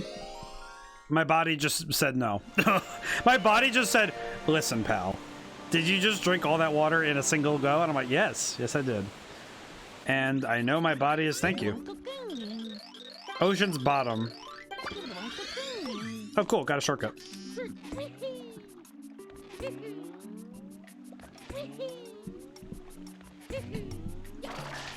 I feel like the camera is one of those things that is very underappreciated, but highly valued when it's done right. I just thought, because I was looking at the camera angles there when I was jumping there. If you have really good and communicative camera angles, that can make or break a game in many ways.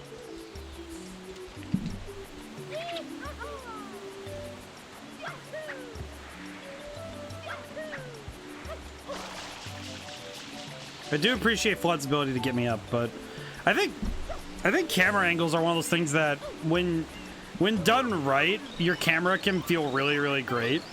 But when you mess up, when you don't do a camera right, it can really mess a game up.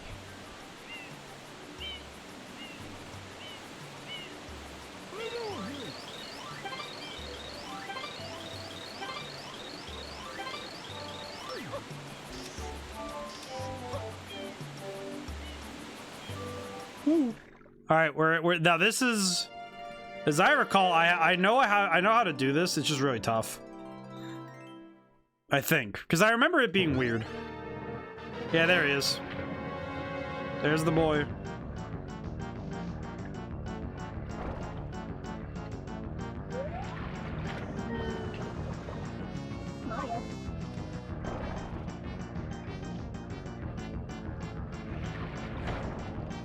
Okay, I'm gonna adjust really quick and go grab some coins so I don't die.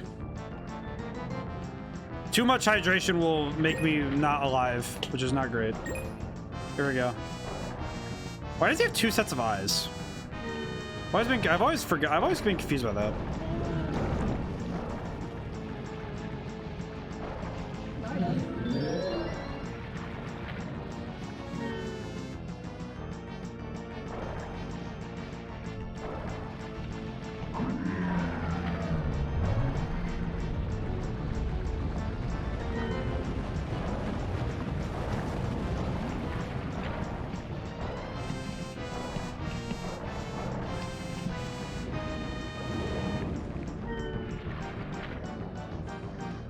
I need to grab more coins.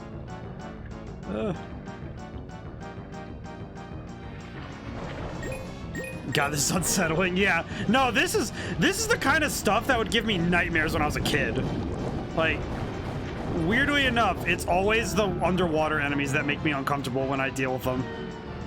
Also with the music, just jeez, man.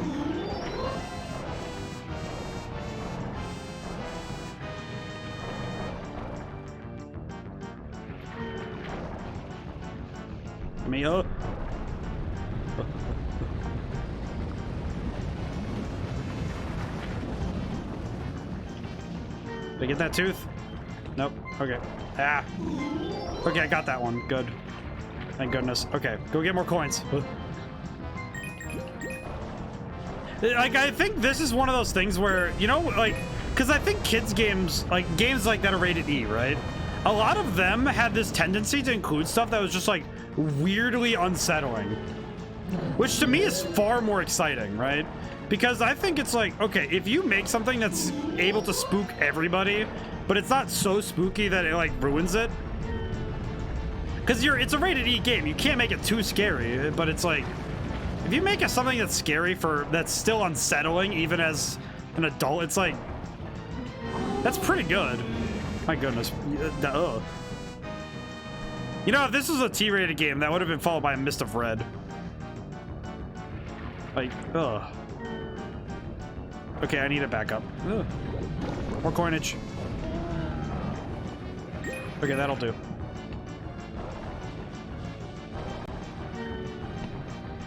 Okay, we just need to finish this up. I do think this is one of those bits where the flood is, like, you know, the mechanics of the flood are very important, but it's also weird if I'm thinking about it.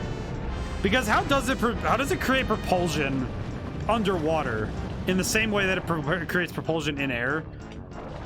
But just, like, without it being just, like, scientifically weird. All right, come on. Thank you for the PSA, Flood. Remember to take proper care of your teeth. Yeah, okay.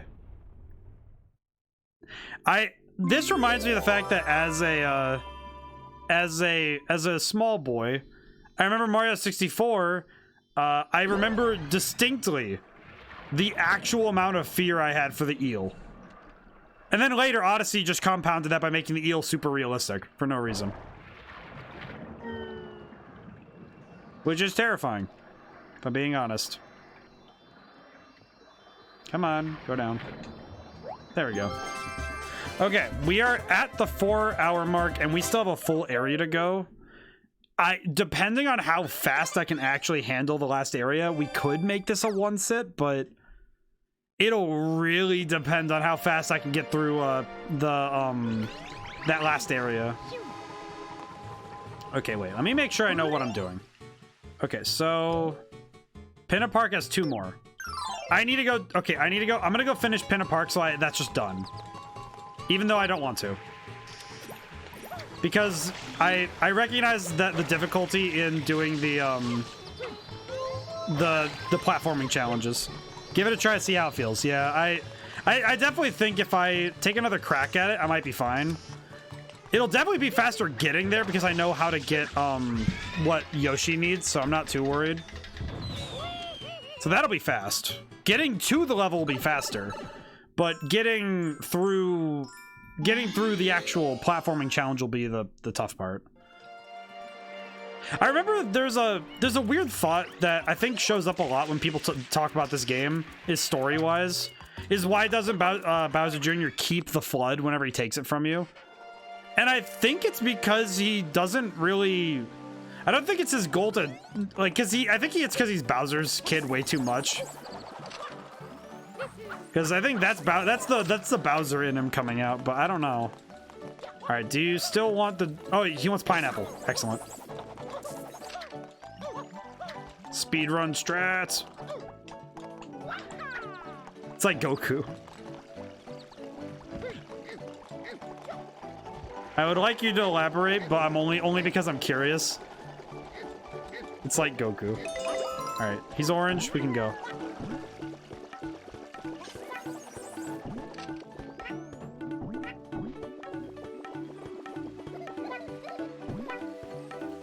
I will jump on the child. Alright, here we go. He always wants to fight his opponents. Yeah, that's fair. Actually, yeah, that's true. I do also wonder if it's because of the fact that he can only take it when Mario enters these areas. Like, he can only, like, really separate. It's kind of like he's putting Mario, like, a point before a certain point. Oh, okay. Ugh. Okay, I really need to see where I'm going with this, because okay, I need to find the shortest distance to jump. Okay. Go. Okay, good. Ooh. Okay. Because this challenge is I need to find the shortest distance to hop so that I don't like accidentally go flying off into oblivion.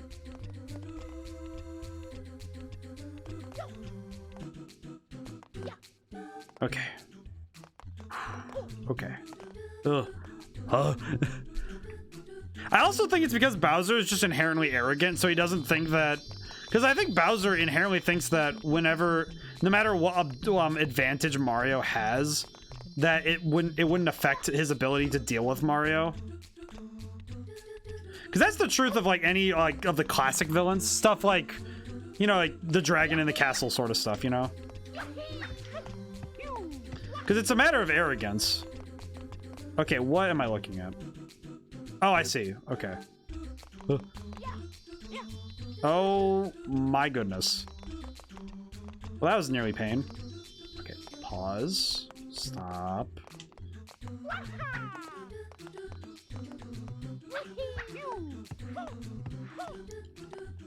Okay.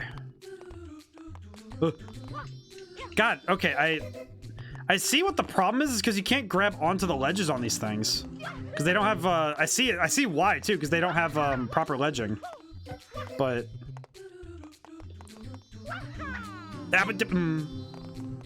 I see why, but it doesn't make me happy. Oh. I'm gonna do this jump like 3 times before I finally get it. Okay, good. I'm on the block. Okay. I see what I need to do, and I hate it. Okay. Okay. I need it. It's a dive. It's a dive. It's a dive, and I know it. Yeah. Okay. Okay. Okay. Good. Okay. I just had to really relax there. Okay. Cool my jets. Okay. Good. Okay, good. Excellent.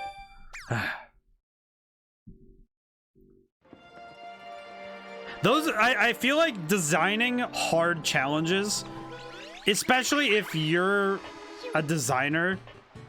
Oh. Because I remember when I took level design in college, I remember having to test my own levels. And so I ran into the problem of, okay, if I make a hard level, I have to beat it at least once. So whatever I build, I need to be able to complete it because the class required me to. Because I needed to put it on a video for the class so the professor could watch it.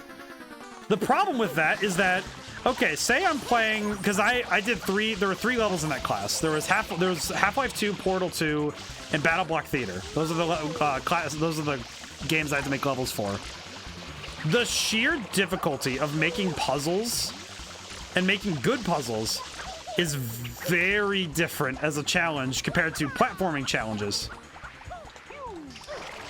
But both of them present a different set of issues. But the main one is, if I couldn't figure out how to beat it myself, then it's like, oh man, what do you do then? And with this game, it's especially true, because what do you do to test these? And that's why I really want to know what Nintendo's ideas on QA is, like, you know, doing testing. Because it's gotta be, like, it's gotta be just outright fascinating. Get back your child.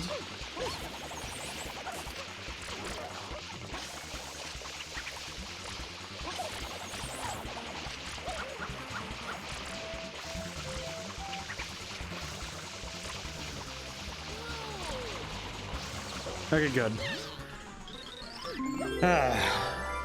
Well, and I guess to continue, because I do want to talk about the comparisons between this game and Mario 64 some more. We're circling way far back in the stream. The similarities aren't just physical, like not just because Mario's movement's very similar, and not just because Mario's, like, the world layout is pretty similar. It also comes down to the organization of how levels work, because a lot of the hardest levels in Mario 64 were the ones that challenge your platforming skill. And that's probably why those levels without FLUDD were made, just to show that off. They also probably tested a lot of the game using Mario without FLUDD. Like, in terms of, like, collision and also movement. Okay. What are we looking at? It's been... Alright, so we're 5 minutes over. You know what? I'm gonna try... I'm gonna give... Oh, man, I'm gonna regret it tomorrow, but that's okay. I'm gonna try my best. I'm gonna give myself until 11:30 and see where I'm at. I'm going off schedule, but that's okay because I want to. I want to see what I can do. All right, Casino Delfino. I remember this one being weird, and I remember what's weird about it because it has some like jank basically. Because I remember I think I remember this in a weird way. Hello, sir. Can we talk?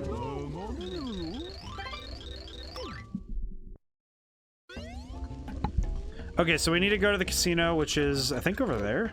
Ow. Casino? Sir, is this casino? Right this way, please. Okay, yep, it's a casino. Okay, good. Okay, so what's up? How do I... Settle in, make yourself a home, enjoy yourself. Okay, got it.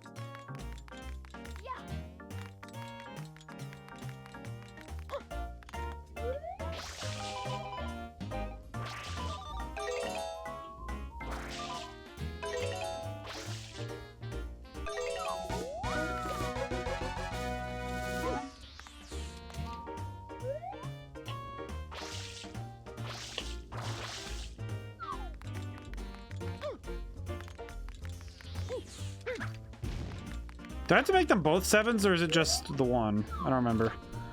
I remember this one being weird, though, because it's...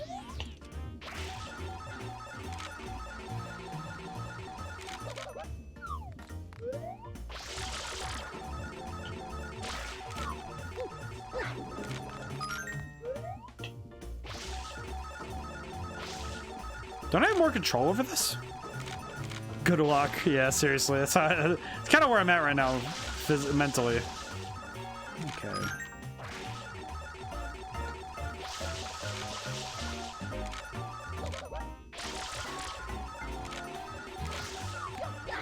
Alright, what is this one? What is this RNG or is it... Can I spin the other one even? Nope.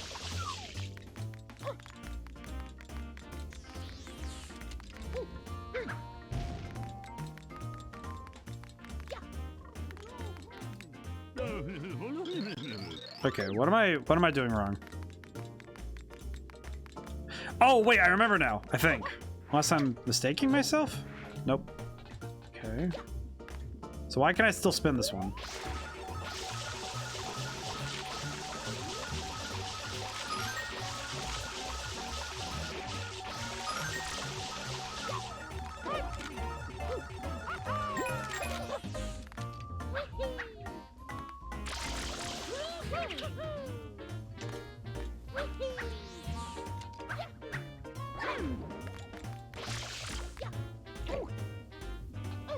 I don't remember.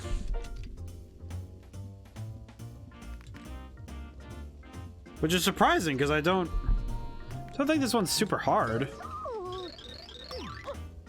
What am I looking at? I can't spin that one anymore. Can I go in there? I don't remember. Need to look. Secret. Ah, this is the one that's tough.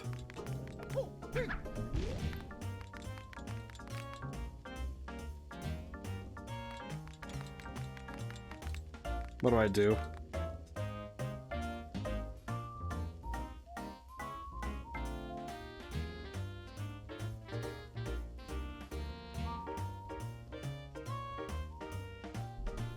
All right, let's see. Maybe it's just spinning this one again until I get 7s. It is. Okay, good. It was exactly that. So it was just spin it until I get 7s. Got it.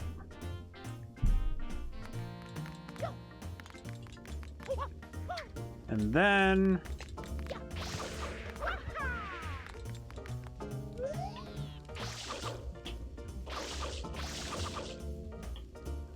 And for some reason, these will not spin very well.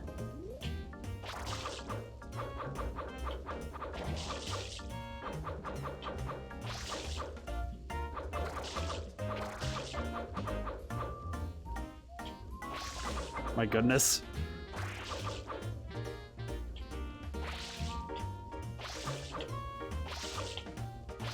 Game. Game, please. Game, I'm begging you here. No. Yes? No. Yes? No. Yes.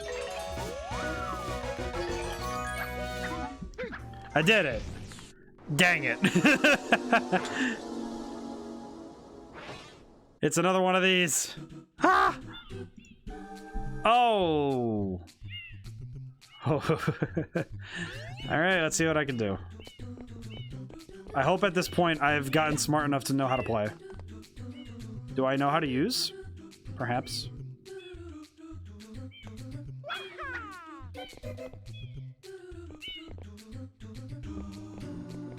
Hup. Grab this just in case.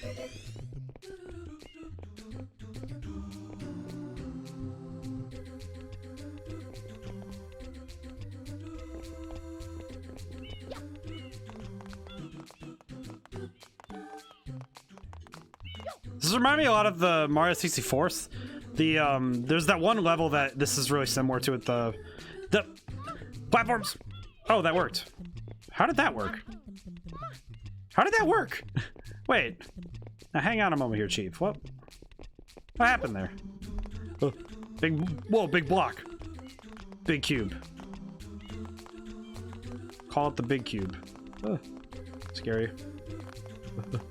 Ah! Yes, I did it. Okay, good.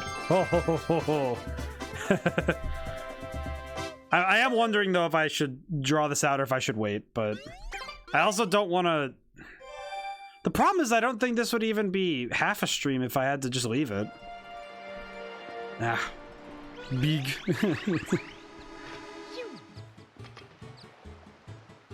Big. Ah. I appreciate Big Cube. It is appreciative. I think I can finish this. It's just gonna be a longer stream. The nice thing is that I don't have to do everything to beat the game, right? Which I think is something that's also really weird. Because I think in Mario 64, to actually beat the game, you have to do pretty much everything. Unless I'm mistaken.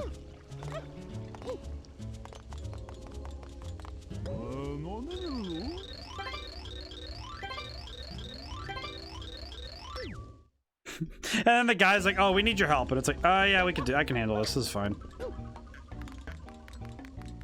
But it's like the main thing about this game is that the only thing you really need to do is go and find you have to just get all of the all right, how do I activate this?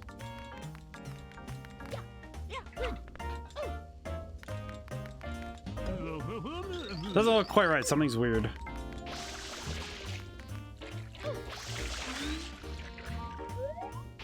It's not putting out the fires. It's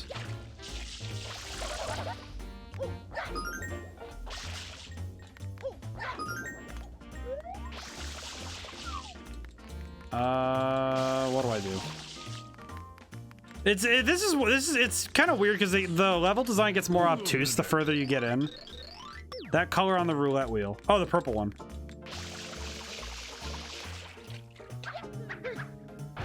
Oh, down we go. But the level design becomes a bit more obtuse because you have to figure out how do we make this harder without it just being dumb. But sometimes you end up making something that's kind of a little bit trickier.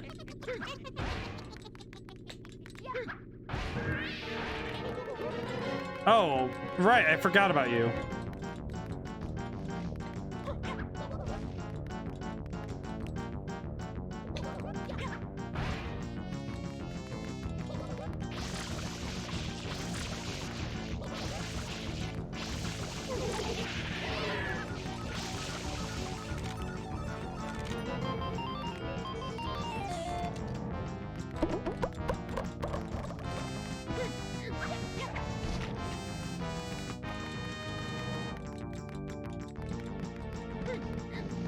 Pineapple.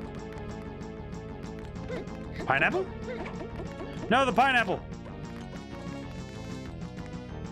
You want pineapple? Ineffective. It is just laughing at you.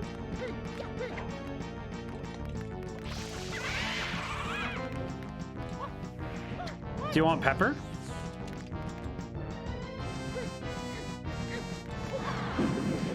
Ah! The ghost is goofy as heck. Yeah. Doesn't really give away what the object is. Yeah, well, and it's like, I feel like this is similar to, at the time, Kingdom Hearts Chain of Memories also had a weirdly similar, thing going on. Because you had to land a bunch of things to make it so that, oh. Weird.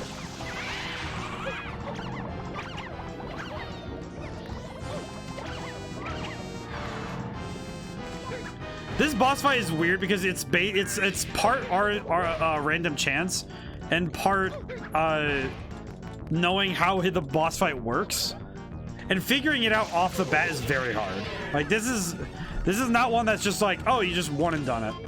Okay, so don't throw the pineapple at him because I learned that. But all right, do you want this? Can I pick this up? Wait, what? Do you want this?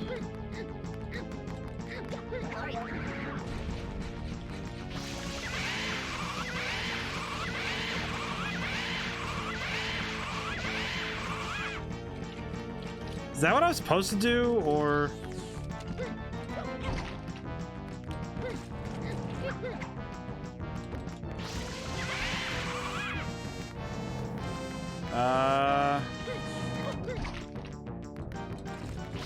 I'm uncertain what to do next. Ah. I love the ghost character design. I just don't think this is a very... Like, this is probably the one boss I could say that is just a misstep. Like, it's very hard to justify this one, right? And I think some of that comes down to just... What are you supposed to do, right? Oh, great. This again.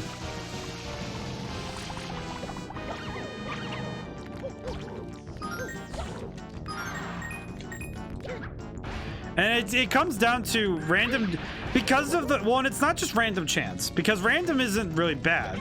It's more that it's a randomness that is not, it's not really at the mercy of the player. It's more, it's because of the fact that, oh, I'm kind of stuck here hoping for a chance to attack the enemy based on something that is not under my control. I.e. the fact that I have to wait for this to be this way. Okay, good.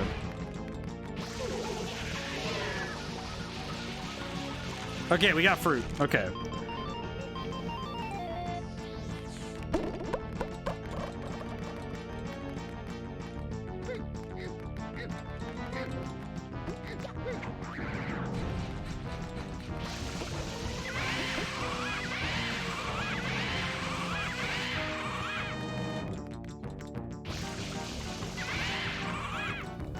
Where did that other one go? Oh, it's gone.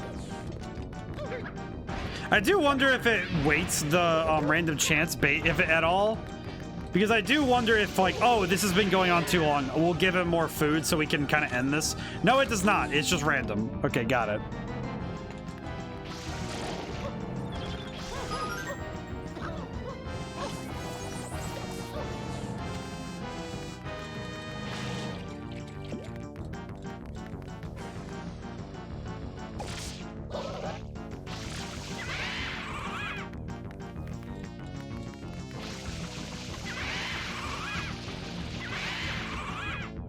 Where are the enemies?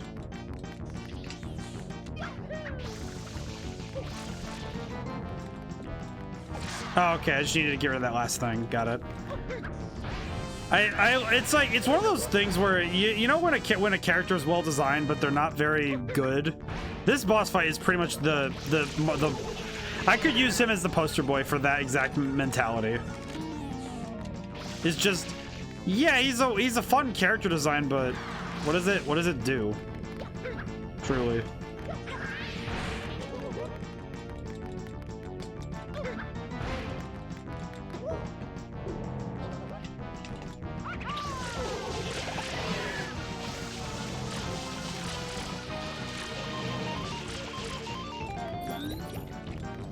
Okay.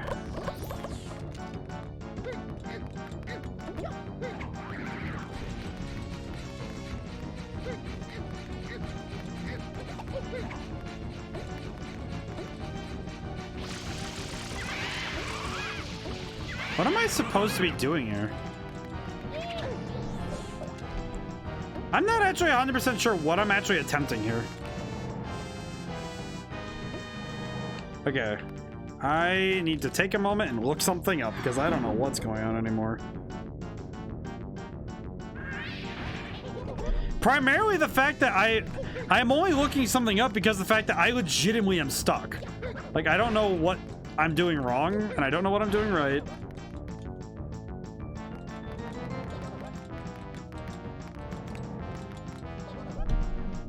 I have no clue. Yeah, the problem I have is that I know that I have to use the peppers, but I don't know what to do with that.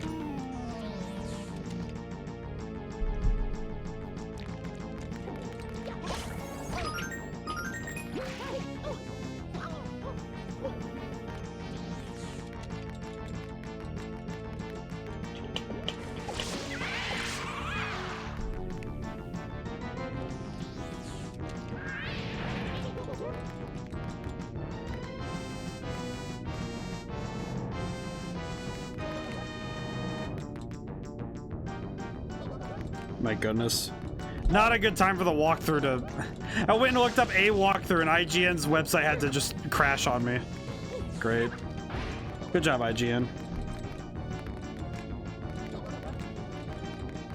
Go back. My goodness.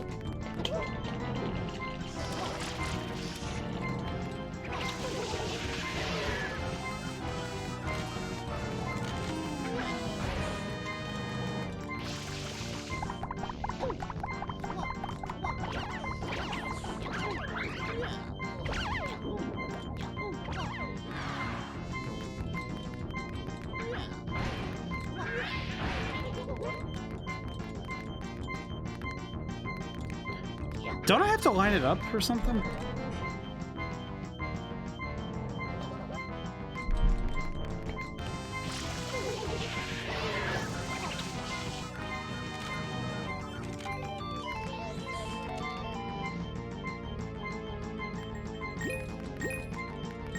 Ah.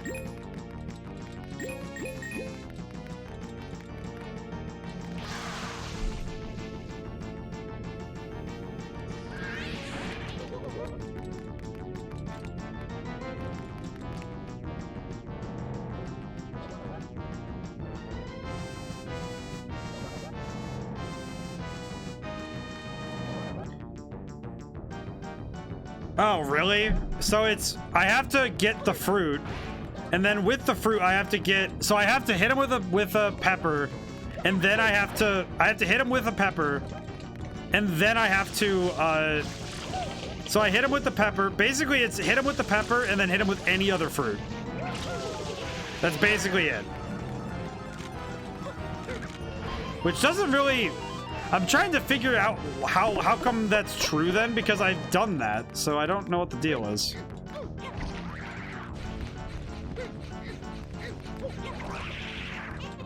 Nope, I have not done that apparently, so that's great. Oh my goodness, this is embarrassing now. Now it's just embarrassing because now it's just like, all right, cool. This could have been done so much earlier.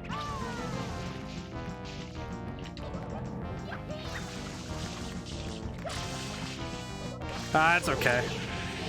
That's okay though. I'll make it work if I have to.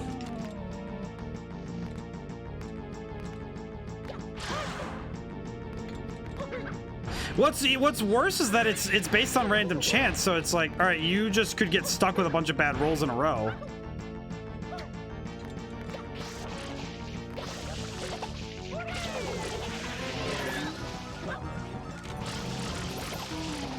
See, like, you just end up with random chance, so it's just...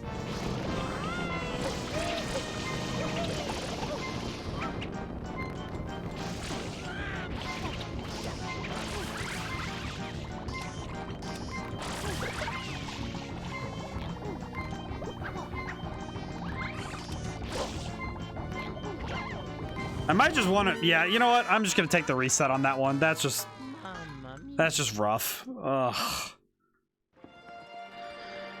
Ah! Alright, how much? Well, let me see. How much do I have left? Okay, yeah, I think I'm gonna call it. It's 11:30 and yeah, I can't quite finish it. What I could do instead,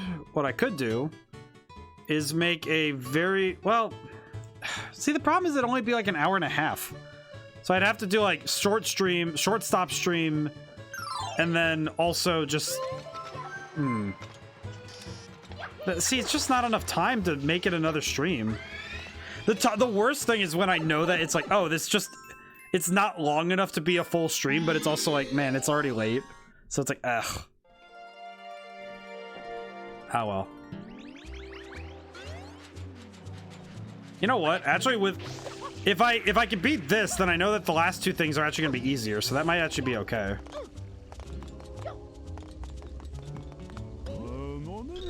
I do know that once this boss fight's done, the last two things that are left are not that bad, so that's okay. And I know that because the last one is a cleanup one, which is timed, and then there's the Shadow Mario, which, I mean, Shadow Mario is easy, so. Okay, and I know where I'm going, so let's go. Okay, and I know what I'm doing now. It's sad because I like this boss arena. I just don't like how the boss is. But I know why. It's because it's a form of random chance that's not the fun one, which is just, oh yeah, you just end up with you get one of four results and then that's it. Okay. The speedrun killer. Yeah, I think random chance is the #1 thing that could really, like, oh, he straight up just touched it and it was immediately like, seriously? That time it was first try and then he also just randomly touched it. You gotta be joking with me. I can't believe it, man. Oh my goodness. That's dumb. And then see, then it's like stuff like this. It's like, man.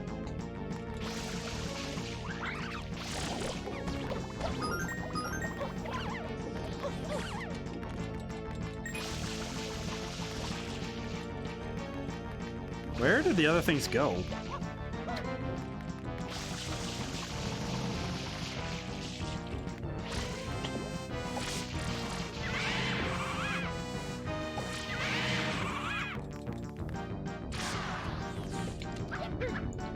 I think that it's tough when it's not when it's output randomness, when it's like, oh, it's just generated randomness that just happens. I think that's really tough to justify, you know, because when it comes to this kind of stuff, because this is a design for a boss that's just very tough to justify. Wait, what?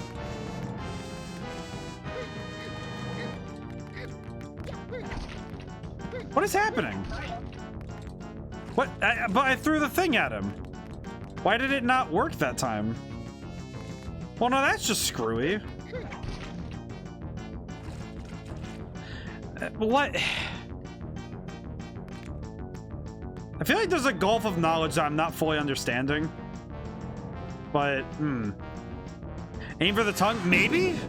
I guess that would be the best guess, but I'm just like, but why wouldn't just hitting him with it work? Because just hitting him with any of the other fruit works, so that's why I'm like, well, it's so bad. That's just awkward. It's just, oh, and then, oh, because I got anything.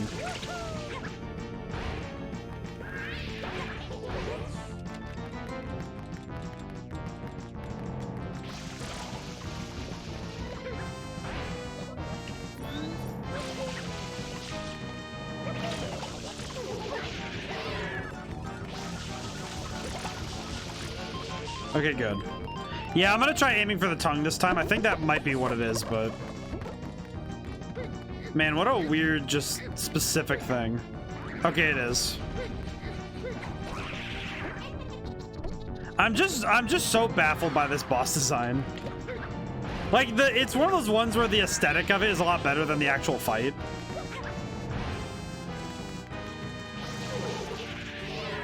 Oh, jeez. I do hope that everybody's okay with the longer stream, but...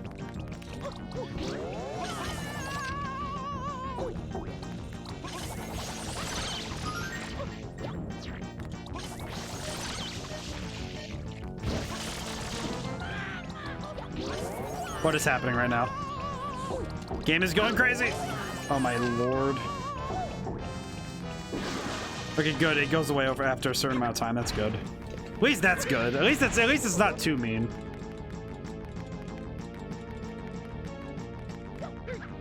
Oh, I got it right. Wow.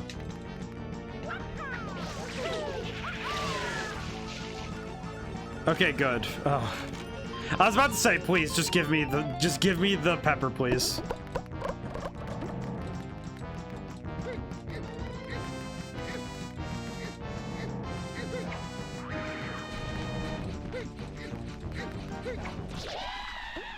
Just a weird boss fight. I wish I understood. It's curious though that of all the boss fights that are unique and interesting, why did they design this one to be so specifically weird? I think it might be because they were like, oh, we need variety at this point in the game because it's in like that weird, you know, middle area, but I don't know how true that'd be because, well, they used the blooper boss fight 3 times, so that's clearly not the case.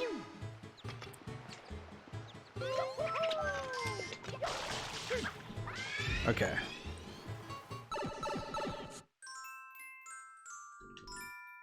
So this is the one that I have to just be fast with. Because it's immediately starts me. You got trouble, the electric goop is back. Yep.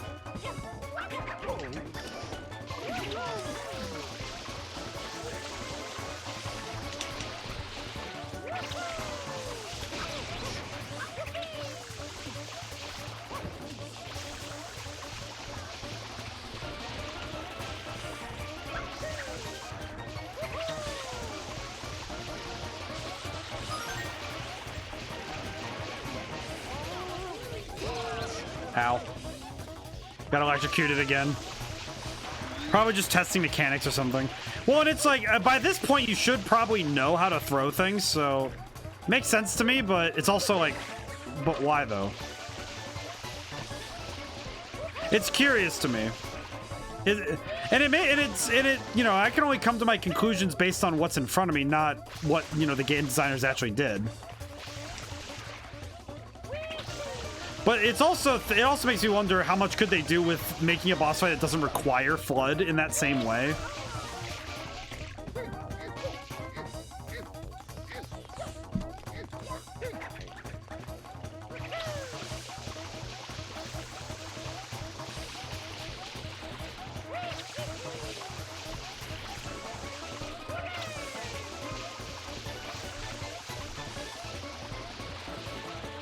I don't really know the most efficient method for dealing with this stuff. I just know getting rid of all of it is just...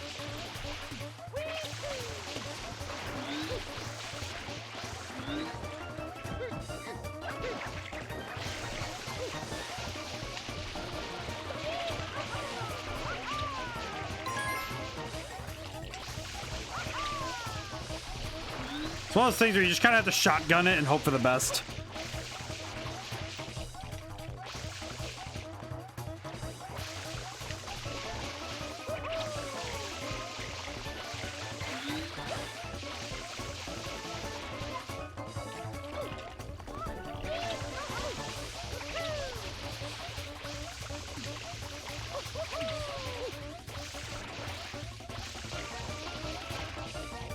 Oh, really? That little bit?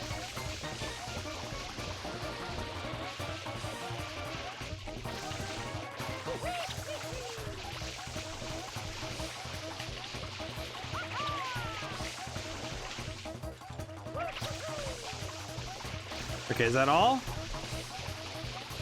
Or do I need to get every last little morsel of it? Oh my goodness, please no. Ooh, okay. All right, I'll go grab that blue coin while I'm here because it's here. This is mine. Thank you. Wee.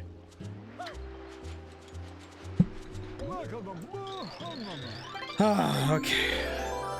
I always wonder when I'm playing games like this, like, all right, what is truly the reasoning for certain, you know, mechanical things to happen? Such as why design a boss in such a way? Why design certain aspects of the game in such a way? And a lot of times it comes down to what did they want to achieve? Which is not exactly a satisfying answer, but it's the right one, because a lot of times it's, oh, what was the goal? And it's to make variety. A lot of times because I noticed this in a lot of games, like Sonic Adventure and a lot of the early 2000s level, like those era of games, a lot of them had these weird one-off type things for variety's sake. Good example of this, I know that Indie Mouse makes the meme a lot, is the 2000s shooter game turret section. And that's just like every time there's a shooter game, they all, like in the early 2000s, in the early to mid 2000s, every single one had a turret section, right? That section of the game where you had to control a turret and shoot a bunch of things. And that was just all in every game. It was the style at the time. As was the style at the time. But I think that was just true because of what, you know, it's like, oh, what do we need for variety? Well, what about a turret section? That'll work. Dang it. Shadow Boy, you better get back here, I swear to G. Come back here.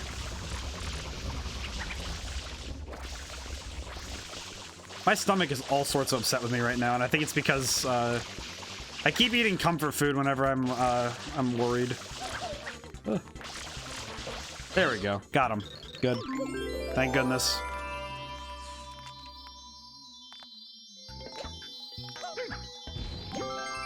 Oh no. Hey, 42. I love that number. Alrighty. How's everybody doing? I don't know who's still here. I hope Viceroy Combs is doing okay. I hope everyone's doing okay, but I know every time I get someone new, I'm like, oh, where are they? I'm always like, oh. Okay, I think I only have 2 levels left, I think. I do. I have Noki Bay, and I have to finish Noki Bay. And I have to finish...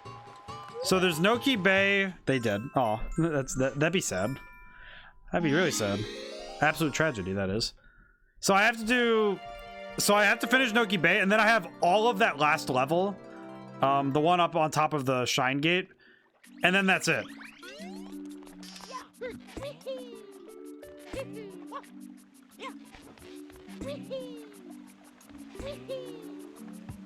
Hi, Piantissimo. How you doing? Okay, where are we going? Where's the flag? Oh, it's down there. Okay, yeah, that's right. I do not like racing this small man, but I think I can beat him this time.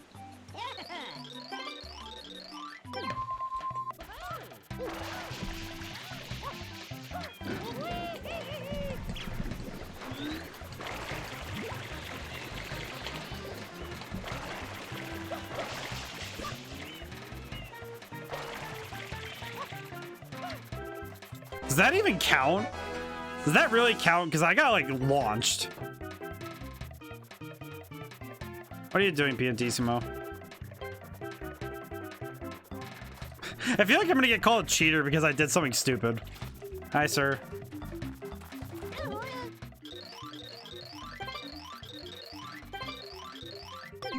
Okay. Absolutely annihilated. I, like, halved the time that he said we would take.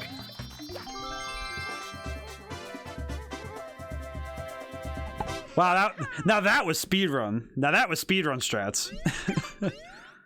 I wonder what I imagine the speedrun time for this game must be way faster than I did it. It's gotta be like 2.5 hours or something. But, or not even really. But, man. I'm gonna, actually, Demon Dummy, can you look that up?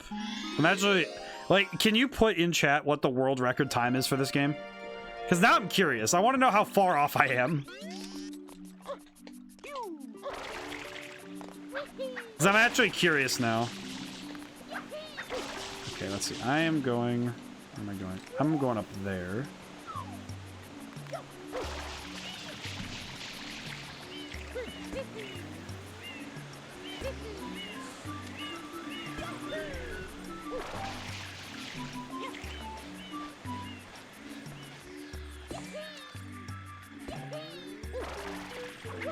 Oh, please no.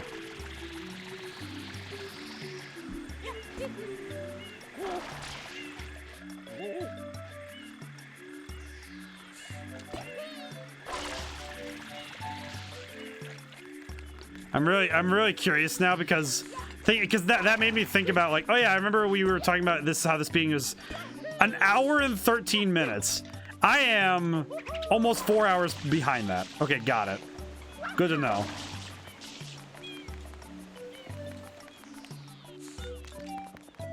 Where am I?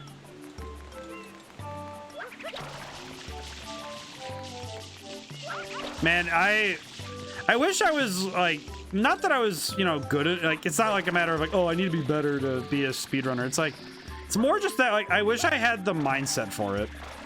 Because I don't have a lot of that, that, like, optimization in mind, you know, when I'm doing speed. Because I can do some games pretty fast, but I just don't think I have that level of, like, because I think speedrunners are a paradox. Because on the one hand, their entire goal is to make your game, is to break your game in such a way that they can do it super fast, right?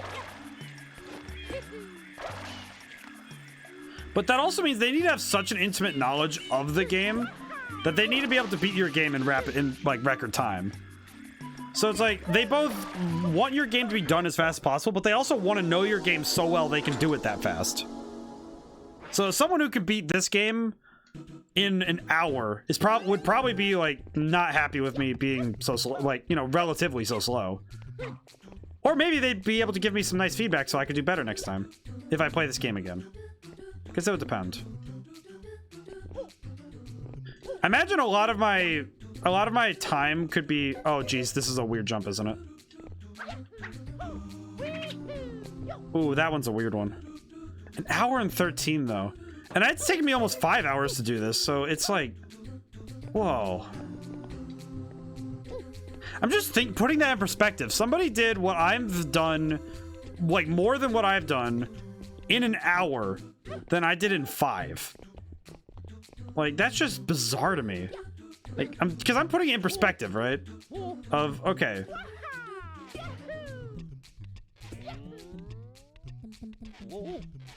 Yeah, I need to...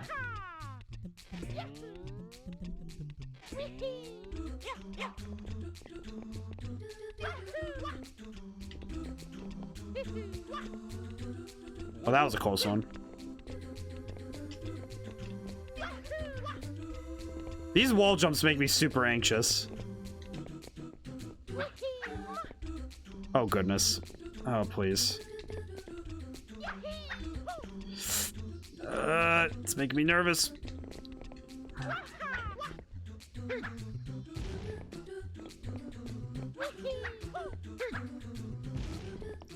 I gotta watch that speedrun though later. I feel like I need to watch that because now I'm curious. Like, how do you beat this game in an hour?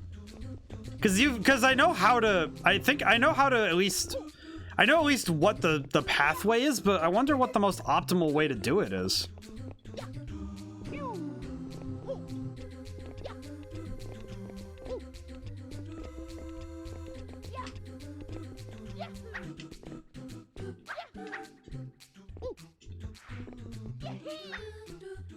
Because that's got to be...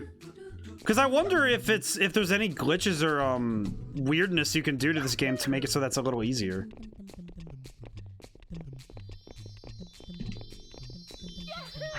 Okay, did it. Oh.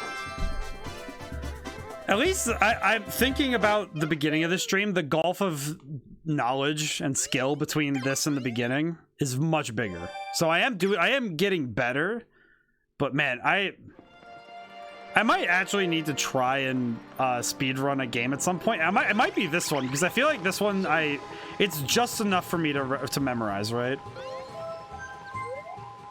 Because I at least know the pathing of it, right?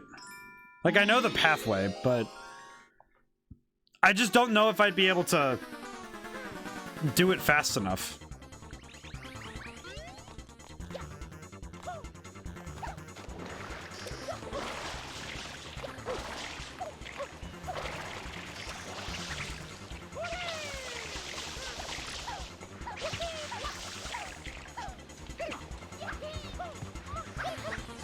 Oh, jeez.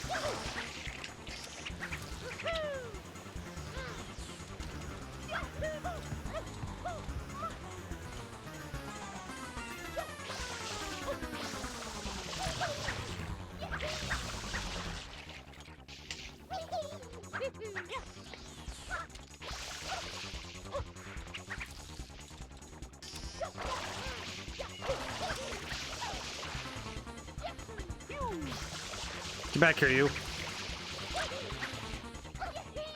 feel like these ones are a little tough because you just have to keep hitting him, but it's a little tough to keep hitting him when he keeps running. So it's like, I think the end of a game anyway is tough because it's interesting to compare the beginning and the end, because at the end of the game you have a lot of skill. You're supposed to have a lot of skill and ideas of how the game works. Where did he go?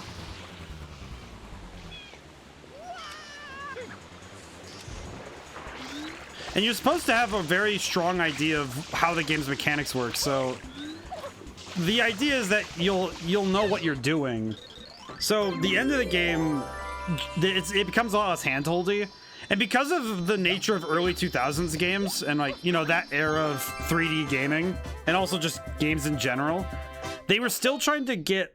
It was still coming out of. I think it was like that was like the end of games being hard because we were still in the era of arcades. It was the end of it. Like the GameCube and its like, you know, competition, those consoles were pretty much the end of the arcade era of gaming.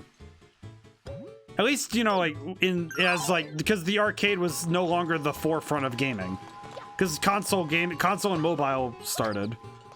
And the arcade mentality is, okay, you just need to eat quarters. So you can make a lot more game if you have a harder game.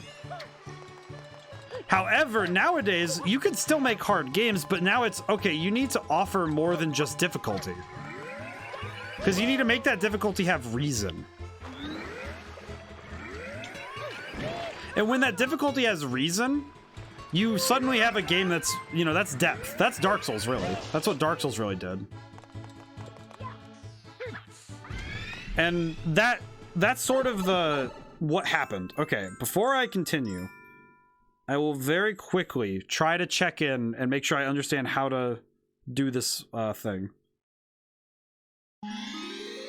Because I just want to make sure that I understand what I'm trying to do here.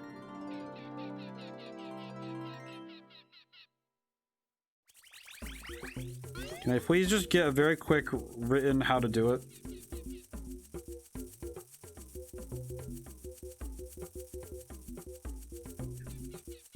I do like Pianta Village, though, as a design, though, because it's a fun level. It is a fun level, though. Okay. Dogs. How do I handle dog?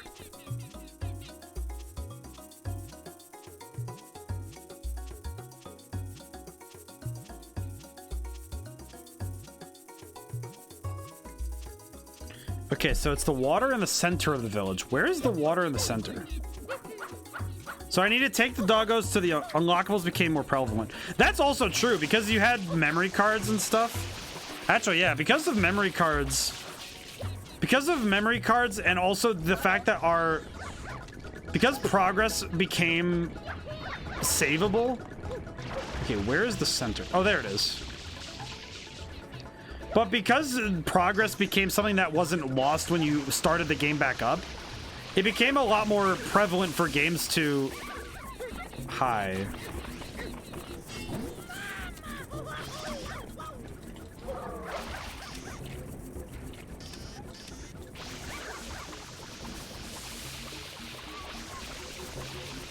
Time to send this dog to orbit. But well, and I think that it's a chicken or the egg thing, really, when it comes to unlockables. Because on the one hand, unlockables became more prevalent as the arcade scene went away. But also, the unlockables became more prevalent because we were going towards the home console.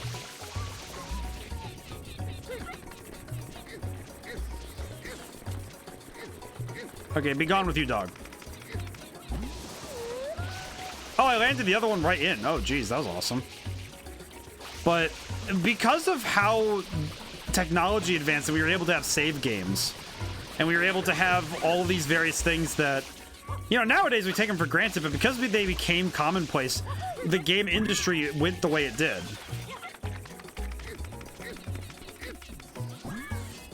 Oh my goodness, he missed. You gotta be joking me, brother. Oh no. Stay here, doggo. Please. We need to put you back. Into the water. Always be kind to your pets. Can they breathe? Questions for later. But the early 2000s were still very much, we were still discovery. We were still in the age of discovery for games, as it were. Drowned. The dog, always be kind to your pets by putting them in water. Make sure they're hydrated. That's weird. Don't take that as face value, please. That's just weird. Alrighty. We are nearing the 5-hour mark, so okay, so now I have the challenge. Do I want to try and finish the game? Because all I need to do is beat up to Shadow Mario in Pianta Village, and then I'm done. Because then all I have to do is beat Bowser. That's it. You know what? Why not? At this point, I'm too far in. And I'll just sleep in a little tomorrow. It's fine. Piantissimo, why? Just might as well do it. For the meme. Let's do it.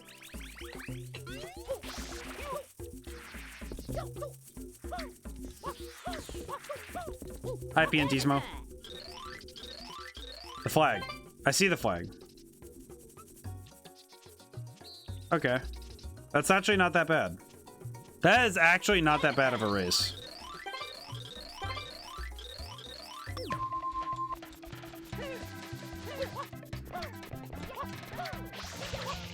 Gotta go fast.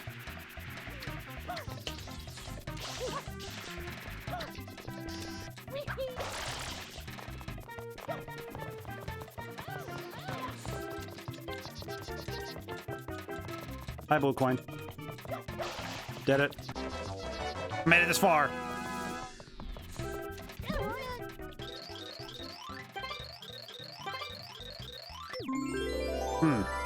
I did it.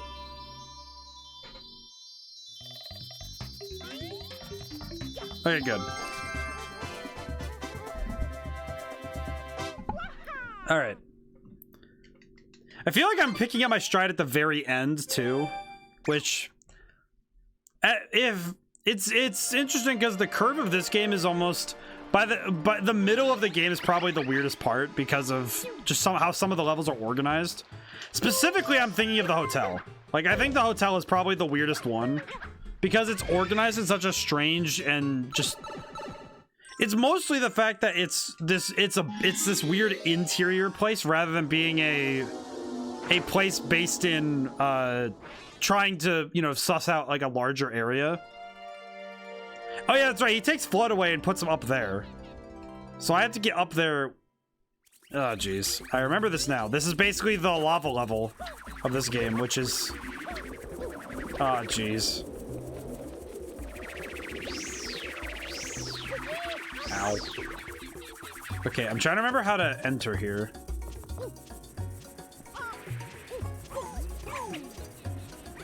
Gives me child. Look at all this fire! How the heck does Bowser Jr. just do this? Just light everything on fire, why don't we? That's helpful.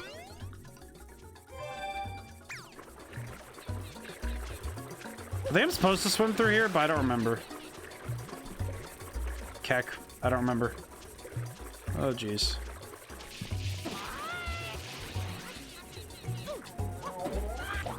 Okay, what can I do here? Truly.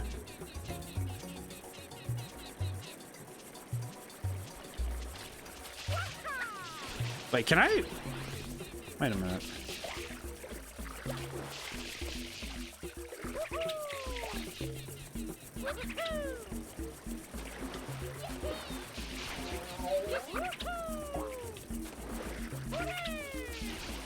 Wait, can I do that?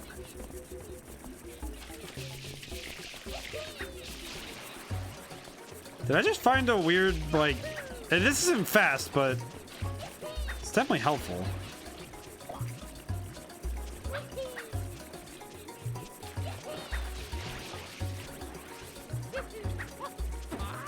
Okay, never mind. That will just kill me. Okay, never mind. What can I do?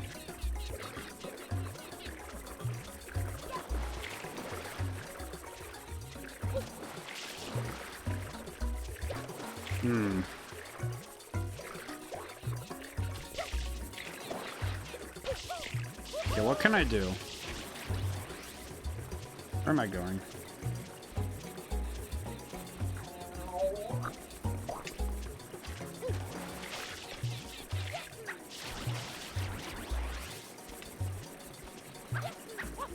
Okay, yeah, I'm dead. Okay, just take the L. Okay, I need a... I remember that this level gave me trouble the first time I did it because I remember that finding the pathway up there is just really obtuse, if I'm being honest. Because it doesn't make a ton of sense, like, just looking at it. Mostly because of the way it's presented. I think I have to go left instead of right, though, because I don't think going right offers anything. Ah. Whew. I think I appreciate Pianta Village as like a last level because of the fact that it offers a lot of the stuff that Mario 64 had in its last levels as well. I don't know, that's just interesting. Wait a minute. Do I have to... Question, do I have to do... No. That is later. That's a level we'll call later. Nope, I have to go right. Okay, so... Because I can't make that jump. Interesting.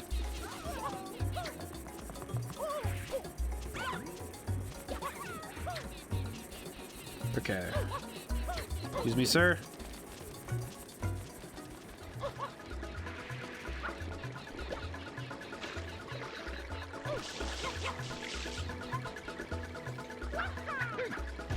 Boxes. Okay. All right, we need to... So the first thing we need to find is a way up.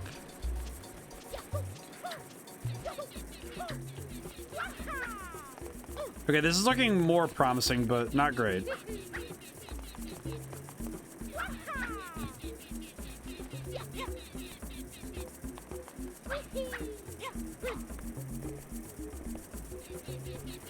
Okay. Seems to be a way up. Let's see. How do I get up there?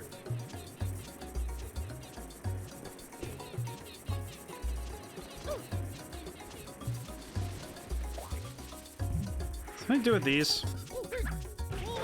Oh, it might. Okay, it might, because I remember these being a thing. Okay, I think I remember? Maybe? Hopefully. Fingers crossed.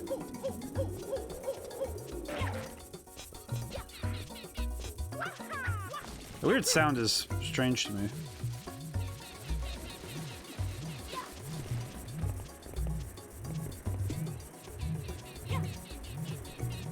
What am I looking at, though?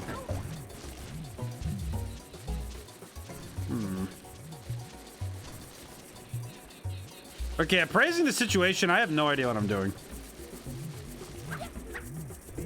Guess that's also... It's the double-edged sword of it being the last level. It's also just really hard. But there's a difference between being hard and being kind of obtuse, so let's see. What can I... Alright, what can I see from here? So, the tops of the mushrooms are fine, for the most part. I don't really see a way to get over there. Unless I'm mistaken. Which could be true. All right, how about down here?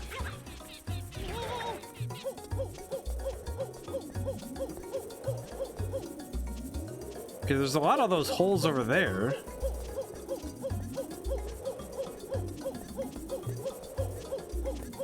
Oh, that's right. Yes, these move. Oh, jeez. Okay. Aha! I figured it out. Okay, sort of. Ah!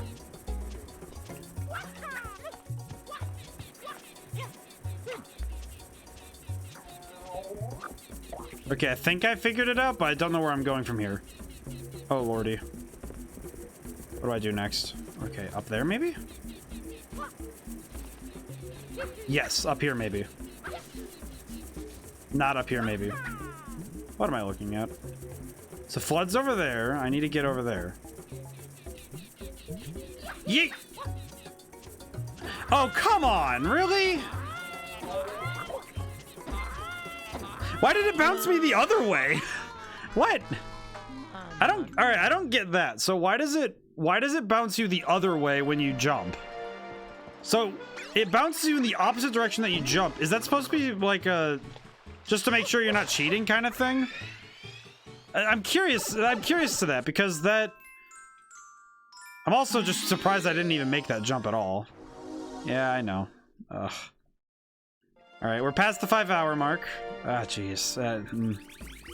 I feel like a bit of a buffoon because I was right there pretty much, but at least I know what I'm doing now.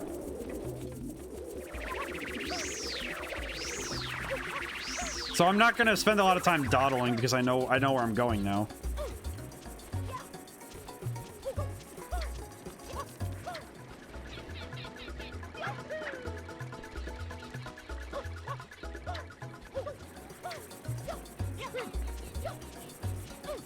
Ugh. I think the frustration lies not in the game, but in me, because I recognize what I'm doing wrong, and then I only don't see the fault in my movement until after, and that's frustrating because it's like, well, I want to. All right, let's see. Where does this one go? Because I really want to see this game to its end, to its conclusion. So whenever something gets in the way, I start getting frustrated.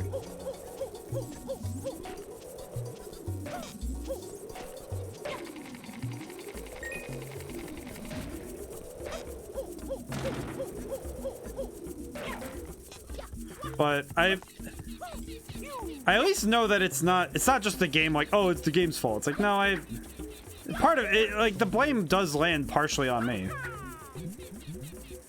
Is it a more tenable jump to do it from there? Maybe.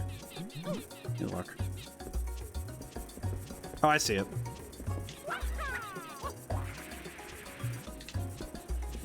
No, no, no, no! Oh my lord. Ugh.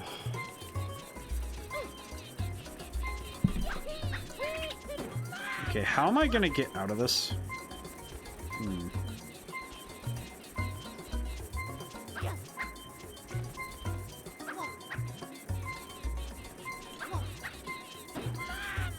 Okay,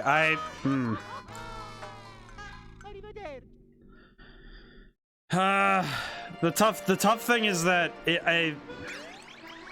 I'm seeing where the fault is. I just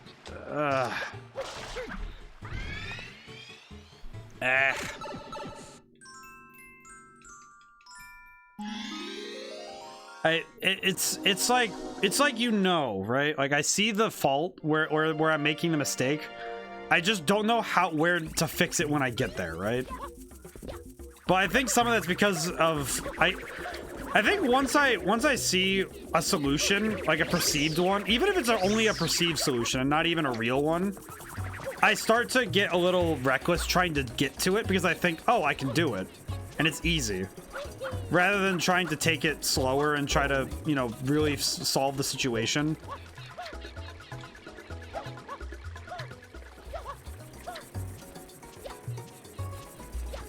But that's a philosophical question rather than a game design question, because it's all right. Well, do you play quickly or do you play safely? And it's weird because when it comes to games, it's become far more that my strategies have gotten more reckless since I started. And I think some of that's because of my newfound mentality that, oh, it's a game. And if I lose, the worst that happens is I lose. But when it comes to real life, I'm overly cautious. So it's weird for me to have that sort of duality, because in real life, I'm almost cautious to a fault. Whereas in video games, I'm reckless to a fault because of the fact that, oh, what's the worst that can happen? Oh, I lose. Well, all right then. Okay, let me think. So if I can land on that railing, then I could probably make that jump. But I have to land the railing.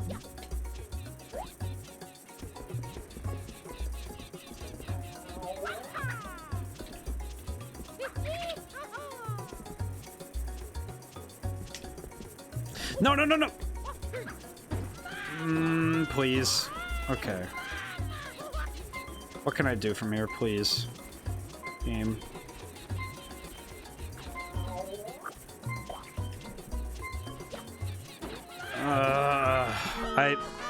Honestly, that's good. It's tough because I really want to finish this game, but man, this level is just rough.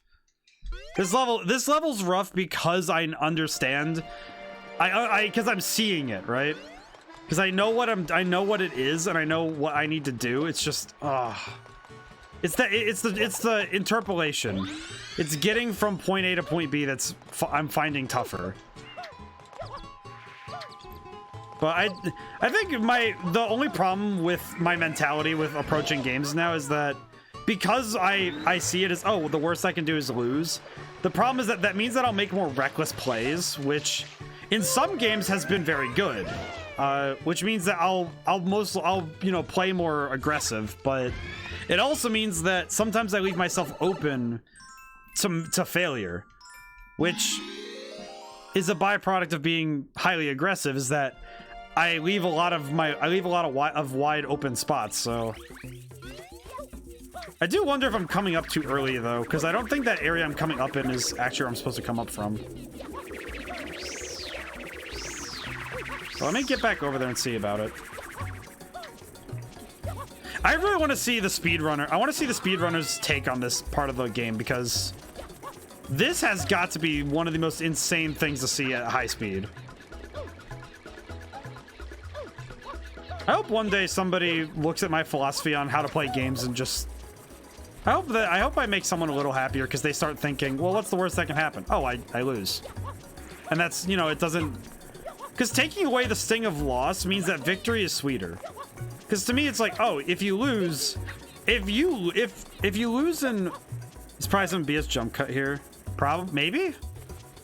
I don't know. I feel like if it's a world record, it has to be, it has to be verified, doesn't it?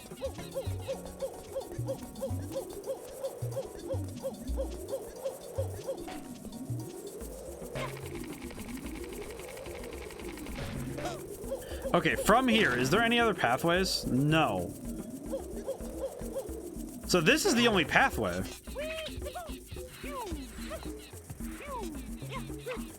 Okay, how do I get over there then? That's the path. How do I get there? Melon? No, please. Okay, good.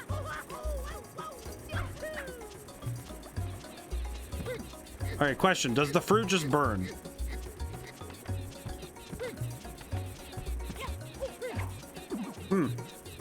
Peculiar.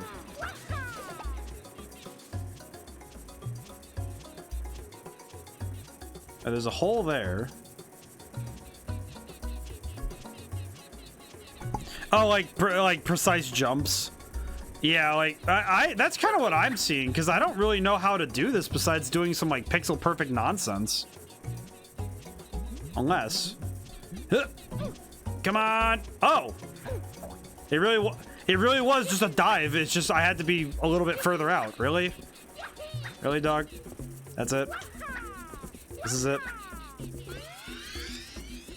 And I know that the last thing I need to do is clean this guy off. Or, no, I have to go up there, that's right.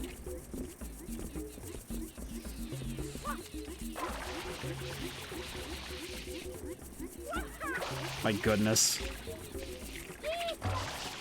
And I think this is like the hardest level out of all of them because it's not, because this one's just like the weird one. Unless I'm mistaken. Are those chickens? Sir?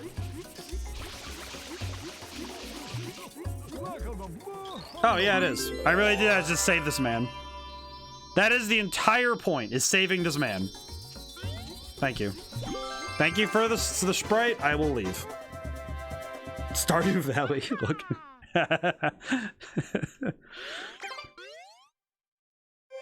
I haven't played Stardew Valley. I feel like I should. Maybe I'll do that for stream someday. I know I need to, so I have Amnesia on the list right now. Because if I finish this, then I'll just do it next week. Because I actually probably have a lot to talk about with Amnesia, because I feel like Dark Descent affected a lot of people in a way that I don't know if everybody could understand. Okay, so I remember I have to take him to the back of the town, so that's good.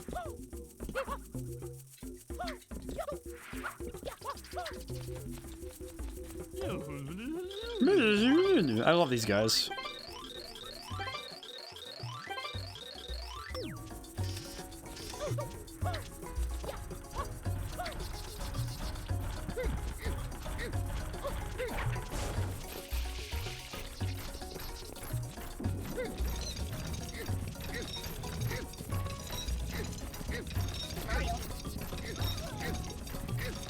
Okay, we're gonna try and take this boy to the bath.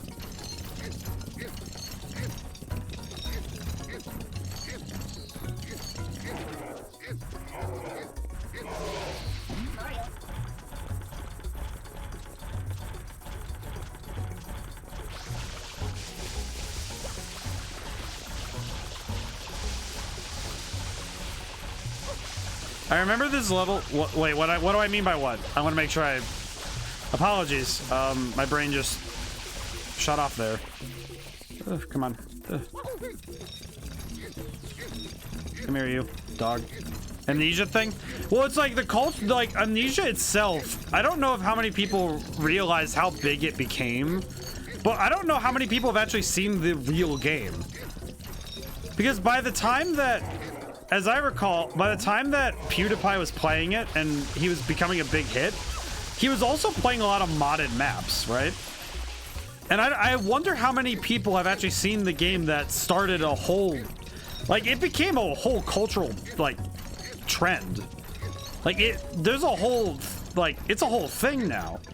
And Amnesia spawned a lot of games like it. And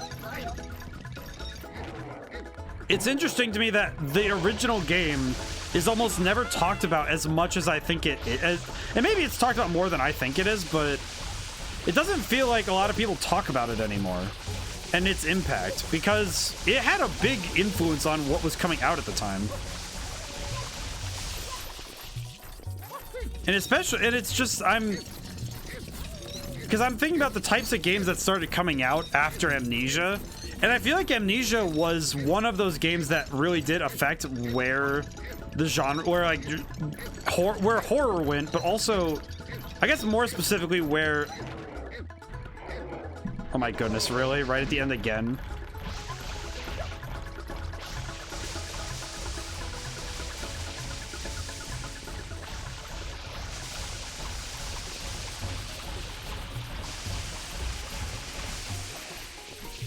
Come here.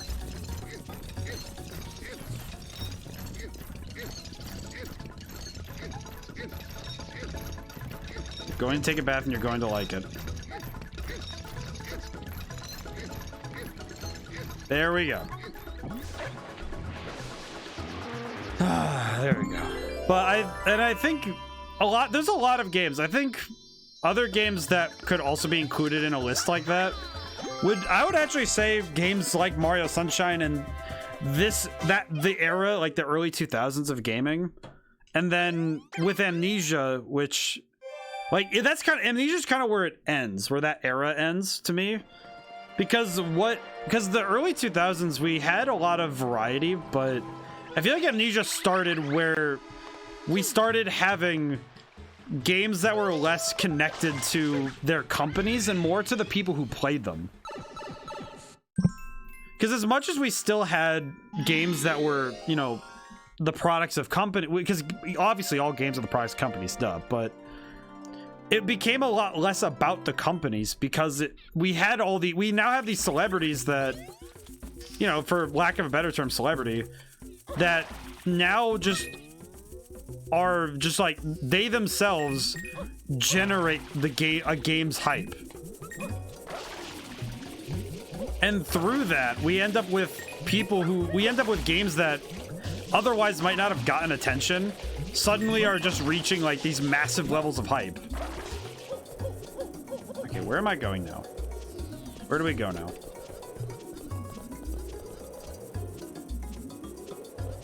Do I need Yoshi for this?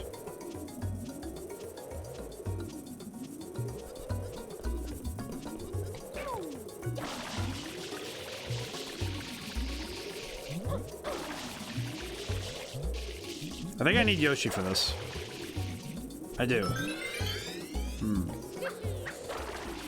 Okay, let me go back up.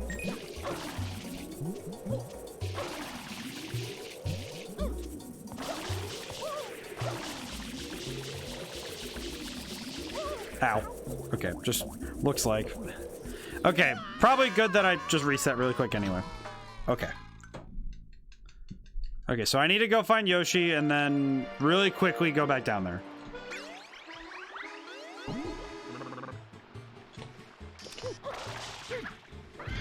It's already past midnight. Wow. I'm actually kind of surprised I've been able to stream this long, but I think my endurance for it has gotten a lot stronger. If for no reason other than because I've been getting better at it. Okay, I need to get fruit. I know where to get those actually, so that's good.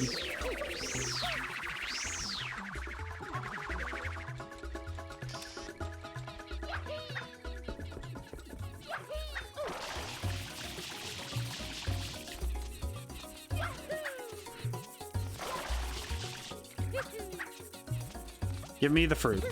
Thank you. Whee! On that gamer grind. Yeah. I actually think that when it's also improves my endurance for playing other games, because when I play, you know, for my personal life, I found that I'm actually a lot more capable of playing for longer now. It really just depends on preparation. Because I was already prepared to play today, I find that I have, you know, the endurance to handle more.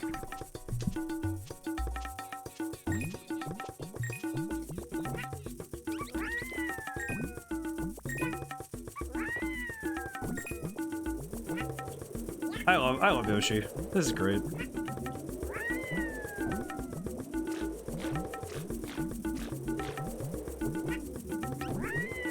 The tongue physics are kind of crazy though, but that's fine.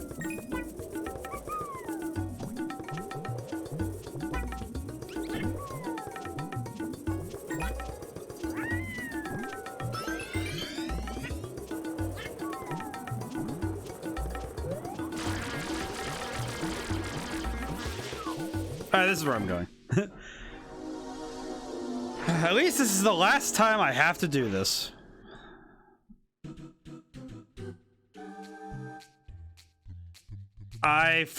Oh no.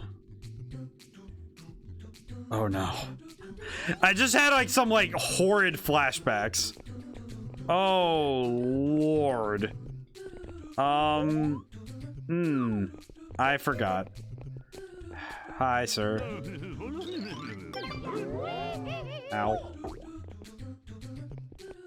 You there, small man. Thank you. I forgot about this, and I just... Where am I going? Okay, so he throws the opposite direction that you talk to him. Got it. Sir. Sir. Thank you. Owie. Ow.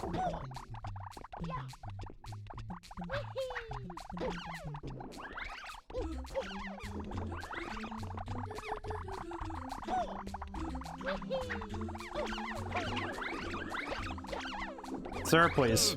Just send me. Just send it. Send it. Alright, where am I going? There's the Sprite. Do I need to wait for this man to... What are those guys? What? I'm really trying to figure this one out. Just like, wait a minute. Wait. Oh. Okay, I think I see what I need to do, but I just... My goodness. Sir.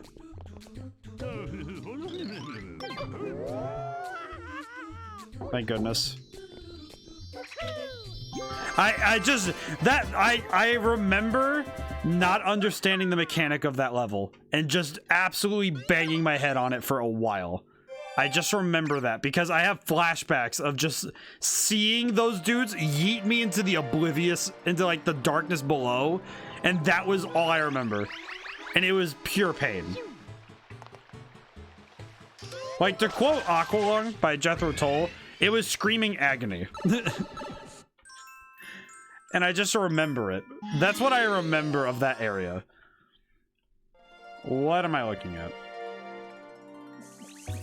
Young man. I went away for a bit, and now it's a doozy. Some of the villagers are trapped in the burning ooze.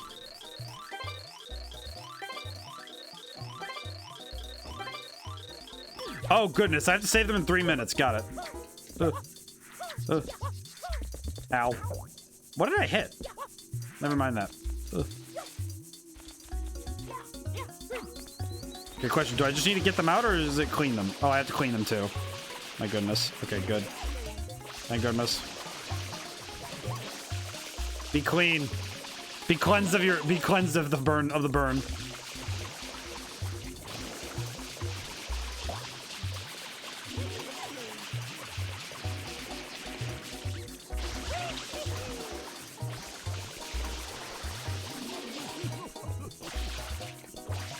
Don't worry, your mom will be fine. Just shush. Very good.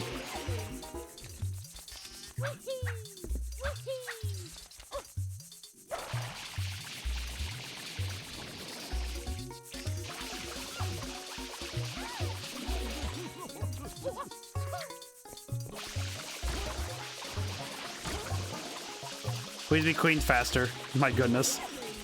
It's interesting because I feel like this is the only mission that really dictates that you must clean. Okay, what am I missing still? Is that a thing, or am I just going crazy? Nope, that's not a thing. Good.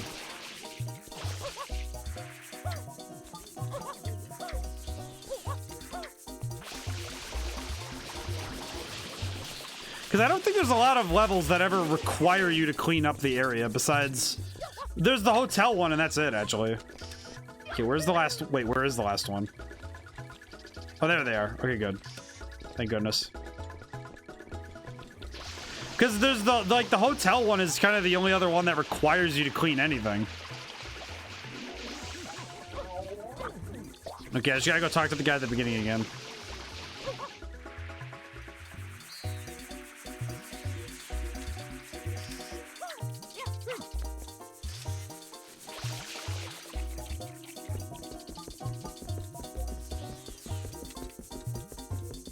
These rope look surprisingly good. Sir, can we... Sir. Sir? You're the savior. Please take this. Thank you. Thank you for the shine sprite that you guys already have. Thank you. Amazing job. There is now one level left. And then I have to deal with Bowser. And that's it. Though, that said, the level to get to Bowser is kind of, It's kind of, Shine get.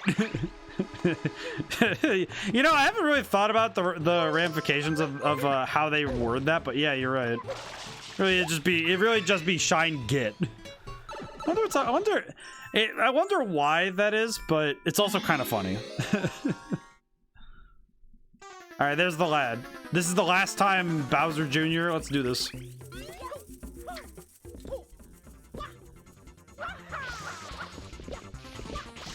Get back here, you nerd.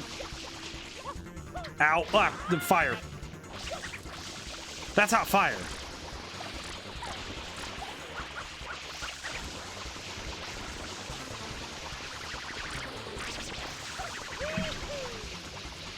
Ow. I appreciate the fact that the underground music has been made more menacing with Bowser Jr.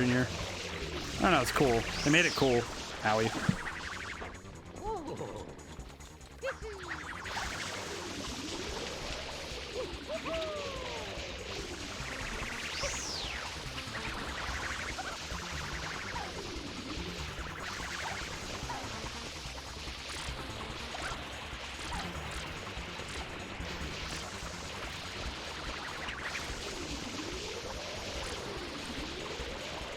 Okay, good, got him. Thank goodness. Alrighty. If I'm not mistaken, I am actually correct that this is actually it. Ah! I did it. Shine get. I actually think this might actually be the raw minimum you need to beat the game. I am actually correct. What?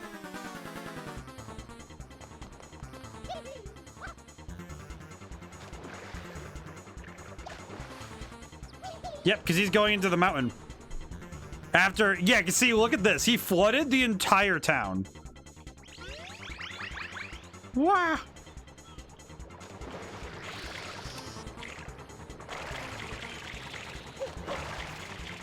For some reason, it always puts you here.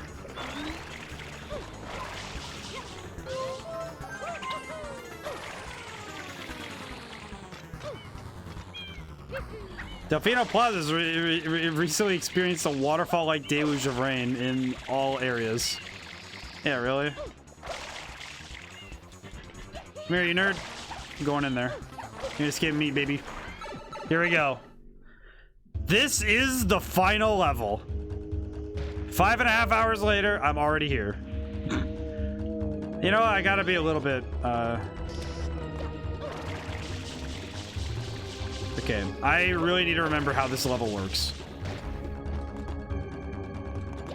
They do give you a few one-ups so that you can keep trying it, but man, this is a rough one.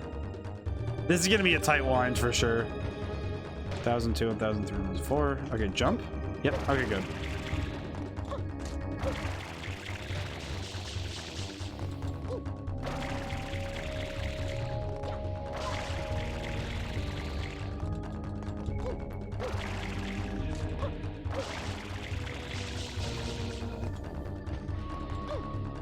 Oh my goodness. This is actually, I think, how a final level should be designed, because I feel like this is like the right amount of menace. Because what's the opposite of water? Oh, fire. So why not just put you in a volcano? Put the man in a volcano. Why not? One up. Most excellent. Boat.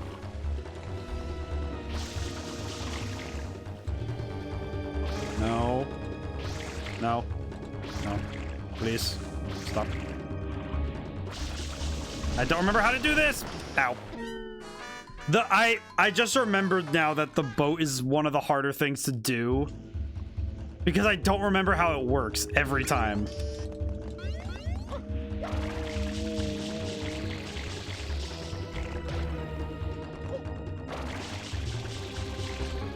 Because the boat... Dead. Yeah, the boat... The problem I have is with the boat is that you have to... If you didn't do any of the challenges using it in, like... Because if you don't remember how the leaf works in Bianco Hills, if you don't remember how that thing works from, like, the first level, you just don't know how to do this area. Like, and it's going to be a bit of a learning curve for me, but I think I can do it. It's just going to be a little rough. Ugh. Okay, we're good. We win. We win those.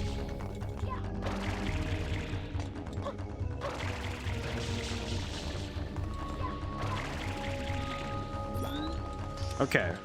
I need to look at this again. Okay, so how do I... Okay.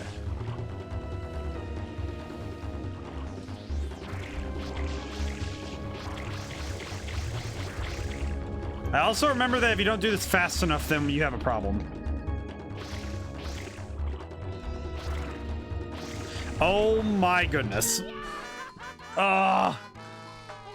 Arrivederci, what?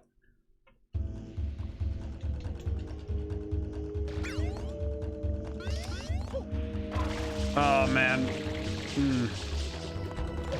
The tough thing about this level is that is that the final level is reliant on a lot of mechanics, which is true for all final levels, because it's supposed to be the final test of all that you've learned, right?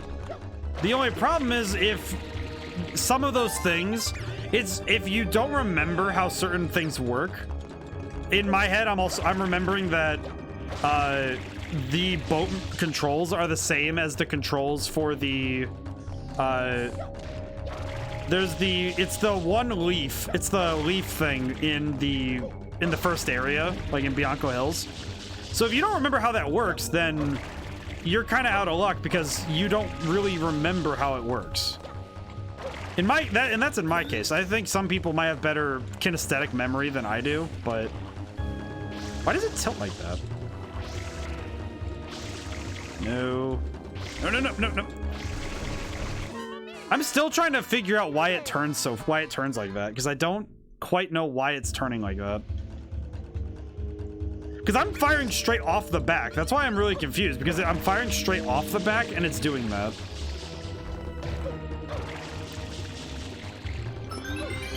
So I do recognize I need to just stop doing that, but I'm not quite sure how. Oh, please no. Oh. Okay. I'm gonna wait. Okay, let me think. I need to think this over. The spikes are also timed to each other, so that's pretty good.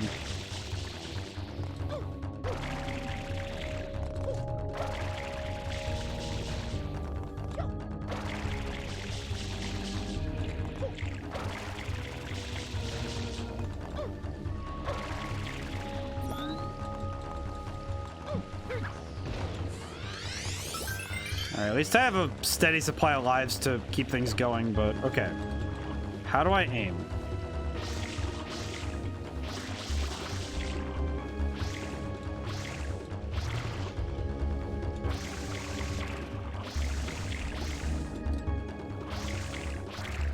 No, stop turning that way. Why does it keep turning that way, even when I don't want it to?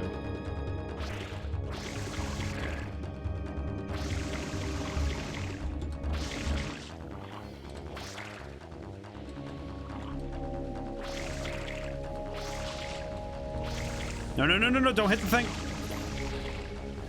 Don't hit that thing either. No, the boat! This is actually one of those parts of the game that it makes me wonder, like, I understand that a checkpoint system wouldn't really make a lot of sense at this point in the game, but it would make a lot of sense at this point in the game. This is actually, I think this is true of the modern games, actually, with Odyssey especially. I think it's actually true. They actually have a checkpoint where this would be. Like where you'd get on the boat would probably be where a checkpoint would be if they were to design it today.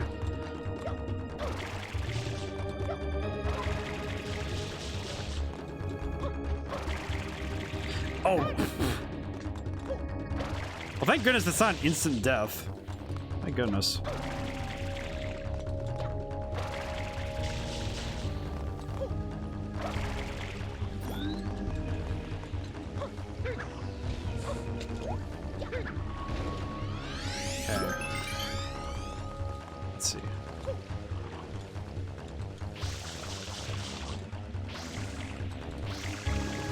Turn the boat. No. Stop. No, stop. What? Wait. Mamma mia. I feel like the whole last, like, 20 minutes is gonna be me at this point, and that's it.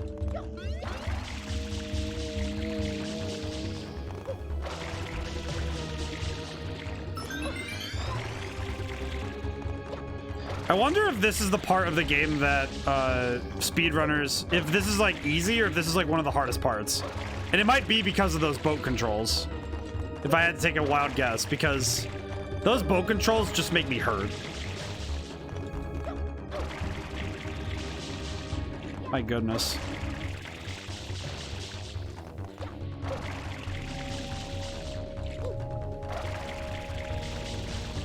And I wonder how much practice it takes to get good at this part.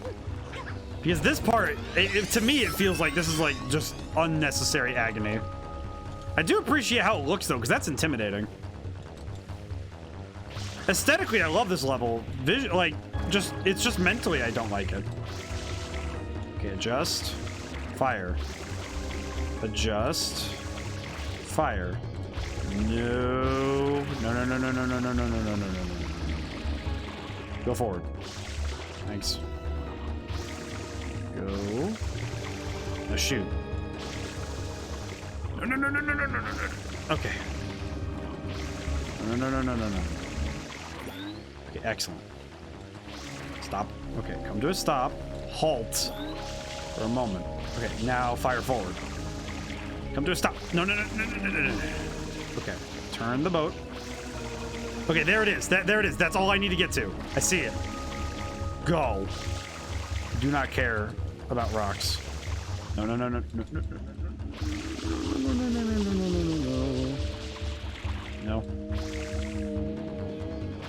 Okay, this is good.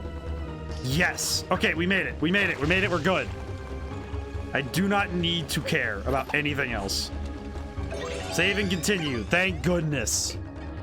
Okay. Press and hold ZR to rocket nozzle. And I believe this is the platform I just need to... Whee. Yep. Oh no, it's just right there. Whee.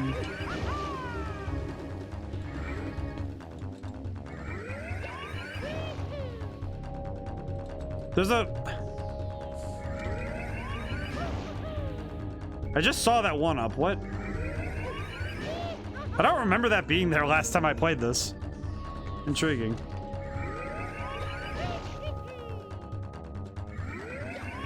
Ooh. The water's great, hey, Junior? Sure is, Papa. Come on in, Mama Peach. I think not. Mario! You again? Don't you ever give up? Mario! How dare you disturb my family vacation? What? Momther. Also, just this. All of this. 99% of this.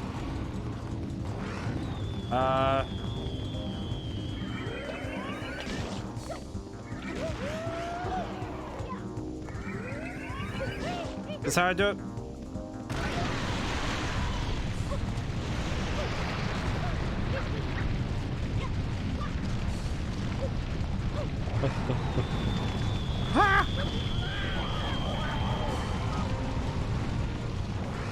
This entire stage is just a whole... This is just a mess. And I don't know how best to describe it other than as a mess. Because this is the final boss. Ah! Run away. I ran into it.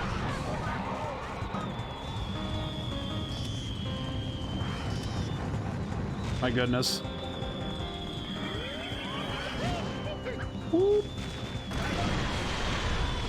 Oh, so by the way, the whole time that this is happening, for some reason now Flood is starting to show wear and tear, and there's no explanation for it. It's just, oh yeah, he's the high impact is enough to harm him, I guess.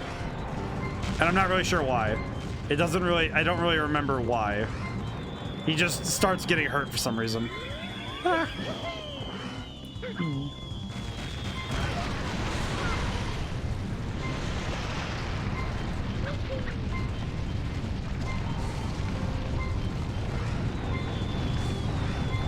My goodness. Ah.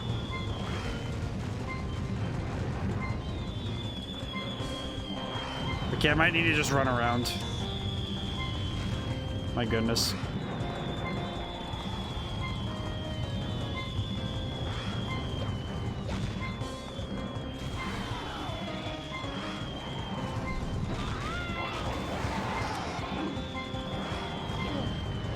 Come on, game, let's do this.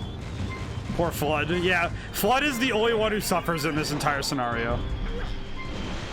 We did it! Oh wait, no we didn't. What? Go! We did it! Ah! There goes Bowser. We did it.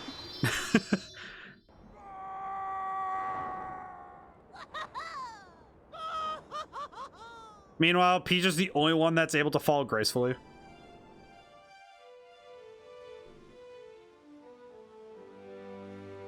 Peach.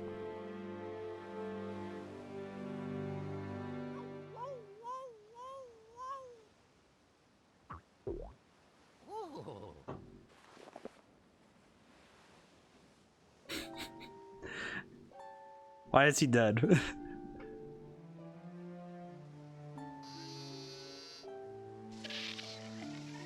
Game over.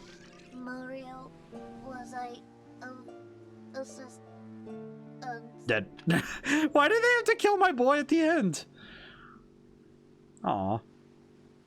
Mario, look. The big yellow is back. We did it.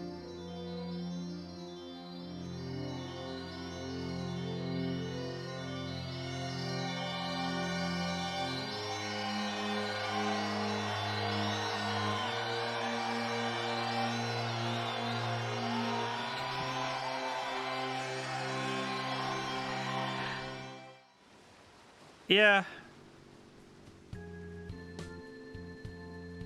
Junior, I've got something difficult to tell you about Princess Peach. I know, she's not really my mama. Someday, when I'm bigger,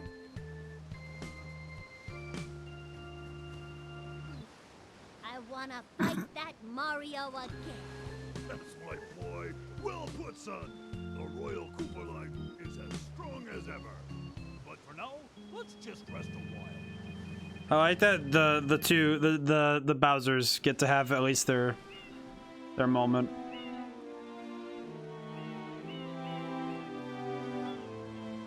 Oh yeah, and somehow they repair him. Behold him. He did it. The vacation starts now. There you go. Yeah, we earned the vacation. Hooray. We beat it. Oh, that makes me sad. It's Iwata. Oh. Okay, well, that was Super Mario Sunshine. I somehow did another game in a single sitting. I don't think this one was supposed to be, but I did it.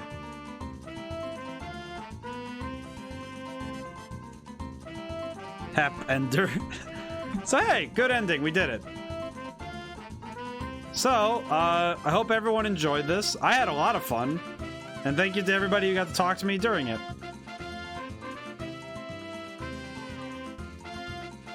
I actually had a lot of fun doing this, and I hope everybody else did too. We kind of have to sit through the credits because, you know, it's tradition, but it's amazing to me how, like, because think about how many people usually work on a game nowadays. This is what they worked with back in the day, right?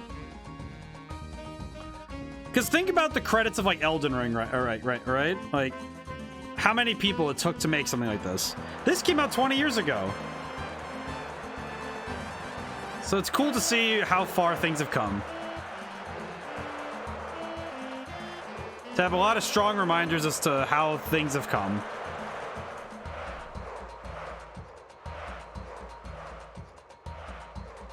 So we did it.